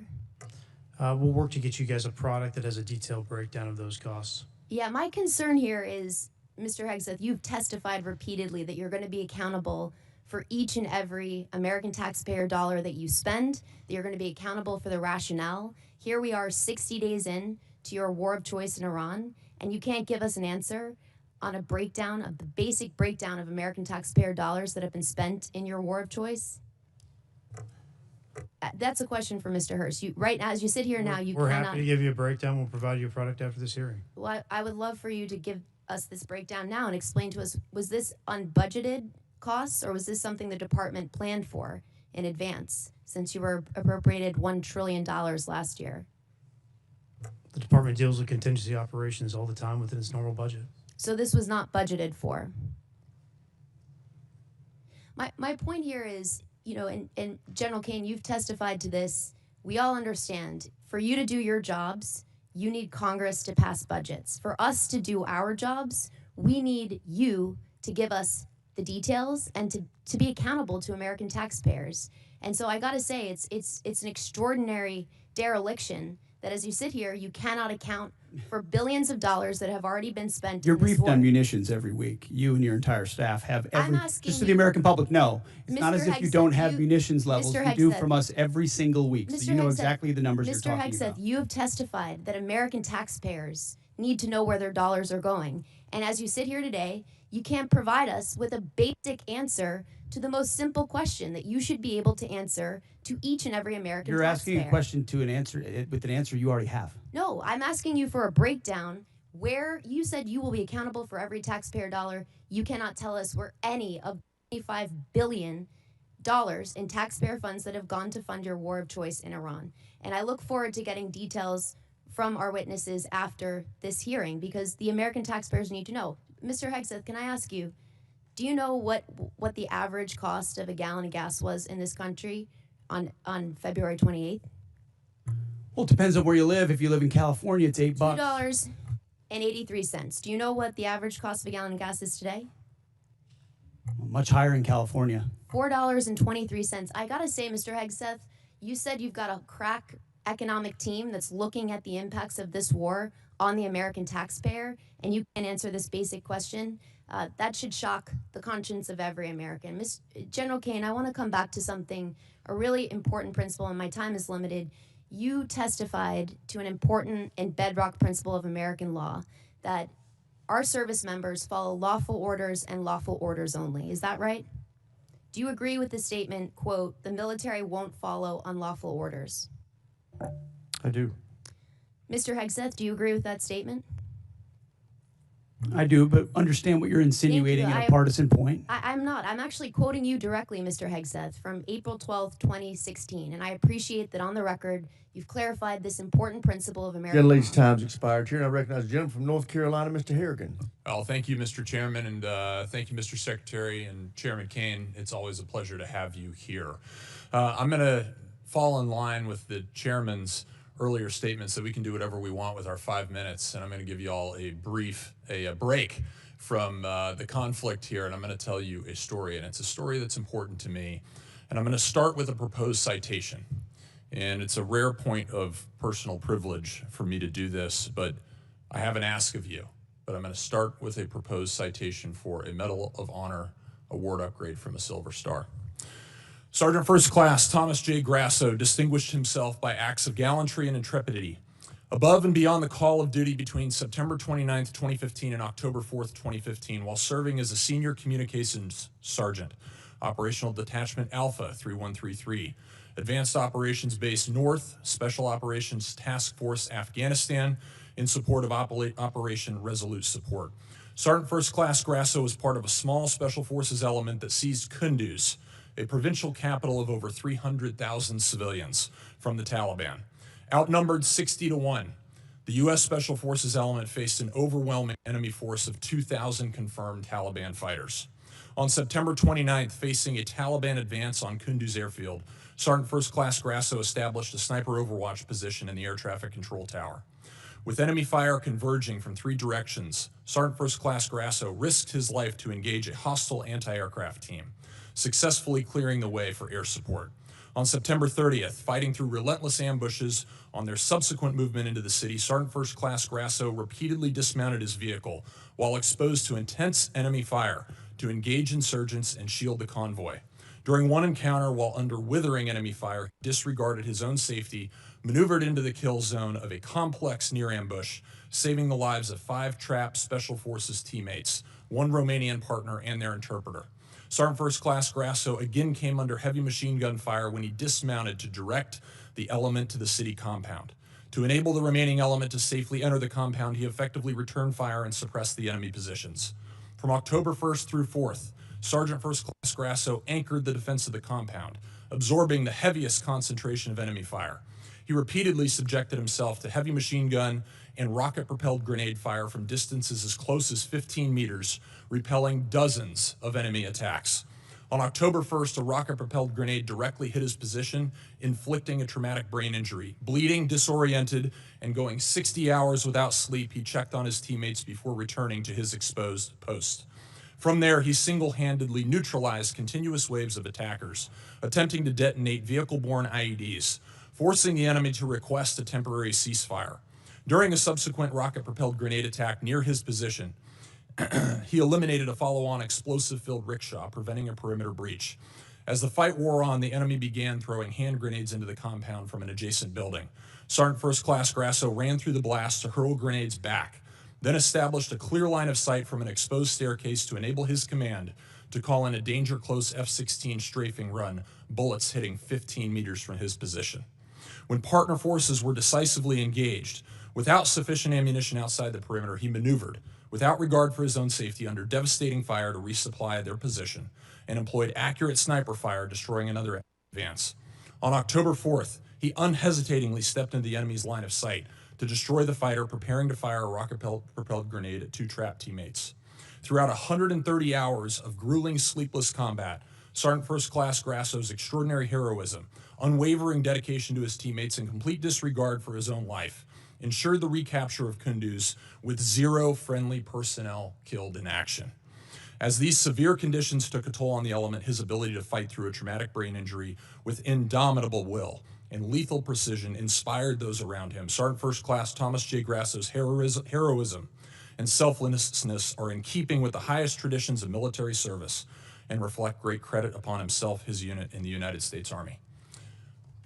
I'm asking you to direct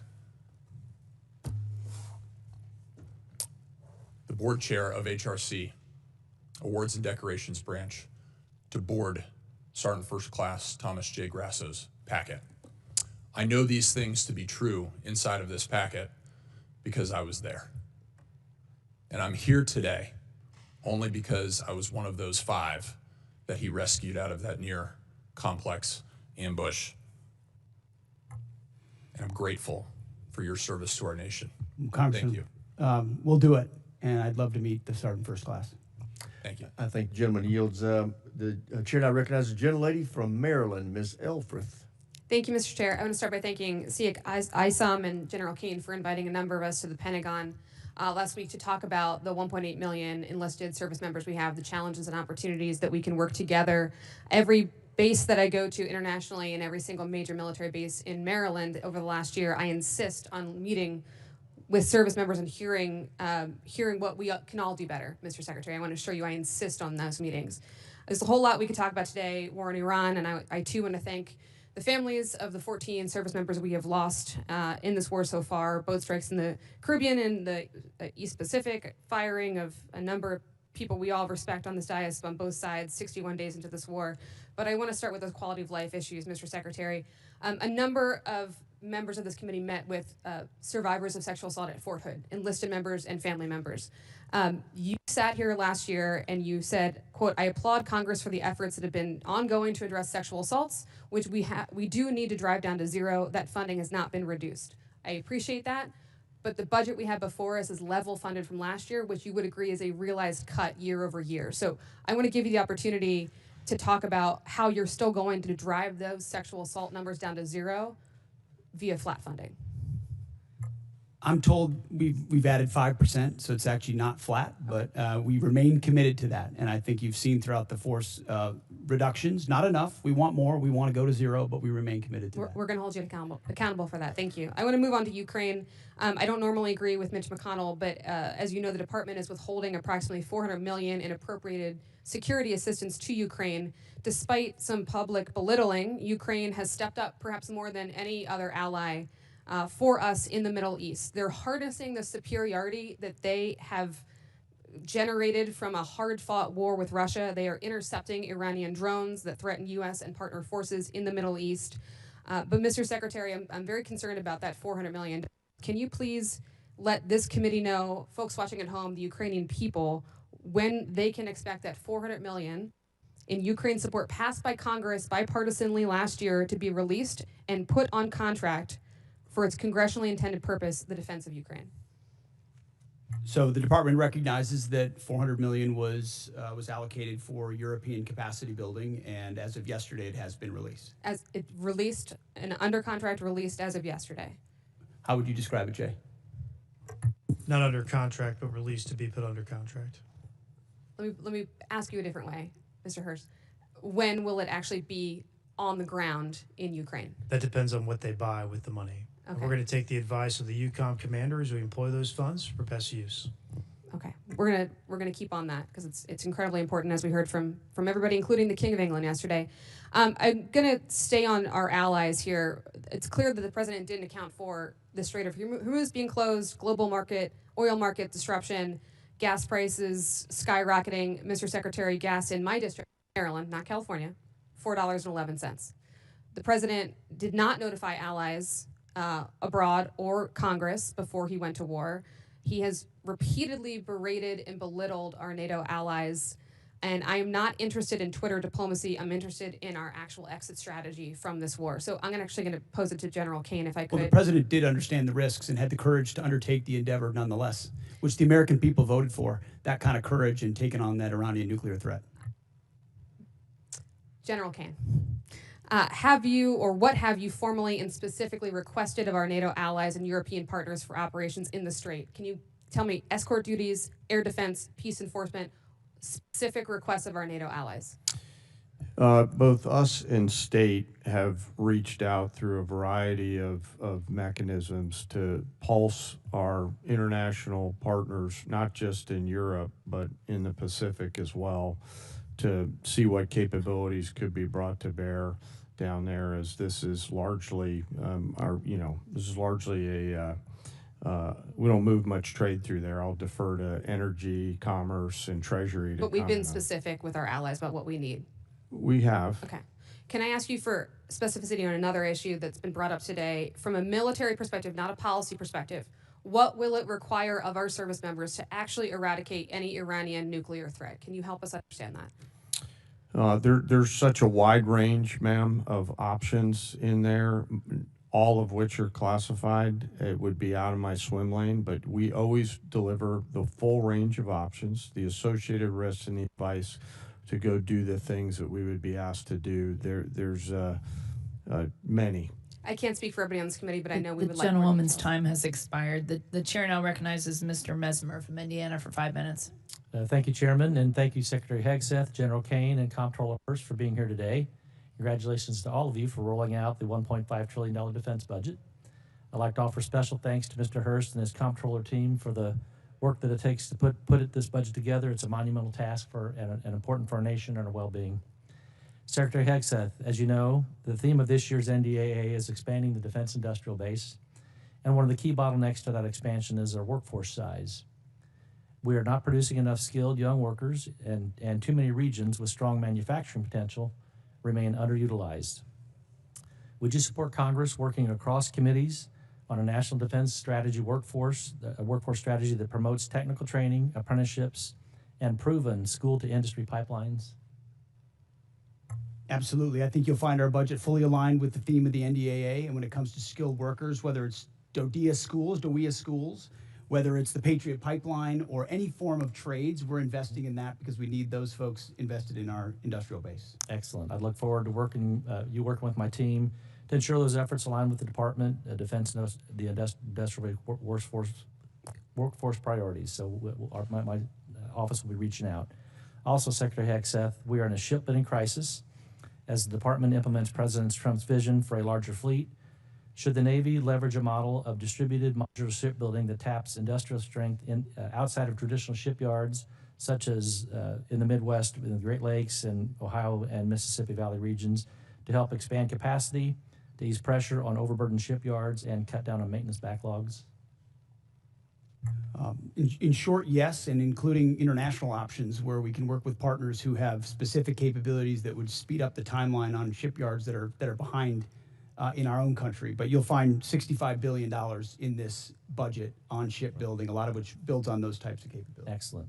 Would you also agree that platforms like unmanned surface vessels, tenders, and other support ships seem well suited for production outside traditional shipyards?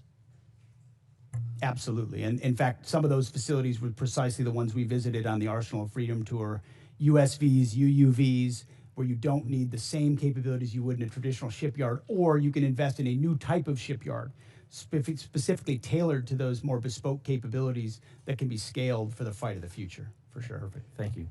Secretary Hegseth and General Caine, many from the department have reiterated support for the nuclear sea-launched cruise missile, and I believe President Trump needs more support options in the form of expanded theater nuclear capability. From your perspective, what specific deterrence problem does SLCM solve that current capabilities do not? And what risk do we assume if that capability is not fielded? Take it first. SLCM provides, it's part of the multiple layers of nuclear deterrent that any president has to have at their disposal that creates dilemmas for enemies who are either nuclear capable or not, and ensures the kind of leverage required and defense required, deterrence required, that the nation that sort of underwrites everything we do. So more options on that the adversary can't account for is only good for us. One thing I'll add is, as we mentioned a little bit earlier, sir, we continue to modernize the full range of the triad. This is another tool in that regional normally, so it's something I support. Thank you. As we look beyond the current program, should the department be thinking about a future sea-launched nuclear system with greater survivability, maneuverability, and potential hypersonic capability? Yes, and I know we are. Thank you. Secretary Hegseth and General Caine, one of the major bottlenecks in expanding the defense industrial base is test range access. Companies are waiting too long for range time, and that slows fielding at speed modern conflict demands. What is the department doing to expand and modernize the testing architecture? $5.2 billion worth of investment, but I'll tell you, when we sit with industry, and I simply ask the question, what can we do for you? How do we empower you? Test ranges come up almost every single time, and the limits and the timeline limits they create. So we're trying to blow that open and create a lot more options for them. Okay. Thank you. Secretary Hegseth and General Caine, I'd like to extend an invitation for both of you to come and visit Naval Surface Warfare Center Crane and see what a great work is being done in Southwest Indiana to support the warfighter and ensure our military edge. And with that, I'll close and surrender the rest of my time. The chair now recognizes Mr. Whitesides from California for 5 minutes. Thank you, Chairwoman. Secretary Hegseth, General Caine, Mr. Hurst, thank you for testifying today and for your service to the nation. Over the past few weeks, military and civilian leaders of many of the DoD components have testified about their FY27 posture. We appreciate their professionalism and their service to the country and the time that they've spent to testify before us. I want to start with Mr. Hurst. Mr. Hurst, you testified at the beginning of this that you said that the estimated cost of the war is about $25 billion. In March, you stated that the first week of the war cost $11 billion. So is it right to say that the following 7 weeks have cost about $14 million total, or $2 billion per week? Yeah, the most intense phase of the conflict was obviously the beginning. That's when most munitions were used. Okay. And that's the basic expense from the war. Right. So that you also said just now that the $25 billion includes the cost of the munitions deployed. Is that right? This question is for the CFO, sir. Yeah? That's correct. Okay, so I guess I'm confused then. It makes sense that if that's the cost, then the cost to refill those stocks would be no more than $25 billion. Am I right about that? When we estimate costs of the conflict, we're using current replacement costs for these weapon systems. Right, you're using current replacement costs. So it's frankly pretty surprising that the estimate for the supplemental would be $200 billion. You don't, if you'd like to explain that, you can, but. That's not accurate. We don't have an estimate for the cost. Okay, that's what's publicly reported. So it's good to hear that it's going to be less. Mr. Hurst, do you have Signal on your phone? I'm sorry, why is this relevant? Do you have Signal on your phone? What does this have to do with the budget? I'm going to take that as a yes. Mr. Caine, sorry, General Caine, do you have Signal on your phone? I do, sir, yes. Okay. So I want to talk about Signal. Last year, the Secretary and other administration officials discussed sensitive and almost certainly classified information about a strike in Yemen using the unclassified Signal app. Mr. Hurst, what's the current policy for Signal on official DoD devices? I'm the comptroller. I don't do CIO work. So therefore, it is allowed, is that your statement, that it is now allowed to have Signal on your device? Mr. Whiteside, my statement is I run the budget for DoD. Yeah. Okay, well, he's got it on his phone, so therefore it must be permitted. Sir, I got to go back and look if it's on my official phone. I was talking about my personal phone. I'm not exactly sure. I'll go back and look, though. Okay. Last month, FBI Director Kash Patel made a public announcement that Russian hackers are targeting Signal app users in the government, specifically stated that they were targeting individuals of high intelligence value, including current and former U.S. government officials. I hope that it is not official policy that you can have Signal on your official phones, and I would love to get a response from the department on that. We have now asked this question about 5 separate times and have never gotten a straight answer. I want to close by talking about helicopters. Mr. Secretary, I want to ask about the Army Apache helicopter that flew over Kid Rock's property on March 28th. An investigation was launched by the 101st Combat Aviation Brigade Command Leadership, but before that review is completed on March 31st, you terminated it via social media post. Did you personally direct termination of that review? I did. Okay. Now, the president said they probably shouldn't have been doing it and that I'd take a look at it. So did you talk to the president before terminating that review? Well, I don't relay what I talk about with Okay, the I think president. unfortunately that means that you did talk to him, which in turn means that you've just confirmed that the president himself overruled the leadership of the 101st Airborne. Mr. Secretary, you yourself have affirmed not what I said. repeatedly the need for higher standards and higher accountability at every level of your agency. Commanders rely on established processes to uphold these standards. How does canceling a command-initiated review by the 101st Airborne leadership support a culture of accountability? Actually, I think I'll ask that of the chairman. Sir, back to my earlier comments about the importance in my role of staying in the middle. What you're alluding to is, in my assessment, with deep respect for your ask, is a partisan question, and I think it would be inappropriate for me to answer that. Sir, I actually don't think it is. I think it is actually a very fundamental principle of accountability in our department, and I think it was the wrong decision. I'm going to close by just saying one thing. Mr. Secretary, you started this hearing by politicizing it, and I want to make one point. Poll after poll shows that the American public does not support this war, and support is dropping every day. We are all representing our constituents, which is our constitutional duty. And to state that we are politicizing it is an affront to Congress and every member in this House, and I yield back. You are time. politicizing it, Congressman. The gentleman's time has expired. The chair now recognizes Mr. Schmidt from Kansas for 5 minutes. Thank you, Madam Chair, and I want to thank all 3 of our witnesses for being here today and answering our questions. Mr. Secretary, let me start with you. A little bit off topic for today, but relevant. We are now more than 2 months into the funding shutdown for the Department of Homeland Security because folks at this end of the avenue have not yet been able to get to yes. I hope we're going to get to yes here shortly. I think we made some progress here today while we've been in this gathering. It's been necessary, as I understand it, for the administration to scrape out the pennies under the couch cushions in order to keep DHS running and honestly running not at full speed. Has your department had any role in contributing to the ongoing operations of DHS while things have not been funded? Well, I wouldn't comment on the status of DHS. I'll just say the ways that we cooperate with them have continued. I mean, look at the southern border and the 11,000 troops we have there, Task Force Southern Border, ensuring that our border is locked down.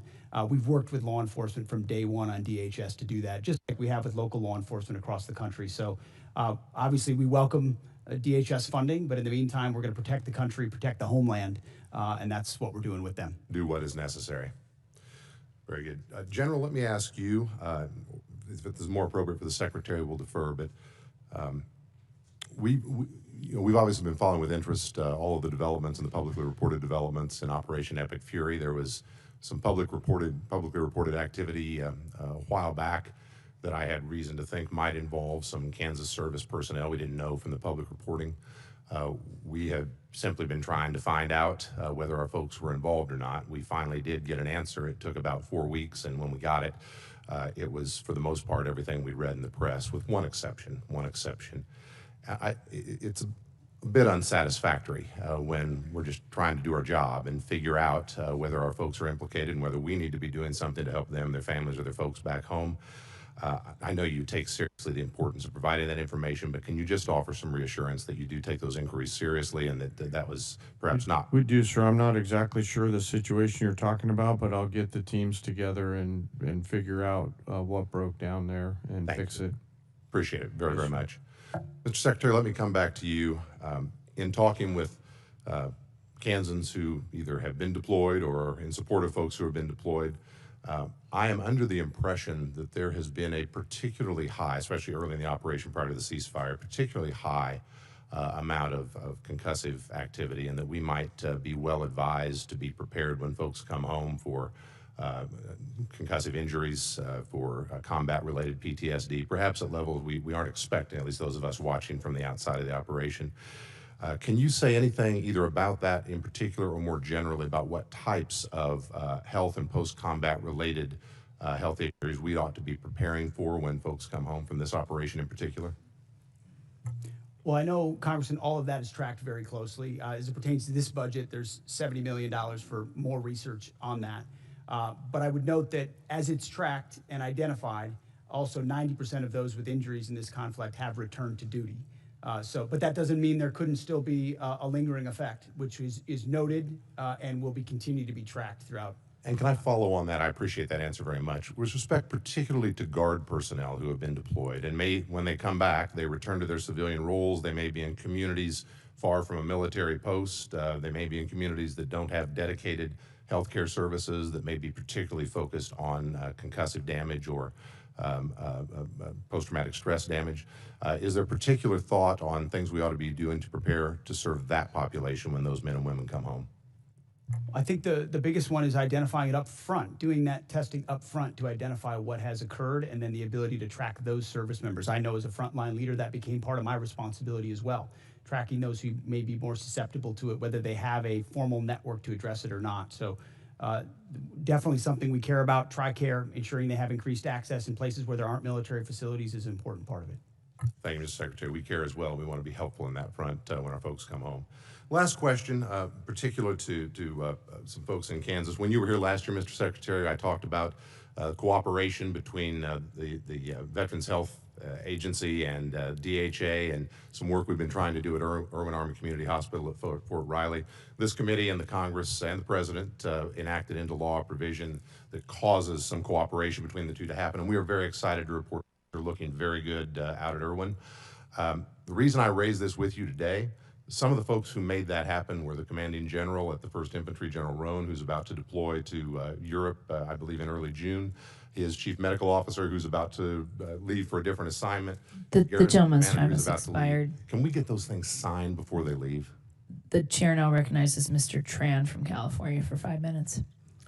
Thank you so much, Chairwoman. Thank you, Secretary Hegseth, General Caine, Mr. Hurst, for being here today. You know, after I was honorably discharged from the Army Reserve, the GI Bill helped me go to school and ultimately become a lawyer. My focus was representing clients who were wrongfully terminated or faced discrimination and harassment at the work. Mr. Secretary, if I were in the courtroom trying to prove that you discriminate against our military heroes, I wouldn't have to look very far or very hard. In just 16 months, you have fired more than a dozen senior military leaders. You've delayed or canceled the promotion of even more. Your chief of staff told the Secretary of the Army that President Trump would not want to stand. That's not true. That was totally false reporting. I'm not getting to my it. question yet, Mr. Secretary. Yeah, you told the president, the Secretary of the Army, that the president would not want to stand next to a black female officer at the military events. But, you know, despite all of this, I remain very hopeful that you can and will do better for the men and women who have dedicated their lives to protect our great country. You're here to ask for $1.5 trillion. That's a huge budget, and I want to make sure that you have the ability to manage it. Secretary Hegseth, you would agree with me when I say that we want the most qualified people in every position of our military, correct? That's a question. Yes. Thank you. General Caine, you would want the same? Yes. Thank you. You know, I share the bipartisan concern about the firing of General George. And what I and the American people want to know from you is, did you ask the president for his permission before you fired General George, Secretary Hegseth? It is my responsibility to confer with the Commander-in-Chief on especially high-level personnel matters. And ultimately, I won't relay what was discussed, but he was aware of the action that would be taken. Okay, great. Thank you for that. And when you made the decision to fire General George, did you consult Secretary Driscoll? There had been multiple consultations over a year, yes. Do you and Secretary Driscoll have a good working relationship? Yes, I appreciate the work he's doing for the Army. And for the record, would you agree that Secretary Driscoll is doing a great job as the Secretary of the Army? I appreciate the work that the Secretary is doing and made the personnel change based on the Chief of the Army. In fact, he was so good that at his job that the president sent him to Ukraine to negotiate a peace deal. Do you know why the president chose to send him over you? I'm grateful that the president puts in players at key moments to advance policy priorities, and that's what occurred there. And I was very supportive of it at the time. Recently, Secretary Driscoll testified in front of the Appropriations Committee that he refused to strike the names of 2 female and 2 black officers from a promotion list due to their exemplary service, names which were ultimately removed. Did you order him to strike those names? I know we removed those names. I did. Okay. Why? Because we review every general officer. You mentioned 12 general officers have been reviewed. The number's much higher than that. I would also note that under Barack Obama, 197 general officers were removed. So this is not something specific to this administration. Every officer serves at the pleasure of the president. And when they need to be removed in order to ensure we have the right leadership in those services, I will make those calls regardless of what you might say from the dais. You know, about a year ago, the Army began their transformation initiative. I'm all for modernization, but this process seems to have been completely rushed in a way that compromises our readiness, including deactivating a medical evacuation Black Hawk unit at Joint Training Forces Base, Los Alamitos. I've heard recently from senior Army officials who support slowing down the Army Transformation Initiative, specifically as it relates to aviation. Secretary Hegseth, can you commit to slowing down ATI as it relates to aviation? There are multiple places inside ATI that we are reviewing to ensure that we do not create capability gaps inside today's Army based on the fights we have today and the fights of the future. And this budget reflects ensuring that we don't have any operational gaps in the Army or any of the services. Mr. Secretary, during your opening, you brought up this beautiful slide, and you talked about the Arsenal of Freedom. It's the Arsenal of Freedom slide, talking about private investment, you know, from the $1.5 billion. RTX was on there, Boeing, GE, L3 Harris, Lockheed. My question to you is, do you or your wife have any personal investment in those companies? No. Thank you. The gentleman's time has expired. The chair now recognizes Mr. Crank from Colorado for 5 minutes. Thank you, Madam Chair. Mr. Secretary, the Department's FY27 military construction request includes plans for a new $250 million Space Force operations facility at Schriever Space Force Base. When constructed, this facility will support essential national security missions like Golden Dome, the National Reconnaissance Office, intelligence, surveillance, and reconnaissance missions, and other Space Command requirements. With a projected workforce that includes over 2,600 high-paying civilian jobs, how will the department compete with the private sector to recruit and hire the highly skilled talent needed for those positions? And how will the department work with El Paso County, which is my county, and the city of Colorado Springs, who strongly supported this administration, by the way, to meet the growing needs of the Space Force?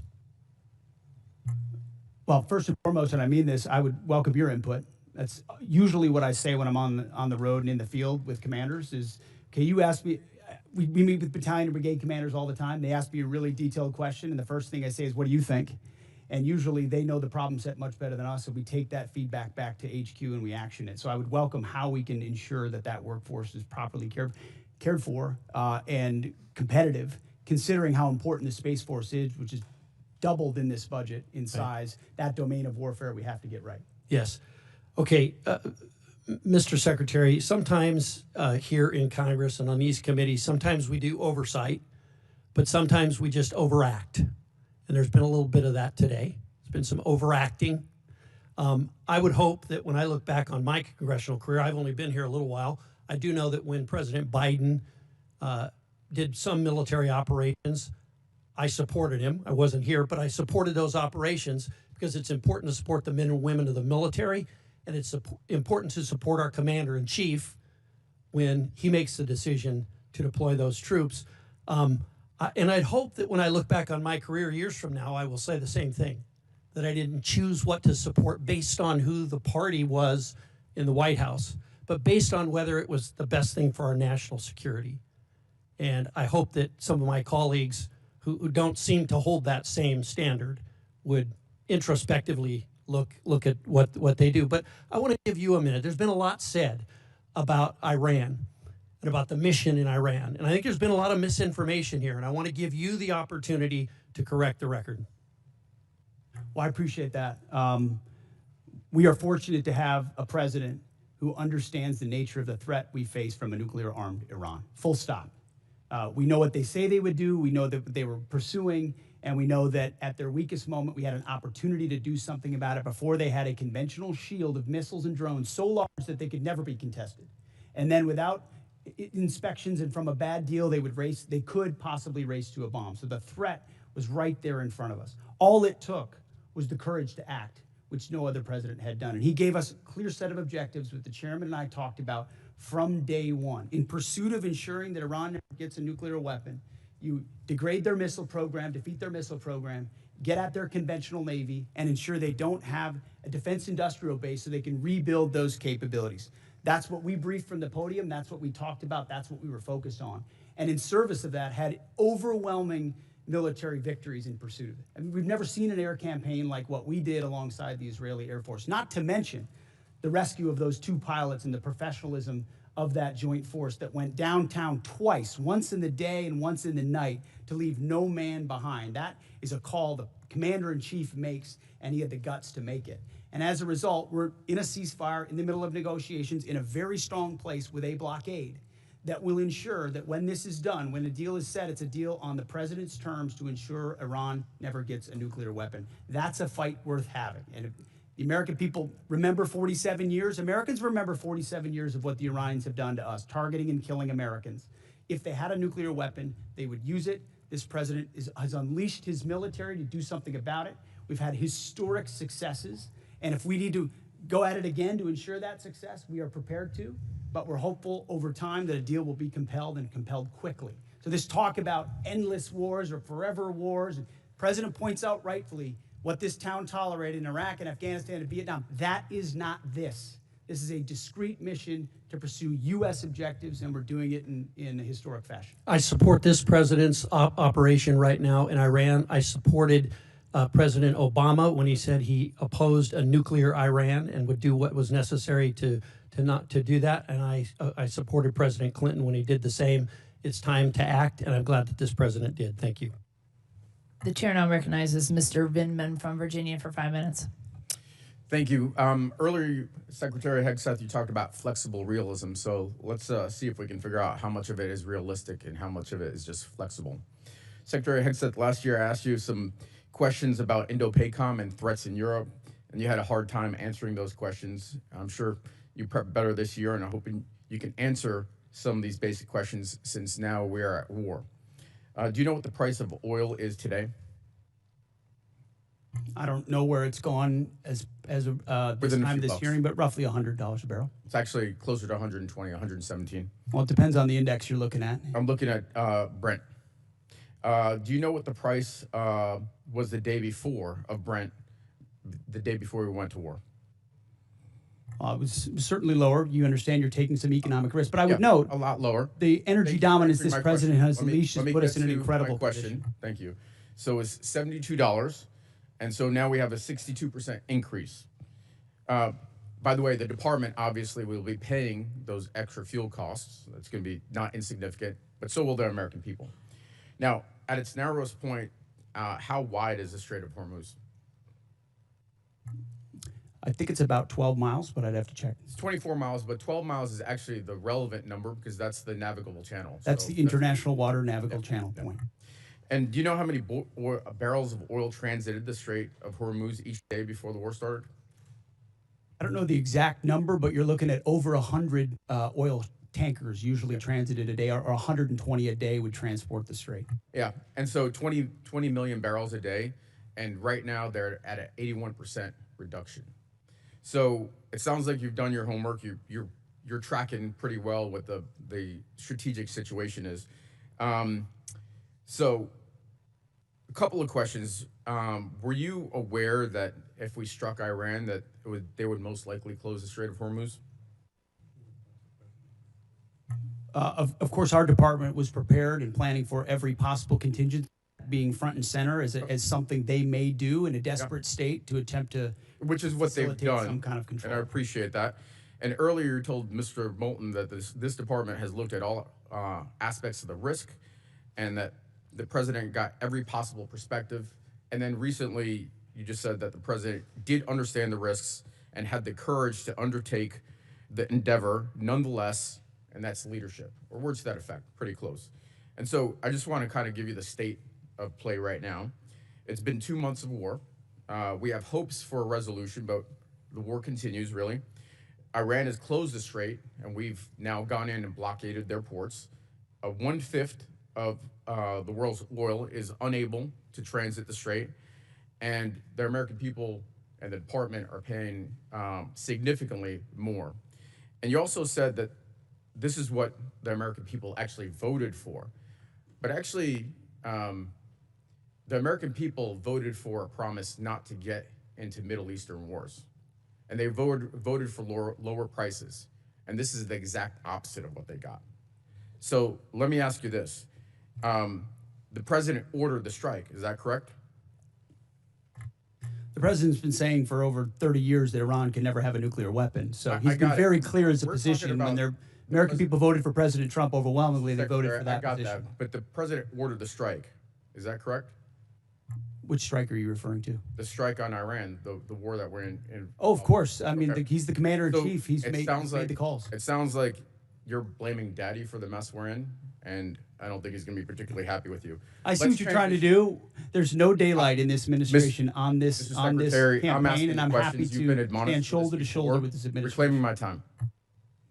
So let's shift gears. Last time we were here, I asked you if you'd apologize to the mother of an F-18 pilot whose son you endangered for sharing classified information on a signal chat. You refused. On March 1st, 6 Army soldiers, including a constituent of mine, were killed by an Iranian drone strike. Do you take any responsibility for those deaths? I was there at Dover when they came back. Of course, I take So was I. responsibility for every aspect. Well, of I this appreciate mission. that, because you also complained about the fact that tragic things happen. The news makes it front page news. The press only wants to make the president look bad. Is it about the soldiers, or is it about the president looking bad? It's not just the president who wants, or the media that wants to make him look bad. It's you. It's actually about the soldiers, and it's frankly reprehensible that you would make that statement. And so, Truman had a sign on his desk that said the buck stops here. And this The gentleman's administration, time has it's expired. The about chair now passing the buck. recognizes Mr. Van Orden from Wisconsin for 5 minutes. Thank you, Madam Chair. Mr. Secretary, it's great to see you. General Caine, Honorable Mr. Hurst, of course, my dear friend of over 3 decades, Master Chief Isom. How you doing? Hey, I have to be very clear here. I spent my entire adult life training for war, training others for war, or at war. And you very astutely mentioned to some of my Democrat colleagues that our generation was involved in an endless war, a morass. And I've had, with Matthew Burns, I've had 22 of my friends commit suicide. And I know that you have recently instituted a specific office to help lower active duty veterans suicide in conjunction with my great friend, Secretary Collins. So I want to thank you for that. 2 months does not a morass make. However, it could be the start of one. And the difference between this administration and many previous administrations, I think that you understand, particularly because of your background and your SCA back there and General Caine, you understand what it means to fight to win. And we didn't fight to win in Afghanistan. We didn't fight to win in Iraq. And it's palpable. I have more friends than I can count that are still on active duty in every branch of service, including the Coast Guard. And for a Navy guy, that's a big stretch. The morale of the men and women in the Department of War, in their case, the Department of Transportation, is exponentially higher than I've ever seen it, ever. And that comes from leadership, starting with President Trump, going through you to General Caine, and through your SCA. And what some of my colleagues refuse to admit is that that's how you win. It starts with the man. It's the first soft truth.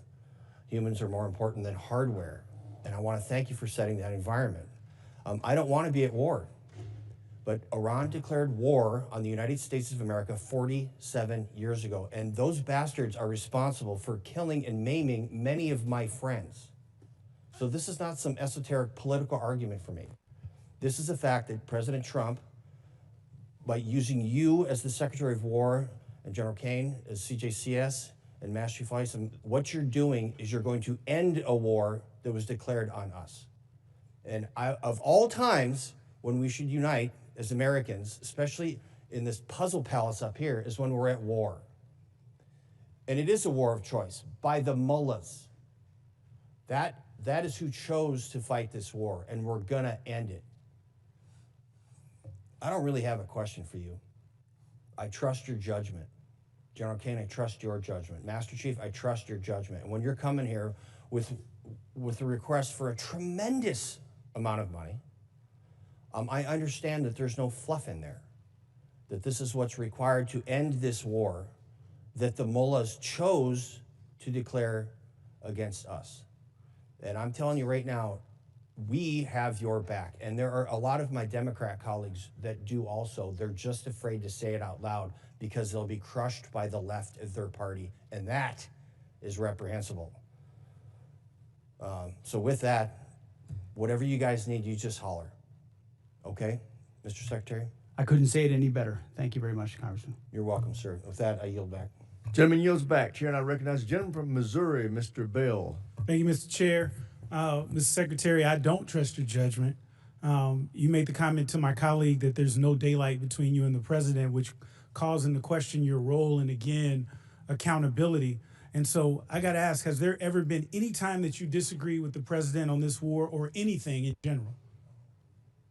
I would never betray conversations that we've had. Okay, The so commander you can't in chief even deserves candid acknowledge that discussion you've ever in even private. disagreed with the man, like his choice of tie, that dance, anything. You haven't disagreed on anything. I've never relayed the discussions I have with the commander in chief. Okay, because it seems to me that rather than being Trump's Secretary of Defense, that sounds like you're just being Trump's secretary. And we need someone who's going to be there that is actually advising, that is also pushing back when necessary and serving the country as opposed to the president. So you said you've never called him out privately or publicly, because we know that hasn't done. But have you ever said the words, and you don't have to tell me what it was about, have you ever said the words, Mr. President, I disagree with you?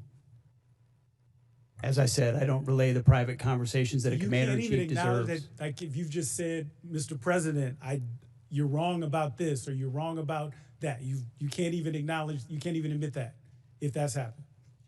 You can ask it again if you want, but I don't relay the private Fair conversations enough. that a commander-in-chief The deserves. objectives of this war have constantly shifted and changed. You see that though, right? Like you can acknowledge that because 1 minute it was to dismantle the Iranian nuclear program. But how, I don't know how that objective has not now been the listed objectives as far as I understand. Then there was regime change. Trump even said when announcing the start of the war, the hour of your freedom is at hand. It's yours to take. He also posted on Truth Social in January, help is on the way to the Iranians posting in the street. Do you still believe in this particular objective? The objectives have been clear from the beginning, and I've supported the president throughout in having the courage to take on this threat. Okay, so then let's talk about what else has he said? So let's talk about the Trump doctrine. So on November 6th, the president said he was all about ending wars, not starting new ones. Yet in the so-called doctrine, the conflict has not answered why we're in the war. The objectives have changed. We're not sure about the exit strategy. This, to me, is the definition of open-ended or forever war. And you cannot claim to end forever wars while engaging in one. And then here's the one that really gets me. So I don't know when it's over when I feel it in my bones. So, Mr. Secretary, war decisions should be based on defined military objectives. You agree with that statement, correct? It's the commander-in-chief makes the call on behalf of the American people when our objectives are completed. There should be clearly defined military objectives. That's safe to say? Ultimately, the commander-in-chief makes the decision about when our objectives are achieved. Okay, because because I'm just trying to figure out what kind of analysis, evaluation are we looking at with objectives when it's just what the president feels in his bones? Are we talking about some Da Vinci Petruvian man or what? What are we talking about when we just talk about feeling it in your bones? Because my thing is, we're not set up here to trust anyone's judgment. We're here to represent our districts and the American people. And so my next question is, the problem that I'm concerned with is that Iran continues to increase their negotiating leverage with us. And so we've been told that we've won this war, it'll be over in a few days, but now they didn't control the Strait of Hormuz, and now they do have leverage in the Strait of Hormuz. I remember even in the strikes in June, after the strikes in June, I should say, they struck Al-Udeid, and we never responded to that. As a matter of fact, Trump even said he knew that strike was coming and he allowed it. Do you agree with that? Ultimately, the president's been clear about his objectives, and if Iran thinks they're going to outdeal the best deal maker on the planet, they got another thing coming. But they struck us and we didn't strike back, and you're okay with that? He even said he authorized, he allowed it. He said that, and you're okay with that? The president has done many bold things for this country to ensure Iran never has a nuclear weapon. Okay, well, allowing another country to attack us, isn't that treason? Allowing Iran to get a nuclear weapon. Time's Obama expired. Chair now recognizes the gentleman from want. Arizona, Mr. Amadei. I want to thank your team behind you for having the discipline and stamina for being here. I know what work was involved in doing this type of hearing, so thank you all. Mr. Secretary, I want to ask you about the A-10 Warthog. How effective has it been in the war in Iran? As I'm sure you know, it's a very effective platform. Yes. And so why is the Air Force, they've been trying to retire this platform for 40 years, since 1984. And it seems like it keeps proving itself no matter the technological advances that we have in the military. So why is there a need or a push to retire this platform? Well, the push to retire the platform was previous administrations, based on mostly requests from the Air Force. But given how, anybody of our generation knows how impactful, important, and significant the A-10 and the Warthog has been. And that's what you want when you need close air support. Full stop, everybody knows it. To include when you've got down pilots and you need to go downtown Iran. And it was incredibly effective in those missions. Now, there are other places where it's less survivable, and I understand that. but there's still most of the world where it is the most effective close air support platform. That's why I got with the Air Force Secretary. We extended it to 2030, and we're, per the President's guidance, going to look at other options, maybe other variants and ways in which we can keep the A-10 capability or platform on the battlefield for our warfighters who want that kind of close air support. Thank you. I appreciate that. Just, you know, as technology advances, sometimes we forget. Sometimes the old school machinery we have works just as well. I know you just, you know, got the Apache helicopters. I mean, that's a 50-year-old frame. If you look at the AK-47s, my God, it's one of the most effective rifles, and from 1947. So I don't want to lose sight of that. You know, I think too much is spent on so many defense companies coming in here selling us the newest, greatest product, but warfare ultimately is about killing the enemy, and we know that Warthog does that. I want to shift focus a little bit to actually kind of old school as well. I know the SOF and PSYOP right now, there's been 3,000 positions cut, mostly on PSYOPs and civil affairs. How is, you know, I've been wondering, we have air superiority in Iran, and it seems like there's no internet connectivity in Iran. Are we doing any leaflet drops over there?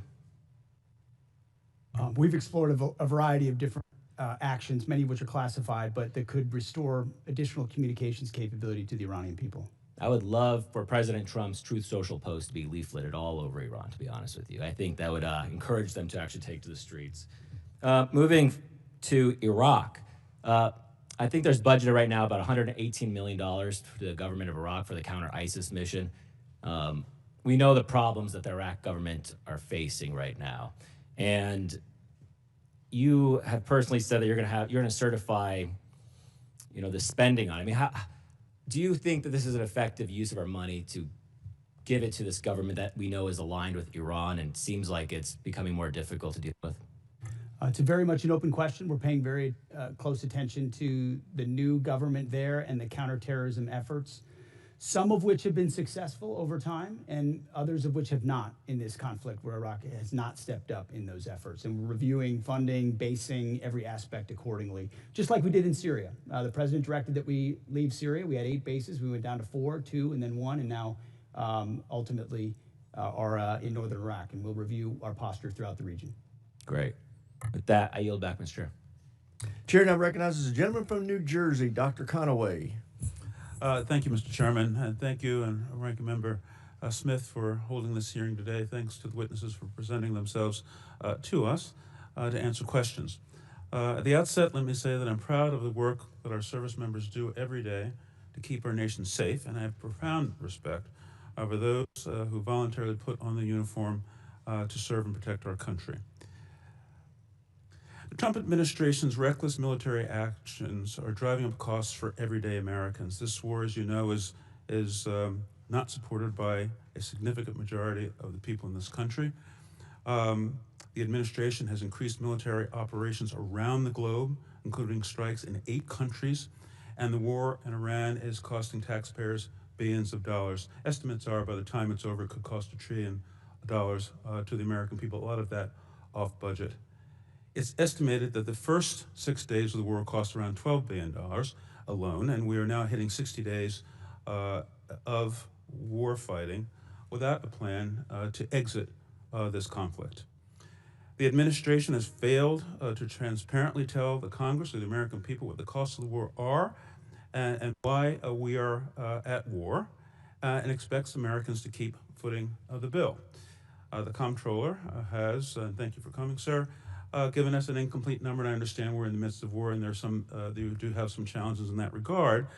But Congress, I think, my colleagues would have appreciated a more thoroughgoing cost estimate so that we may properly conduct oversight as is our duty. I would agree with my colleague, Ms. Goodlander, about the department sharing the full breakdown of the cost of this war and understanding where every dollar is going.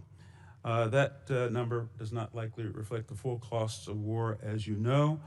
There are many estimates out there that say that this war will cost much more than you and the administration are putting before the American people. If you look at our past conflicts, when we went to war in World War I, this has been mentioned, Wilson went to Congress and called for the American people to help pay for the war Franklin Roosevelt went to Congress, asked for a declaration of war, and the Americans pitched in to pay for this war. Conflicts after that, sadly, too many of them are off budget and are leaving Americans with trillions of dollars in debt. Average Americans are suffering the consequences of this war in Iran, including increased fuel prices in my home state of New Jersey, where gas is now on average $4.20 a gallon. Diesel is almost $6 per gallon. In addition to increased fuel prices, everything costs more: groceries, housing costs, and the people have to pay for it, have not asked for this war, and I think are a little bit bewildered as to why we're in this war. I'm not disputing the fact that the Iranian regime is a malignant, dangerous regime that has killed its own people and indeed has killed Americans over the decades. I think where we disagree is what's the best way to get at Iran. Do we negotiate with them and control their access to nuclear weapons in a multilateral way that included even Russia in the deal and the agreement that President Obama brought forward, or do we go and try to and engage in a costly war in order to get at those nuclear weapons? I think that's where the principal conflict lies. How do we achieve the same goals? Costly war or through negotiation? And we've seen that apparently there wasn't a plan to deal with the action that Iran had to take, that is to close the Strait of Hormuz, because it's the only thing you can do when you are the weaker country in an asymmetric conflict. Of course, they were going to do that, and I wonder whether or not the president was apprised of this before he took the actions that he has taken. So let me just ask this question. And before this, make this comment too. This war is just 60 days so far.